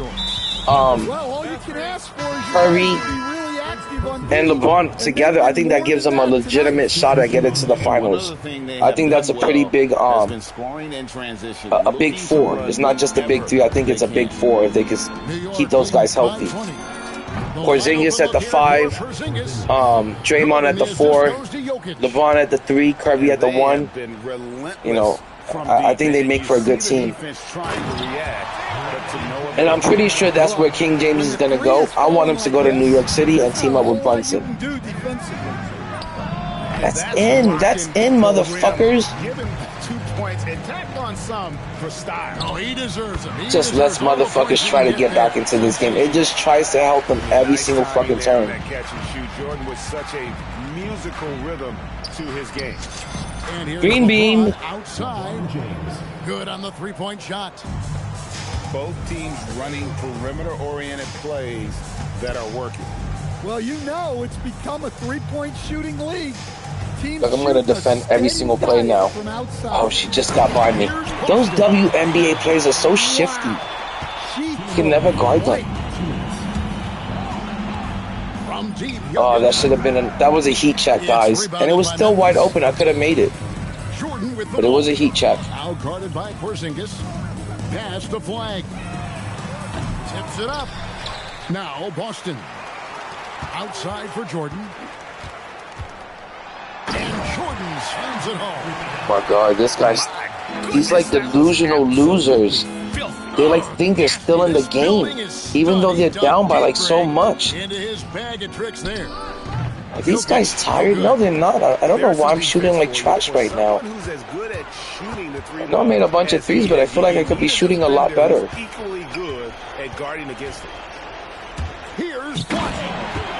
Yeah, my dude, you're gonna make that huge comeback. I'm trying so hard right now. But right, that's what he does. He's got the dunker mentality. You can't stop King James. Once King James starts like battling to the hoop, you can't stop GOAT King James, son. Yeah, look, sometimes you just break your opponent's spirit, and I think this has been one of those times. Now a timeout called by Memphis. Guys, what time is it? 7:51. I can't wait for 11 a.m.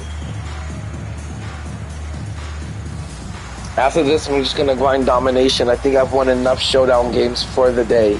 It's been 6 games. I went 6 for 8 today. I just don't want to push myself and feel like all burnt out. I want to be able to get Chet, take a nap, and then come back and play the game with Chet all day in my lineup.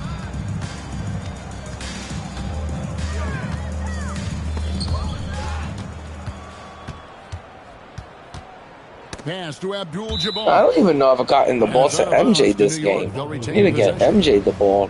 You love the pressure he's putting on there. MJ's got 0 points in this game. Yeah, deflections are a stat, but a lot I kind of always say take what the defense allows and what the defense gives you. So don't ever try to force points with like any particular player. Just hit up whoever's open. Just 5 to shoot.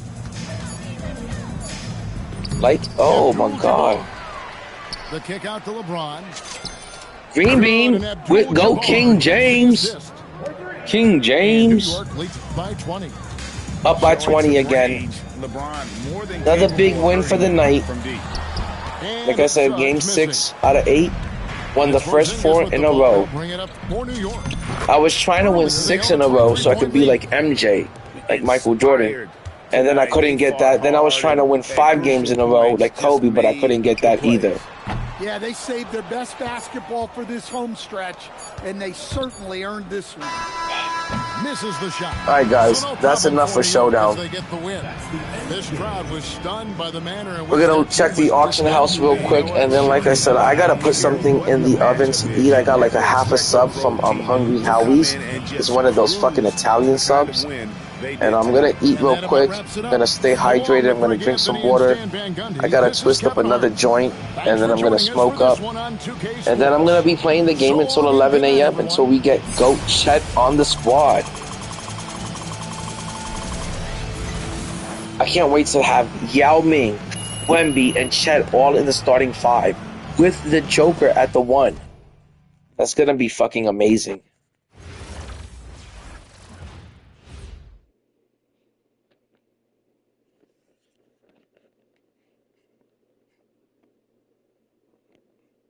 Oh my God. I think this fucking PlayStation has frozen up, or the server has frozen up. So, wait. Did it reconnect? Yes, it did connect. Okay, guys, we did not lose the stream. I thought we were going to lose the stream there for a second. Okay, guys, as you can see, I hit 55 wins in the first week. We still have like 2 to 3 hours left in this first week of season 8. And within that first week, I've hit 55 wins. I could easily get another 2 to 3 wins, or maybe even 4 more wins before 11 a.m. But I'm not going to push myself. I'm not going to burn myself out.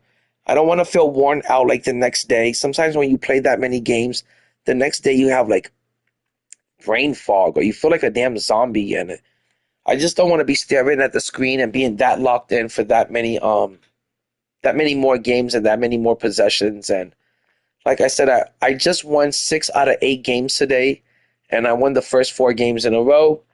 And it's time for me to do something else. It's time for me to grind something easier, just rest and relax. It's time for me to play some domination or something. And I am in tier 1. Did I bump into any tier 1 players today? That's crazy that I played 8 games today, and not one of those games was against a tier 1 player. It would be so easy for me to make it onto the leaderboard if I could just look right now. All it takes to get on the leaderboard is for you to be 3-1 or 3-0. I won the first 4 games of the day today. I won 6 out of 8 today. If I could just get some of these tier 1 players to match up against them, I could easily be on this leaderboard. You could even be 3-5 against tier 1 players and be on the leaderboard right now. Come on, 2K, get me up on the leaderboard. I could easily make it onto the top 20 this final season. Fuck, I could easily be. I went 4-2 today. Right now, the person that is 17 is 4-2. I went 4-2 today. I could easily go 4-2 against tier 1 players. I could easily be on this fucking top 20. I need to get there, man. I really want to get there for this final season. It's pissing me off that I'm not there on it right now. Okay, let's see. Is there anything left for me to do here? Not really. I'm not chasing down anything in the exchange event, therefore I'm not doing any of these challenges. If there's not anything that you want from the exchange event, I don't recommend for you to waste your time on this game, and I don't recommend for you to waste your time on modes that you don't feel like playing that are so time consuming.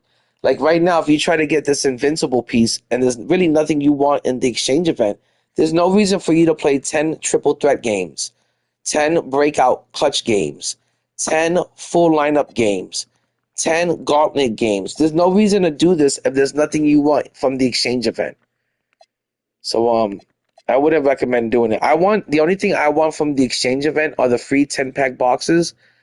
And even though I want those boxes so badly, I still don't feel the need or the urge to want to complete these challenges. They're so time consuming and they're very annoying. And I don't want to waste my time doing that with my Ghost Squad. I want to spend my time dominating Showdown and fucking putting belts to ass in Showdown like I have been the last fucking week or so. Actually, I've been putting belts to ass since season 1. I've been winning 200 plus games every season in this game. Every season I get 200 plus wins in Showdown. Every season I've been in tier 2 or tier 3 of King of the Court. I'm not saying I'm tier 1, but definitely been in tier 2 and tier 3 every week. And I'm happy with that. I'll take that for sure.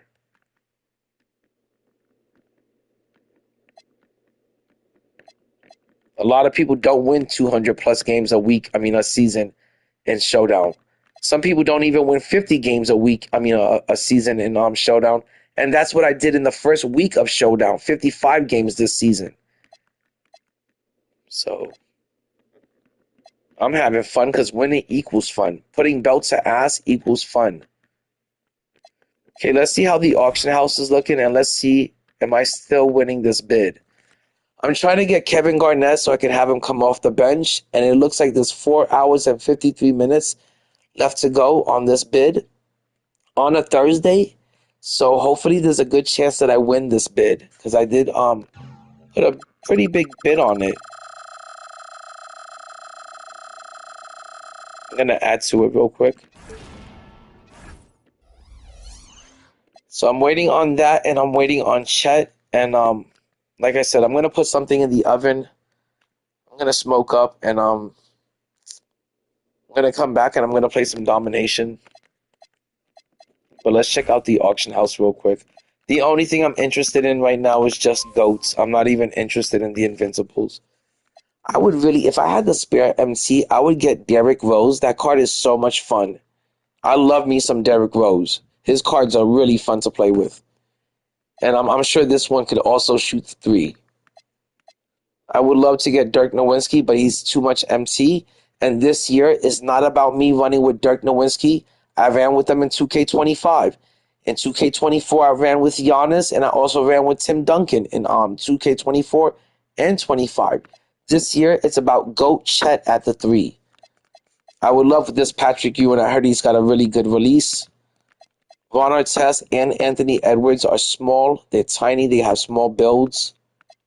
Sean Kemp is pretty solid, especially for his price tag, 1.5. He's just as good as Chris Webber, and he's definitely on the same level as Chris Webber. And Chris Webber is almost as good as KG and Tim Duncan. So he's up there with those small forwards.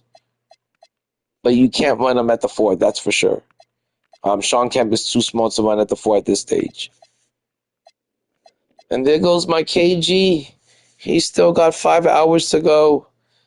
Scottie Pippen, I still love running this card. I would highly recommend getting this card. Very solid card. The same production that I get out of Kevin Durant, you can get out of Scottie Pippen. If you don't got $3 million to spend on Kevin Durant, go get Scottie Pippen. You're gonna get the same kind of production, the same gameplay. Also, the same thing goes for Larry Bird. If you can't afford KD, get Larry Bird. He's just as good, maybe even better for half the price. And he's better than Scottie Pippen also. I don't like Bob Pettit, and I don't like Ginobili or Gary Payton. I barely like Luka. His size does make up for his lack of defense. Chris Bosh is elite. Cooper Flag is okay, I think. Ben Simmons is elite. SGA is elite. His defense sucks, though. And Patrick Ewing, again, is very good. Okay, guys. I'm going to just leave. Let me see. We'll take a look at my team real quick. Like I said, I got to throw something in the oven. I just went 6 for 8 in Showdown. It's time for me to get some food. It's time for me to stay hydrated. It's time for me to twist up again. So I'm going to pause on the gameplay for a little bit. But I'm still going to be here on the mic.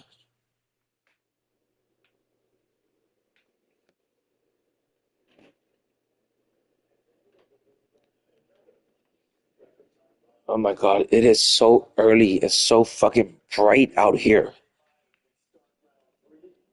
You know, like how it sucks when you've been in like that dark room all night playing video games, and then you realize like, hey, it's actually daytime out. It's actually morning time.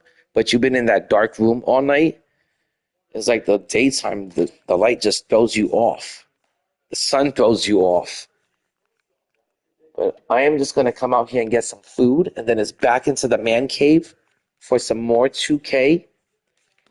And I'm definitely going to play until I get Chet.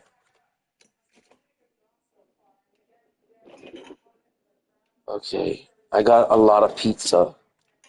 And I got Miami's. No, I got Hungry Howie's.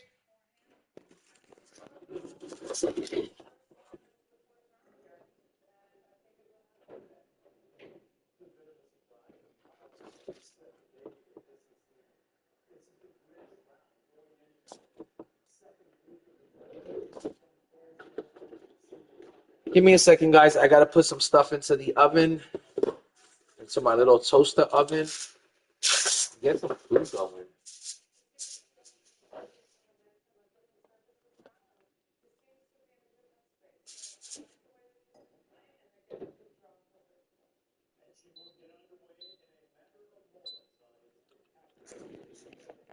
Sometimes I don't know how the streamers do it. They'll sit there fucking playing the game for like 8-10 hours straight. They don't get nothing to eat. I don't see them staying hydrated. I don't see them drinking water or anything. I can't do that shit. I gotta eat. I gotta stay hydrated. I gotta get up off the chair and move around. I can't just sit there for like 8 hours straight. But I'm gonna eat real fast. I only have half a sub.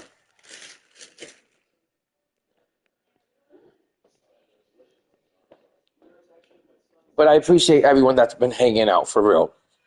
I don't know how many of you are left in the chat, but I really appreciate if there's anyone even here.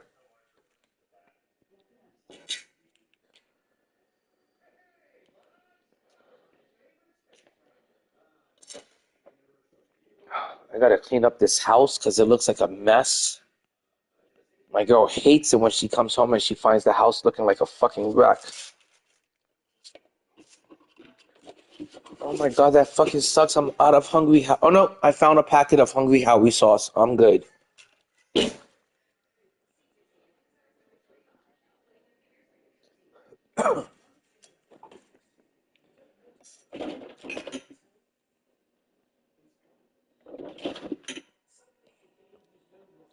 I got some ESPN on the background. I'm hoping that I could find something about some kind of NBA trade rumors. It's been a pretty crazy season thus far.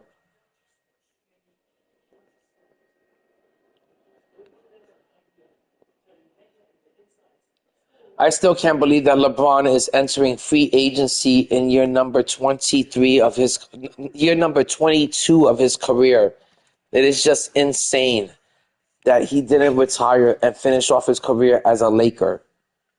Like, you would have thought that was the whole purpose of him becoming a Laker, was to finish his career there, but I don't think he enjoyed playing in that Kobe shadow, and I think he got pretty tired of it. So it was time for the king to move to another kingdom, I guess. But I'm really surprised that he's even leaving the Lakers. And I want to see who's gonna take him. I want to see who wants him bad enough. I still think he should go to the Spurs, or I think he should go to the Knicks. Oklahoma City should be his third option.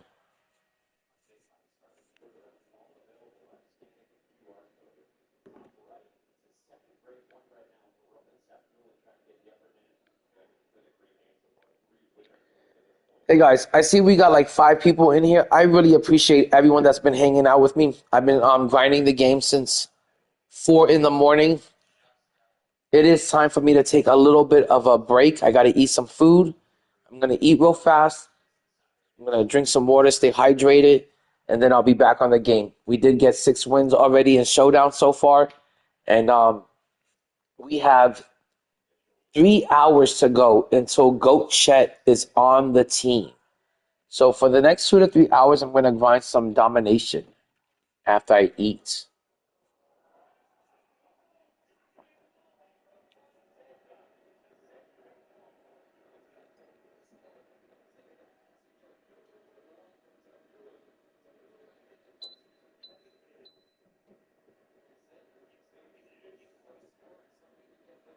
Okay, I think my food is done. I've got this toaster oven that fucking nukes the food better than fucking a microwave. And like it cooks the food in like fucking 2 minutes. But I'm never sure if I'm using it right.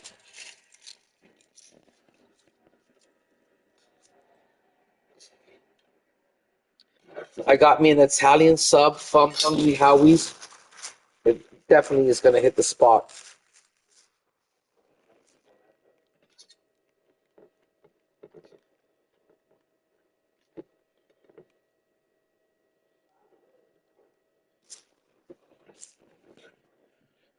Okay, guys, I'm going to eat. I'm going to mute the controller, and I'll be back in about 15 minutes. Actually, I'll just leave it. It don't bother me. But you may hear me eating.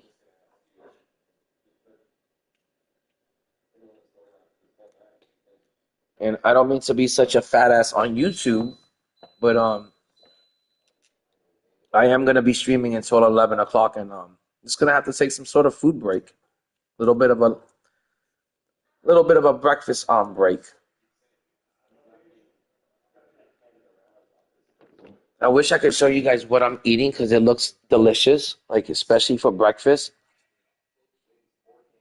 And I still have 2 slices of pizza in the fridge.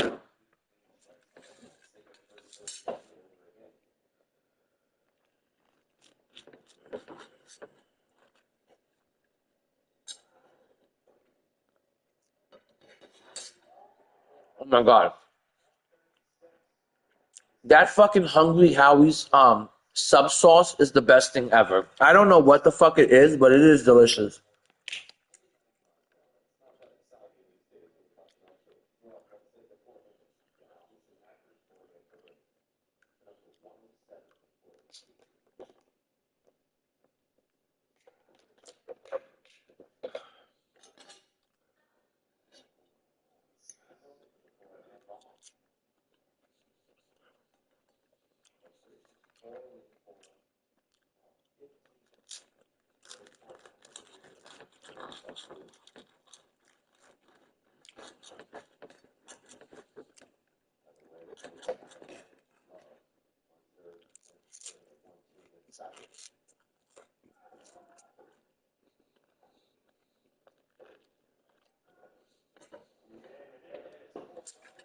This Hungry Howie sub has such good crunch.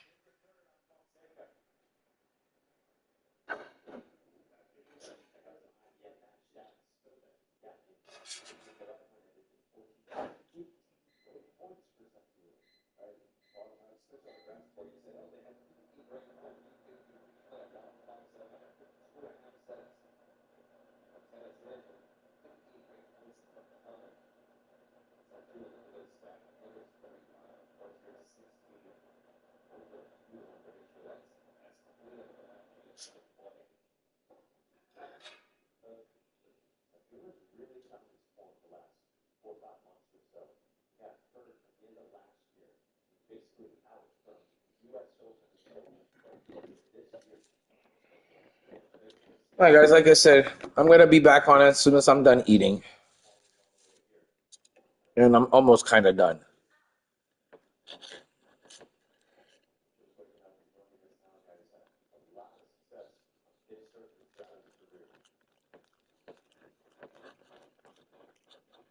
I really don't like rushing while I'm eating. I really like to sit back and enjoy the food and relax while I'm eating. But I am going to try to eat as fast as possible.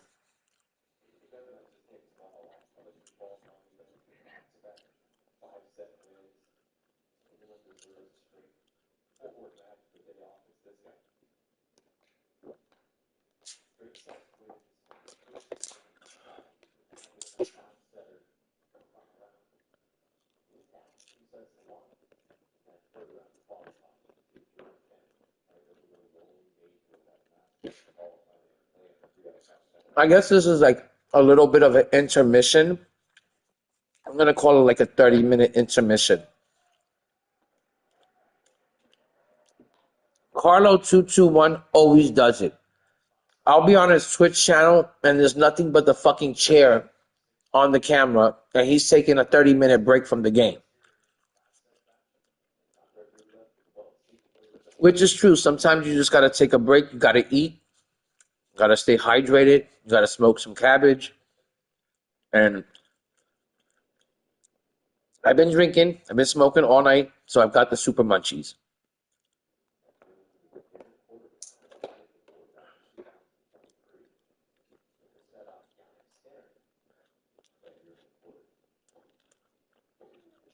And this sub is just hitting the spot.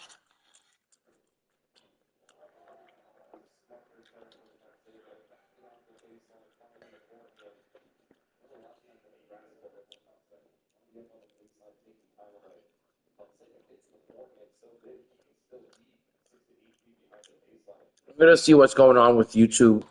See if there's any new My Team videos.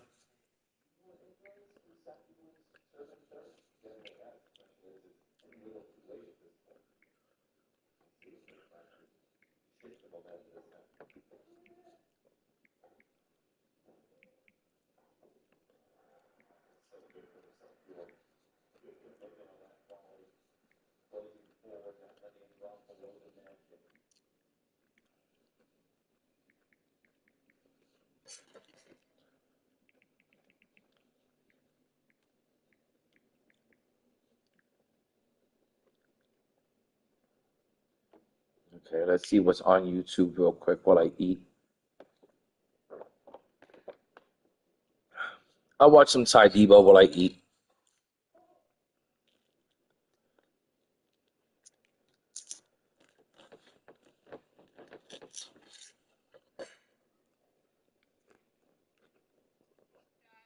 Video today, and we're going to be ranking basically every invincible card right now in NBA Oh my god. 2K26. I've been waiting to watch this video. This is where Ty is gonna rank every invincible card in the game. Was cards that are really small at their respective positions. So like cards that are undersized, I really didn't want to rank, so that's going to be kind of the way it is. But we're going to go over and talk about rank all of these invincible cards from best to worst in NBA 2K26. Let's start off with Invincible Shea.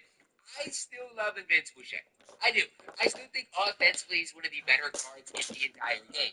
And so for me, how am I supposed to hate on Shea when when I think of him that highly? I can't. I think he is the real deal offensively in my team still to this day. Obviously, defensively, that's another story, right?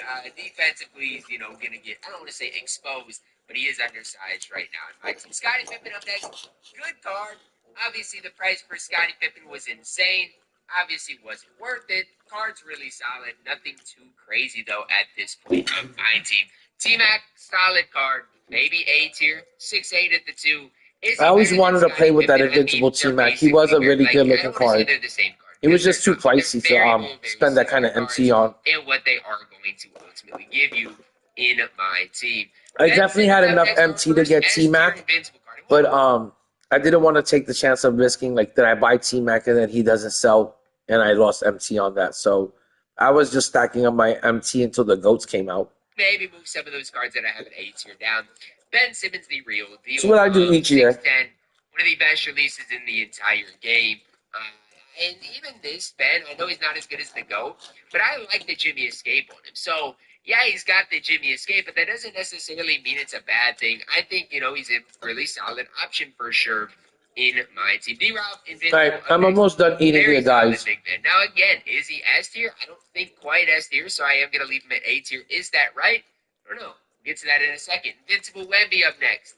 I don't think he's that good either. And some people just love to gas Wemby on this game. The Invincible Wemby wasn't that special, and the GOAT Wemby isn't that special either. And so, yeah, there's going to be some people that really gas and hype those cards up. I don't think they're anything too crazy.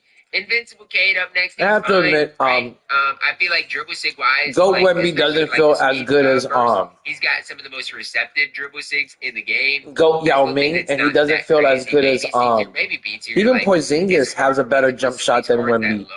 Especially if I didn't include. I still like him a lot though. Shortest cards on this. Chris Bosh up next, probably A tier. I am gonna move some cards down, like I am. It is just gonna be what it's gotta be. I'm gonna move some cards down, just because, like, again, if a card's mediocre. Sometimes it's not all about playing with the best player. It's about playing with the players you like. Really hype them and to leave them at B tier. Kristaps Porzingis Invincible is S tier. He's better than the GOAT KP. And I can go on and on about it, but his release is better. He's got good size, good versatility. Some people like Invincible KP even more than like GOAT Kareem. I wouldn't go as far as that, right? I wouldn't say that GOAT KP is really good. GOAT Porzingis is very good. Does indeed have. So again, I can't really hate whatsoever when it comes down to Kristaps in my I team. do like him I just think as much as I like far Kareem. superior to a guy like Victor Wembanyama. Tony Kukoc up next, probably S tier. Was he worth the price? No. Is he one of the better cards in the game at the shooting guard position, especially? Yes. Like, he is. He's ridiculously good. Now, I will say I think Larry Markkinen's better. Obviously, price-wise, both cards were Larry Markkinen was better. Kukoc really good. Brandon Roy, he's fine. Nothing crazy. Nothing special. Was not worth his price. Probably B tier. And, I think he's fine. But I think that's where he's at. I could even All right, guys. I just got done eating. I'm going to twist up another joint. And like I said, I got 3 hours to kill, 3 more hours to stream. I had to get something to eat. Got to stay hydrated. Got to use the restroom. But I'll be back on the game in a little bit. It's our first card that I really don't like much. Is C tier wrong? Maybe, but that Beluga upper is pretty bad. Ralph Sampson up next, S tier. Walks circles around Wemby. He's better than Dave Robinson. Ralph Sampson is really good. I can't wait till they drop a Ralph Sampson, the GOAT. Ralph is the real deal.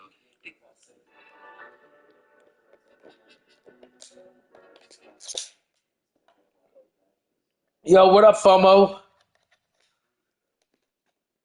Oh my God, FOMO. I got home really late from work today. I got home at like 4 a.m. And I've been on the game all night. I won my first 4 games in a row in Showdown, and then I won 6 for 8 for the night in Showdown. And I got a bid on KG that I'm trying to win, and I'm hoping I win him. And then I'm waiting for 11 a.m. to hit so I can buy GOAT Chet. That's going to be my new small forward in the game. And that's really the reason why I'm up and waiting on the card, because I'm really excited to add him to the team.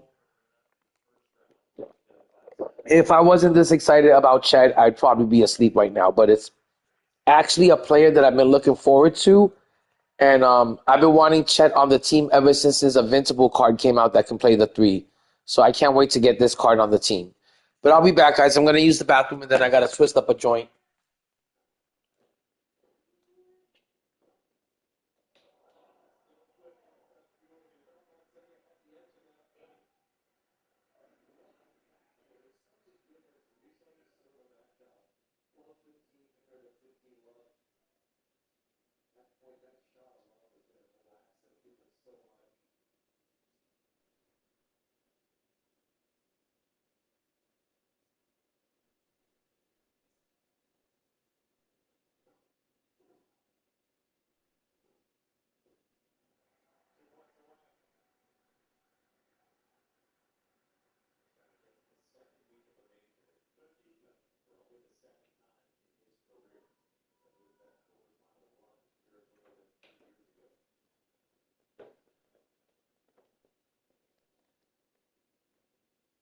I'll be back in a second.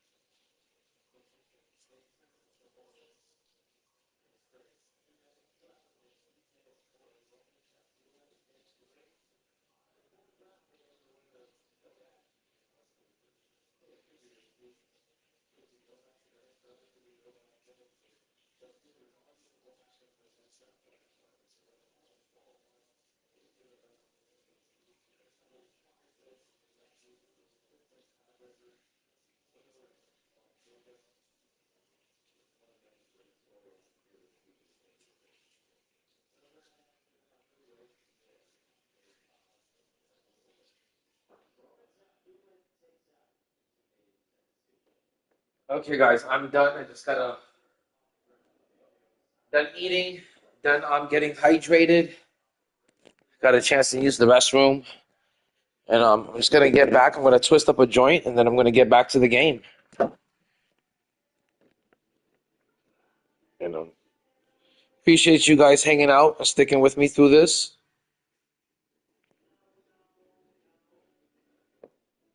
Oh my God, I never go to bed that early.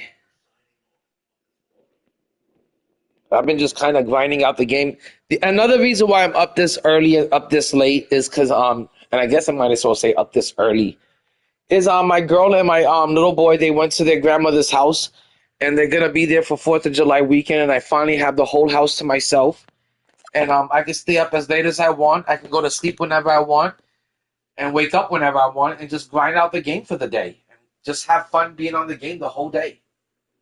That's all I wanted to do for Father's Day weekend, and that's all I want to do for 4th of July weekend. Is just grind out this game and be on it for an entire day. You know, just have fun grinding out the game, getting high and fucking smoking up and drinking and just having fun on the game.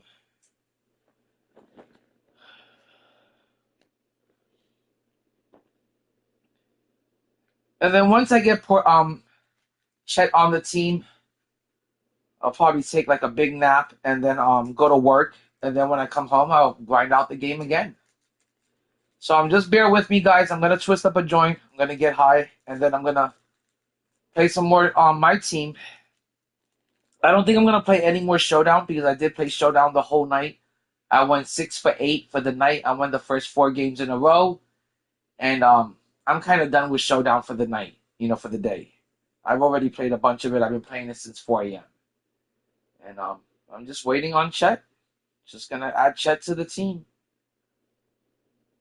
I don't know if you guys can tell, but I'm a big Victor Wembanyama and a big Chet fan.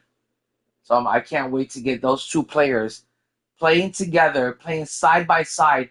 It's not going to be a Twin Towers. My team is going to have Chet, Wemby, and Yao. It's going to be beyond the Twin Towers. It's going to be some triple towers. So I can't wait to have all of those players. That lineup is going to be huge. It's going to be a lot of fun to play with. But I needed some sort of break. I have been on the game already for 4 hours, so it's time for me to eat. Let me tell you, FOMO, I used to play salary cap in 2K24, and I used to play salary cap in 2K25. I don't know why, but this year they have done a really bad job with salary cap. In 2K25, you were able to get like so many good prizes, so many good rewards. I remember towards the end of the year in 2K25, you were able to get like 2 invincible packs if you played all the rounds of salary cap. And then the final season, you were able to get like 2 GOAT packs if you completed all the rounds of salary cap. And this year, I feel like they did a really bad job with the prize and the reward system in salary cap. So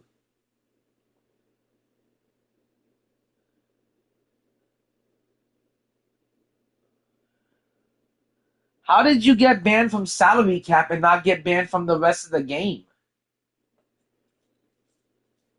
There was one time in 2K25 I got banned for playing, and I was still able to play the park. I was still able to enter the park and play it. And I had like a 3 week ban, and for 3 weeks I was able to do nothing but park. I have to admit I got pretty damn good at park, and I got myself 100 wins in those 3 weeks. It was really fun, and I had to give Showdown a break for like 3 weeks.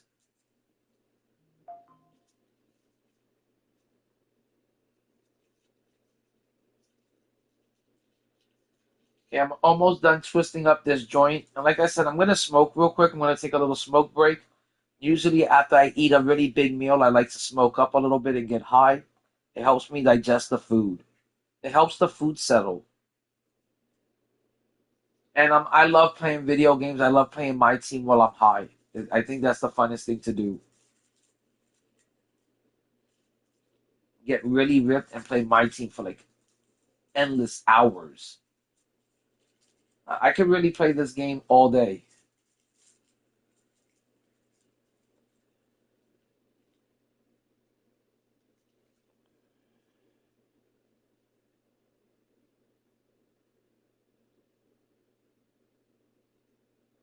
Oh, wow. That's crazy, FOMO. You gotta let me know what glitch that is one day.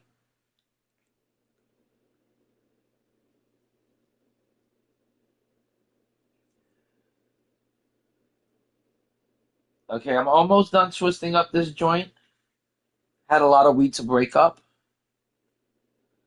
And after this, I'm gonna go smoke, and then I'll be back on the game.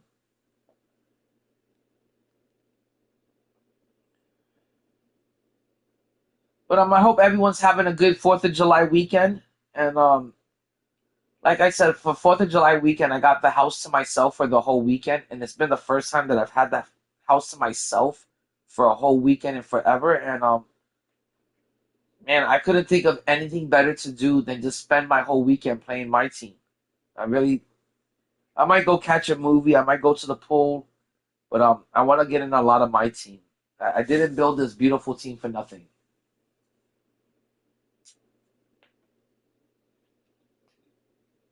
Wow, I didn't know that from a good looking out. Good looking out. So this way, if I ever do get hit with a ban, I know what to do. Good looking out. Last year, when you got hit with a ban, you had to go into the challenges, select the park, and you would be able to sneak into the park. You couldn't play anything else. You couldn't play showdown. You couldn't play salary cap, but you could sneak into the park, and all you had to do is go to the challenges and select triple threat park, and it will let you into the park. But it wouldn't let you into showdown or salary cap.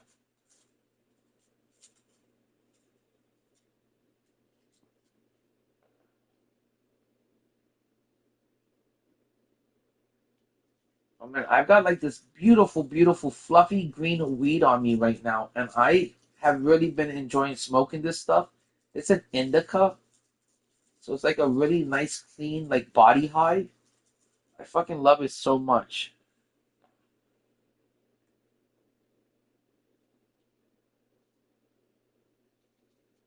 But I'm gonna go smoke up, and then I'll be back on the game. And plus, I had to take a little break. When you play this game for like 4 to 5 hours straight of nothing but showdown or king of the court, it wears you out. You need to take a little break, a little mental break. All that raging and all that fucking constant competing every possession, every play, every second.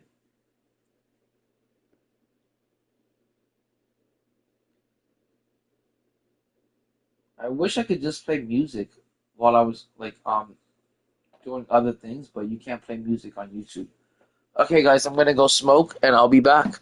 And then I'll be back on the game.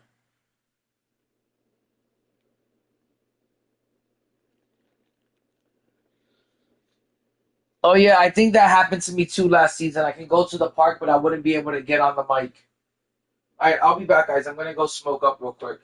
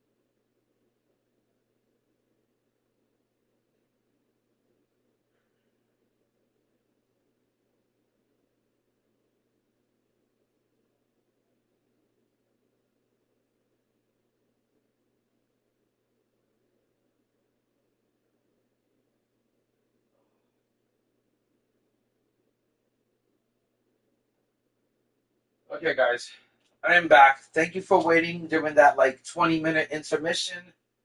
I had to eat. I had to stay hydrated. I had to use the restroom. I had to smoke up. But I really do appreciate you guys hanging out and waiting through all of that and putting up with it. I really do appreciate it. Good looking out. And I'm gonna just grind some domination. Um, Afterwards, I'm gonna see if I have enough energy to continue for the next 2 hours until they drop that promo, or I might just spark back up once the promo drops. But I do want to get a game of domination in. I'm trying to do one game of domination each day, so by the end of the season, I get that GOAT pack, and I get Invincible Nick Young. And as you can see, I've already done 3 of them.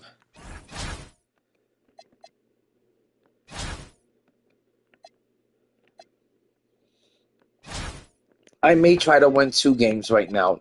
I might have the energy to do 2 games of domination. Even though I really hate playing domination, it puts me to sleep and it bores the shit out of me. The only thing I like playing is King of the Court, Showdown, Team Up. No, that's what I'm trying to complete. FOMO, have you completed domination?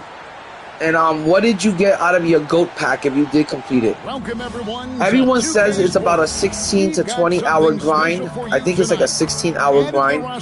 I just started playing domination maybe 2 or 3 days ago. I haven't even completed one of them yet. Joined at the broadcast table by Greg Anthony and Coach Stan Van Gundy. Now a look at Dallas's. No way, that's not bad. That's really good. I want to say GOAT Vince Carter. I think he's got the SGA escape. He is just as good as GOAT MJ, if not a little bit better than GOAT MJ. I feel like he had better movement, and his 3-point release was faster. And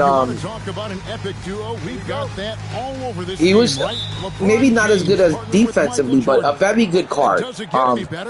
He can either be your starting point guard, your starting shooting guard, or your shooting guard off the bench, or your point guard off the bench. But he definitely should make your team.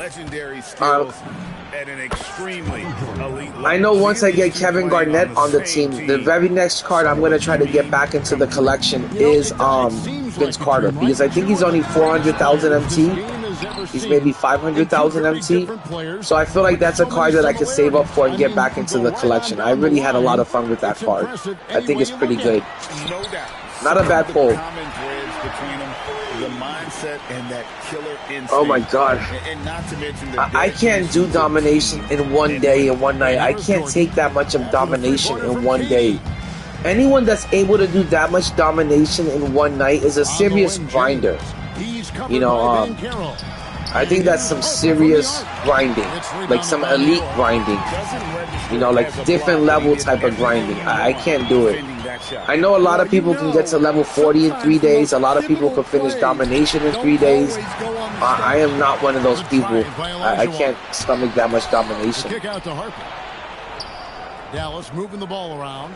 But you know, I do have 55 wins in Showdown already, and a lot of people will say that's a lot of wins in Showdown in the first week. But there was even, I think it was like season 5, I got 75 wins in Showdown in the first week or week and a half. So it just depends on what you have fun with and what's your main mode. We see a lot of change in the NBA, but Nikola Jokic always seems to stay in the MVP conversation. And not just in it. At the top of it, his ability to affect the he's a little bit better than MJ for sure. He's a little bit better, not on the defensive end, but on the offensive end, he's better than MJ for sure. Oh my god, what's going on here? Probably a little draft in the arena tonight. He's the last guy you expect to miss the mark by that much. Absolutely. Well, we've seen very few superstars as unselfish. Oh, I love playing online. I can't get enough of fucking playing Showdown online. I don't know. I don't mean to be an ass, but I love beating people in Showdown. I love whipping their ass. I love putting belts to ass.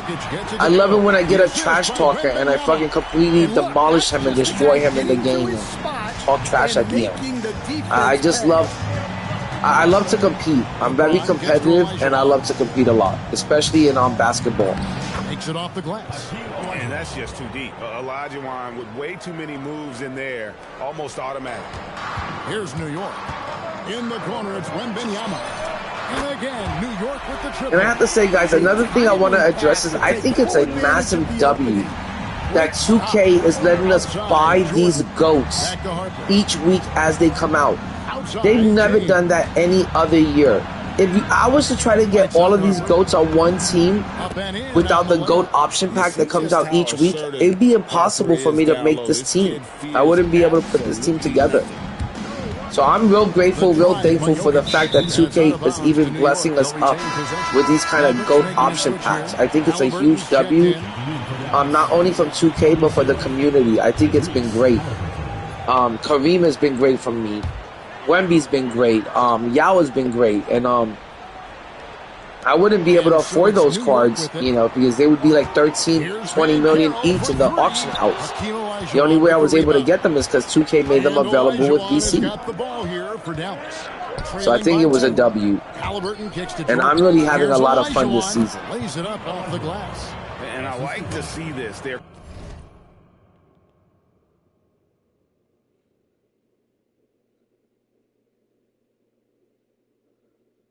Legend 5 sweat on my career. Let me tell you, I never got into my career. My best friend is into my career, and he's always trying to get me into it, but there's something about my team that I love. I love playing with the Hall of Fame players. I love playing with all-star players, superstar players, the up-and-coming players, the rookies. I just like playing with actual real NBA players that had really good careers and being able to use them on the court and put them all together on a team. You know, the team that I envision, the team, you know, players that I want to play with and that I like, all on one team. And there's just something about that I think is real special about the mode. And 2K allowing you to just buy the players you want and build the team you want with the players you want and build it in your vision. I think that's a W.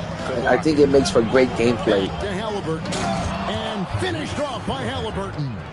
And that's a special play coming. Where normally I don't get cards like Joker and Wemby and Yao until like the final season. Wow, that is an impressive vertical for a point guard. My goodness. So I'm kind of glad that 2K did this. It is rather costly. It is pretty expensive, but I feel like 2K has also done enough for like the no money spender community. Like you said, like if you complete this domination that you can get done in 16 hours, that's a go card right there.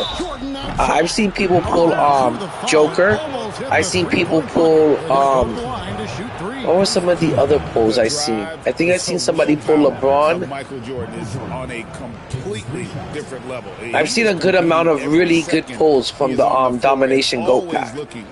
So, you know, I feel like, and also all of the good GOATs in the exchange events and the season mode rewards, they're giving out a ton of great, you know, a bunch of good free cards. Throw good, Jordan. You can get Moses Malone. I just picked up Moses Malone today. You could pick up Bernard King. You were able to get cards like Bam Adebayo and Jimmy Butler. So to me, it looks like 2K has just been giving out GOATs. And I think that's a massive W. Good. For real. Every single Invincible that's in my collection right now are cards that I got absolutely free. No money spent. And I think between the Invincibles and the GOATs that they gave out for this final season, it's been a W. You can't complain. You can't complain about getting GOAT Bam Adebayo. You can't complain about getting GOAT Jimmy Butler. You know, those are massive W's. Those are cards that if they were in the auction house, they'd be $1 million MT each. Bam would be like $2 million MT. Well over 7 feet tall. So I'm just glad I was able to build a team that I've got, and like I said, I'm already in tier 1. I got 55 wins for the week. The first week is season 7. Winning equals fun. I'm having a lot of fun with this game now, and it makes me want to pre-order 2K27, but it also makes me not want to leave this game behind and these players behind. I'm going to continue playing 2K26 probably until like damn near Christmas or until like the All-Star event happens. But I don't want to stop playing with these cards. I'm having too much fun with them and I'm enjoying them too much. And I'm gonna still stream and make content on 2K27, but in the background I'm gonna play this game a lot because it's that much fun. It's just I don't feel like it's time to move on and start all over again. That's getting kind of played out, kind of redundant, kind of ridiculous too. And the shot is good. Yeah, Stewart's presence down low stems from her skills and finesse. She's something to watch. Oh, I love beating trash talkers. Jokic passes to KD. I love eating trash talkers from them. That's my favorite thing to do is beat trash talkers.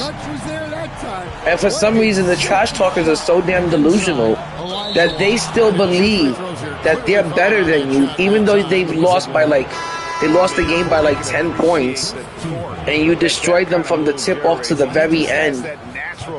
They still want to pretend like they're the better player, and in their minds, they actually do believe. That's how much trash talk they're talking, that they convince themselves that they are still the better player, even though they're losing.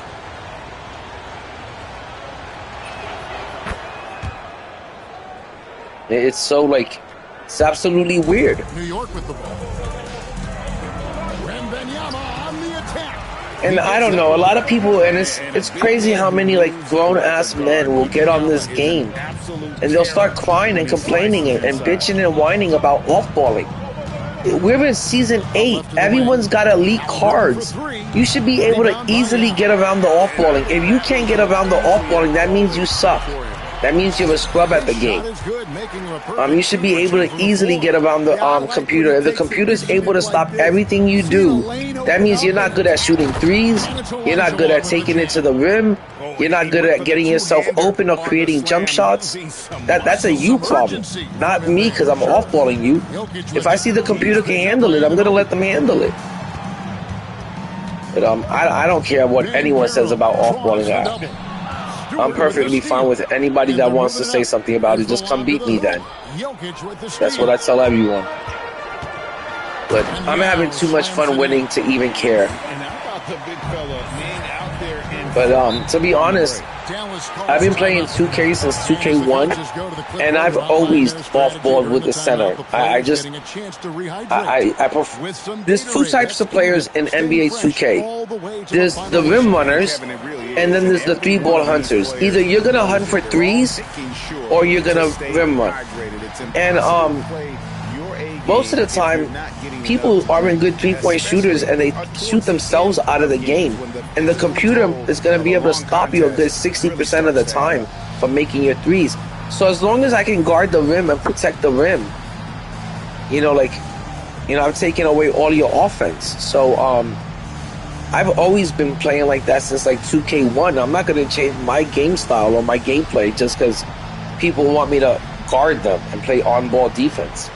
Get around the fucking, stop crying about it.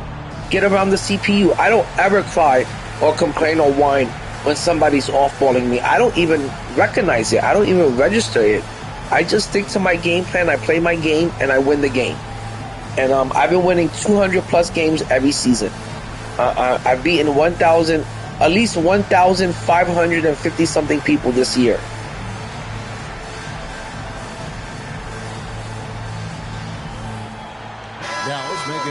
Yeah, I try to do a mixture of both.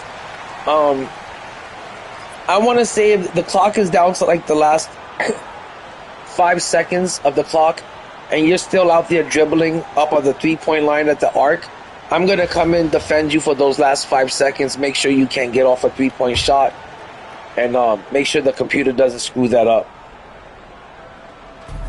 Or if I see you taking it to the rim, I'm going to bump you a little bit and then stick the computer back on you. Wembanyama against Stewart, and the foul called on Victor Wembanyama. But I think in today's game, with the defense being the contest system and the defense being so bad, and it being so easy to get to the rim, it being so easy to shoot the shot and hit three-pointers, you gotta let the computer play some of the defense for you throughout the game, or else you're just gonna get blown by every time. People are gonna fucking get open for threes easily on you. You got to let the computer play some of the possessions and make it tough on your opponent. And we talk about how Wembanyama makes. So I do a mixture of both. plays. I call it off switching. Wow. And for those of you just joining us, we're almost Yeah, 2.5 I feel minutes you. into the second quarter. Harper, the pass You know to what? Jordan. I'm gonna share a little secret with you. For season 8, my 3-point shooting went down. I was only shooting 50%, Harper with a screen on and Wembanyama.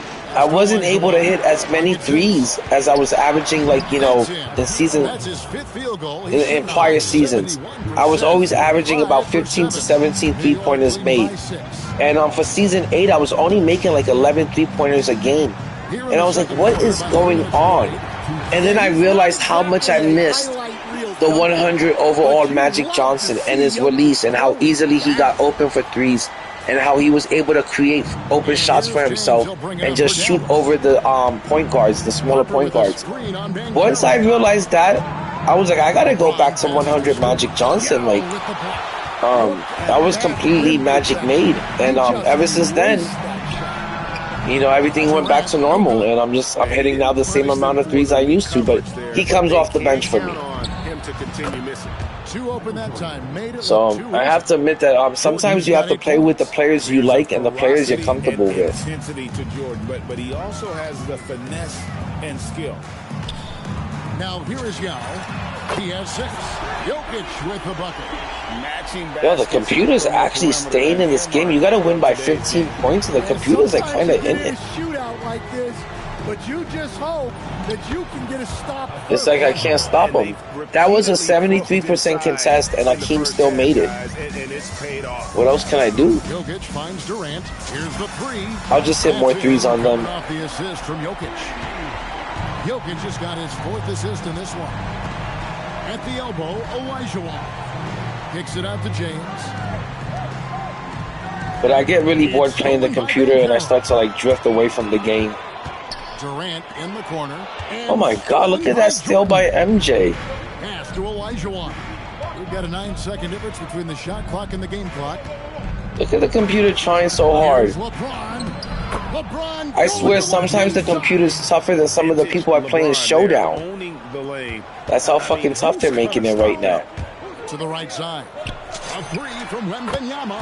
And again, New York with the triple. I love that they're continuing. Oh, Showdown is definitely the fastest mode. Sometimes that's why I don't like King of the Court. King of the Court gets really, really slow, and the game gets really boring, and they make it tough to score. They make it tough to have fun offense. It's a really slower paced game. It's more strategy.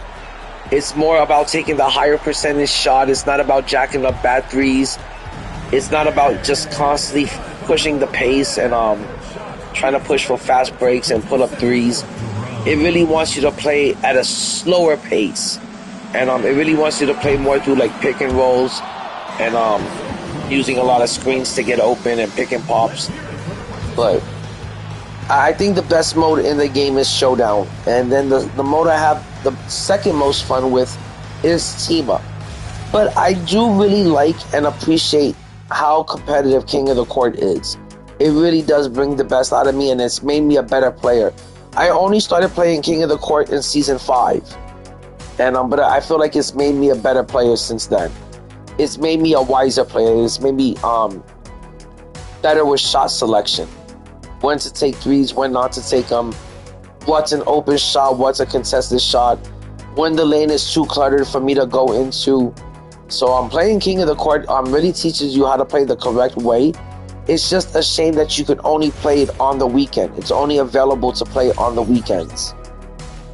I wish it was around for at least half the week. Happy you could join us. We've got 2 quarters left to go in regulation.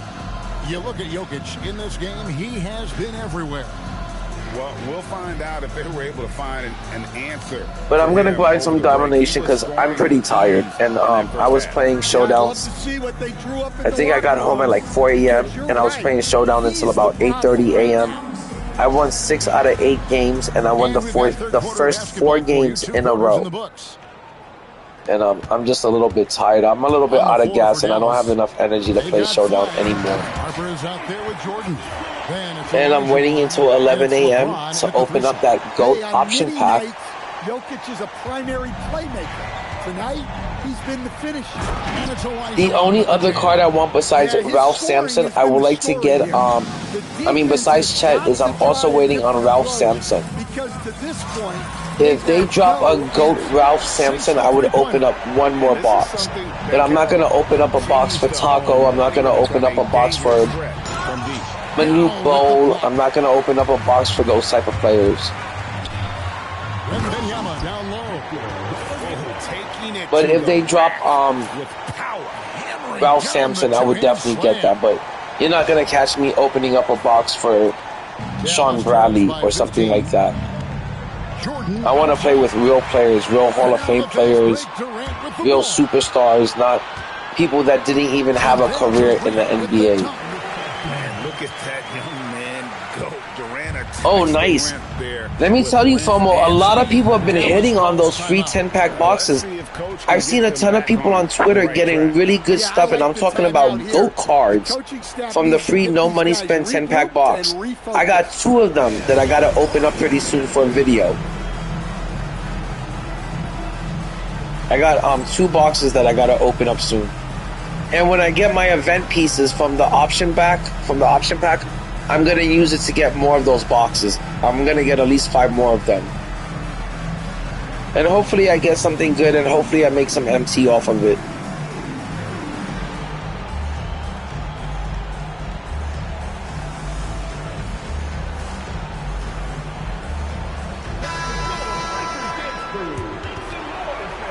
Oh my god, we still got like 2 hours to go before they drop that box. I thought it was going to go by a lot quicker, but it feels like it's taking forever. And I might have the energy for one more domination game, and then I think afterwards I might take a nap. Here's Olajuwon. He's got 15. Jordan finds James.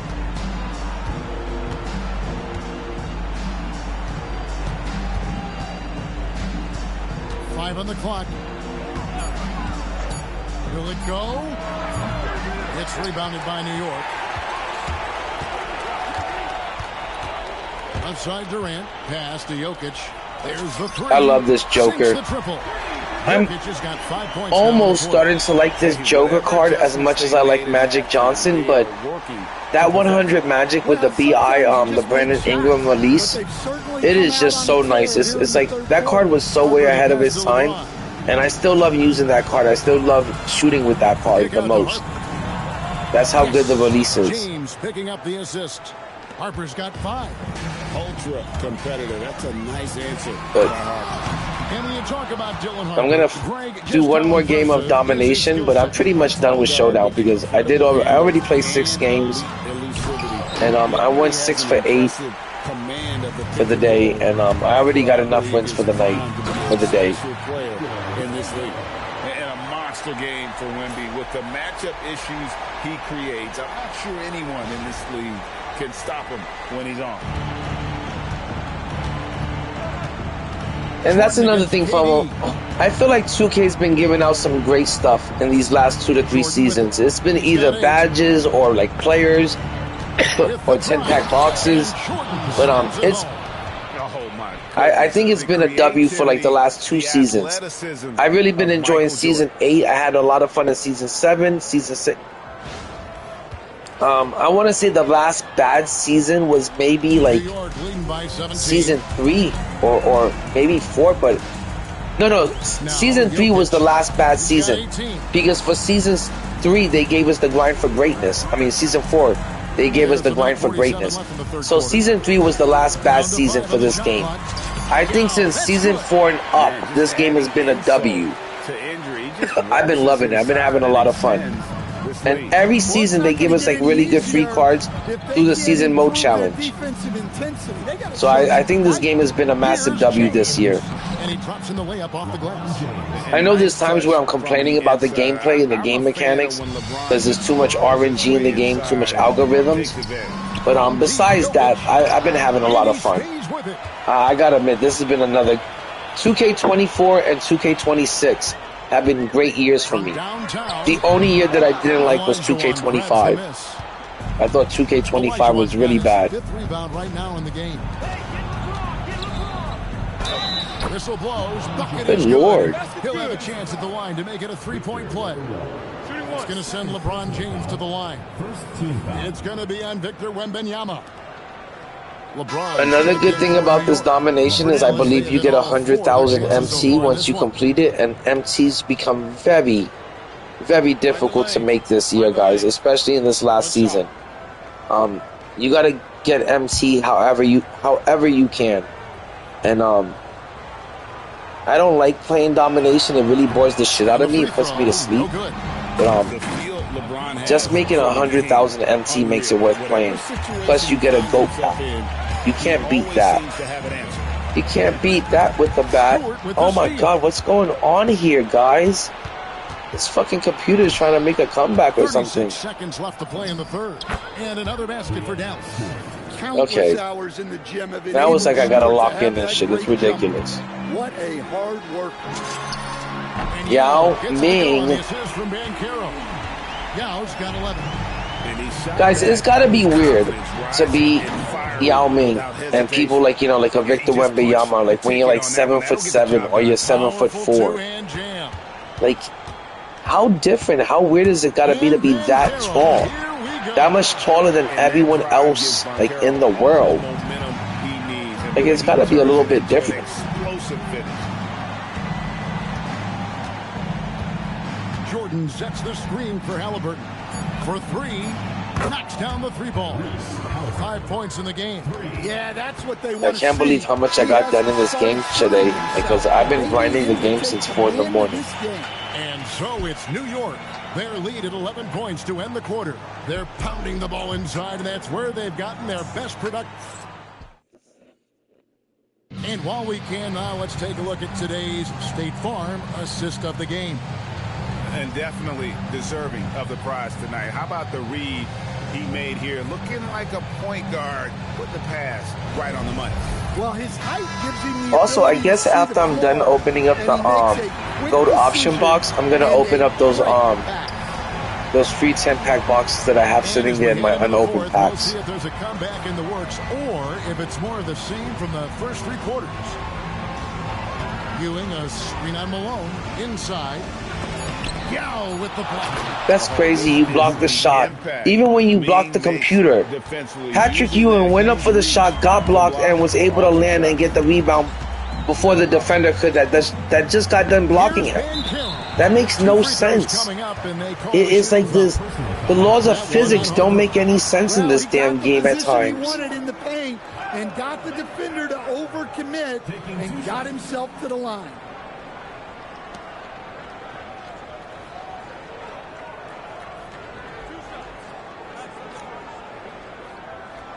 And guys, if anyone wants to send in a dono, right now would be a great time to send in a dono.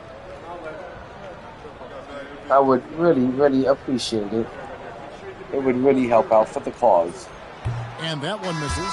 And you watch Paolo Banchero. GA, offensively, he is a load to deal with. Yeah, I mean, he can cross you up, hit you with the spin move, score over either shoulder. This young man is a force. And the Mavericks making a change here. Anunoby's checked in.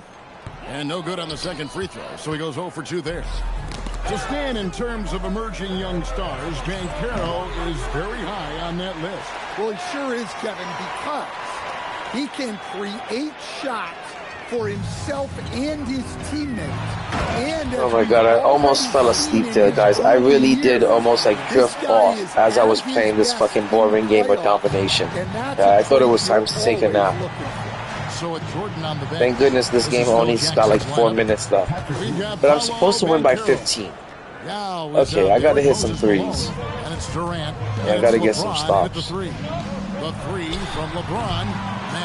Okay, this is kind of like scaring me, and it's making me feel like I'm gonna have to redo this game. Back to LeBron. Okay, come on.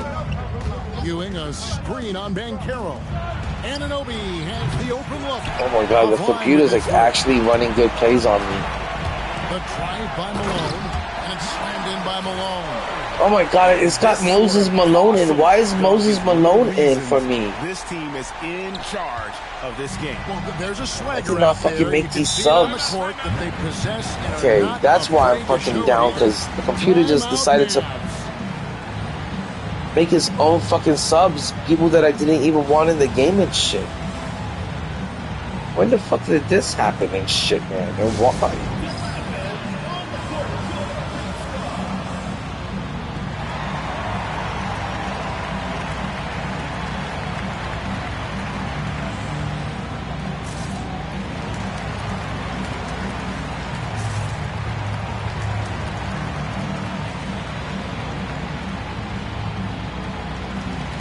And I gotta make sure that I get this win. An entire new group.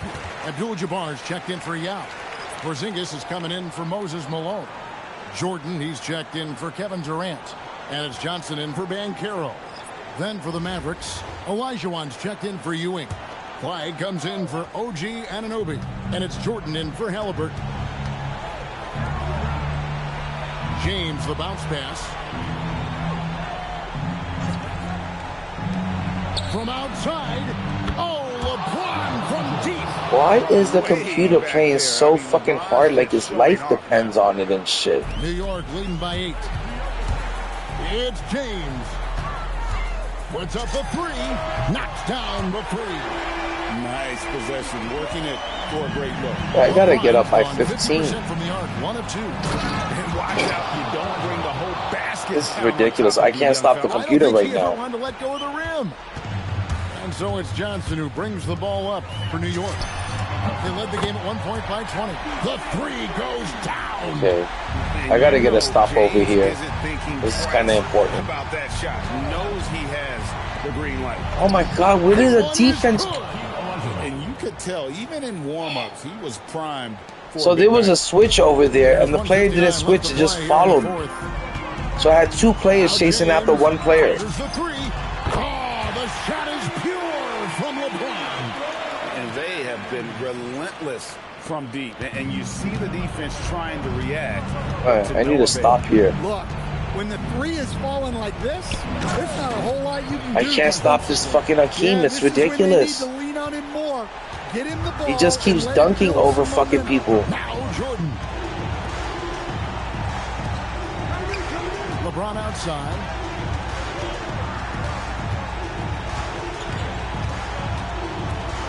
Takes the three. MJ. Jordan drills the three.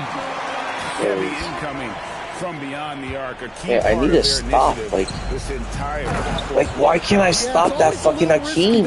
Like, I know that they're gonna. Why are they going to him every single play? You might as well keep right. James. Oh, that was a big miss. Dallas trails by 12. Oh my God. Watch out. LeBron's on the move. This is ridiculous, man. Going to be denied. And so it's New York with it. Now Jordan shoots the three. That was fucking in the green. Good Lord, I don't want to have to do this game over, man. This is what I mean by I hate fucking domination, damn it. Fuck, man. It's like they're trying to force you to engage playing this fucking computer and shit. And sit through this boring ass shit. 16 hours of this. I can't fucking do it. I can't even do it for an hour. So fucking mind numbing. They're like, it's crazy. I was almost, wow. Timeout, Dallas. Fuck this shit, 2K. Suck a dick. I gotta fucking rematch this garbage now. I don't waste a fucking gameplay. This fucking game is. Now we'll look at I hate domination. I think they need to get rid of this fucking mode. I really do. It's Jordan. Then there's Harper, and it's LeBron in a small forward. Now James.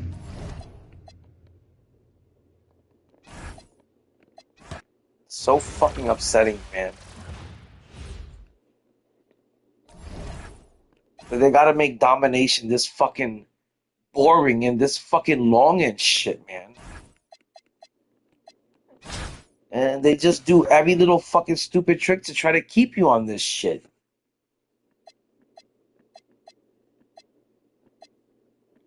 Like, I really don't want to. I'd rather be playing fucking Showdown, but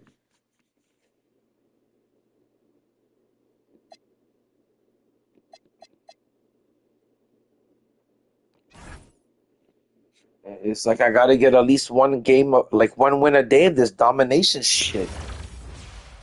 Oh my gosh, man.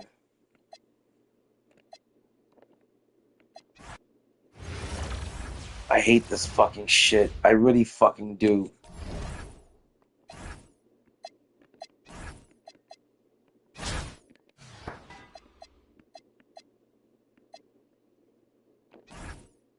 So I just wasted that.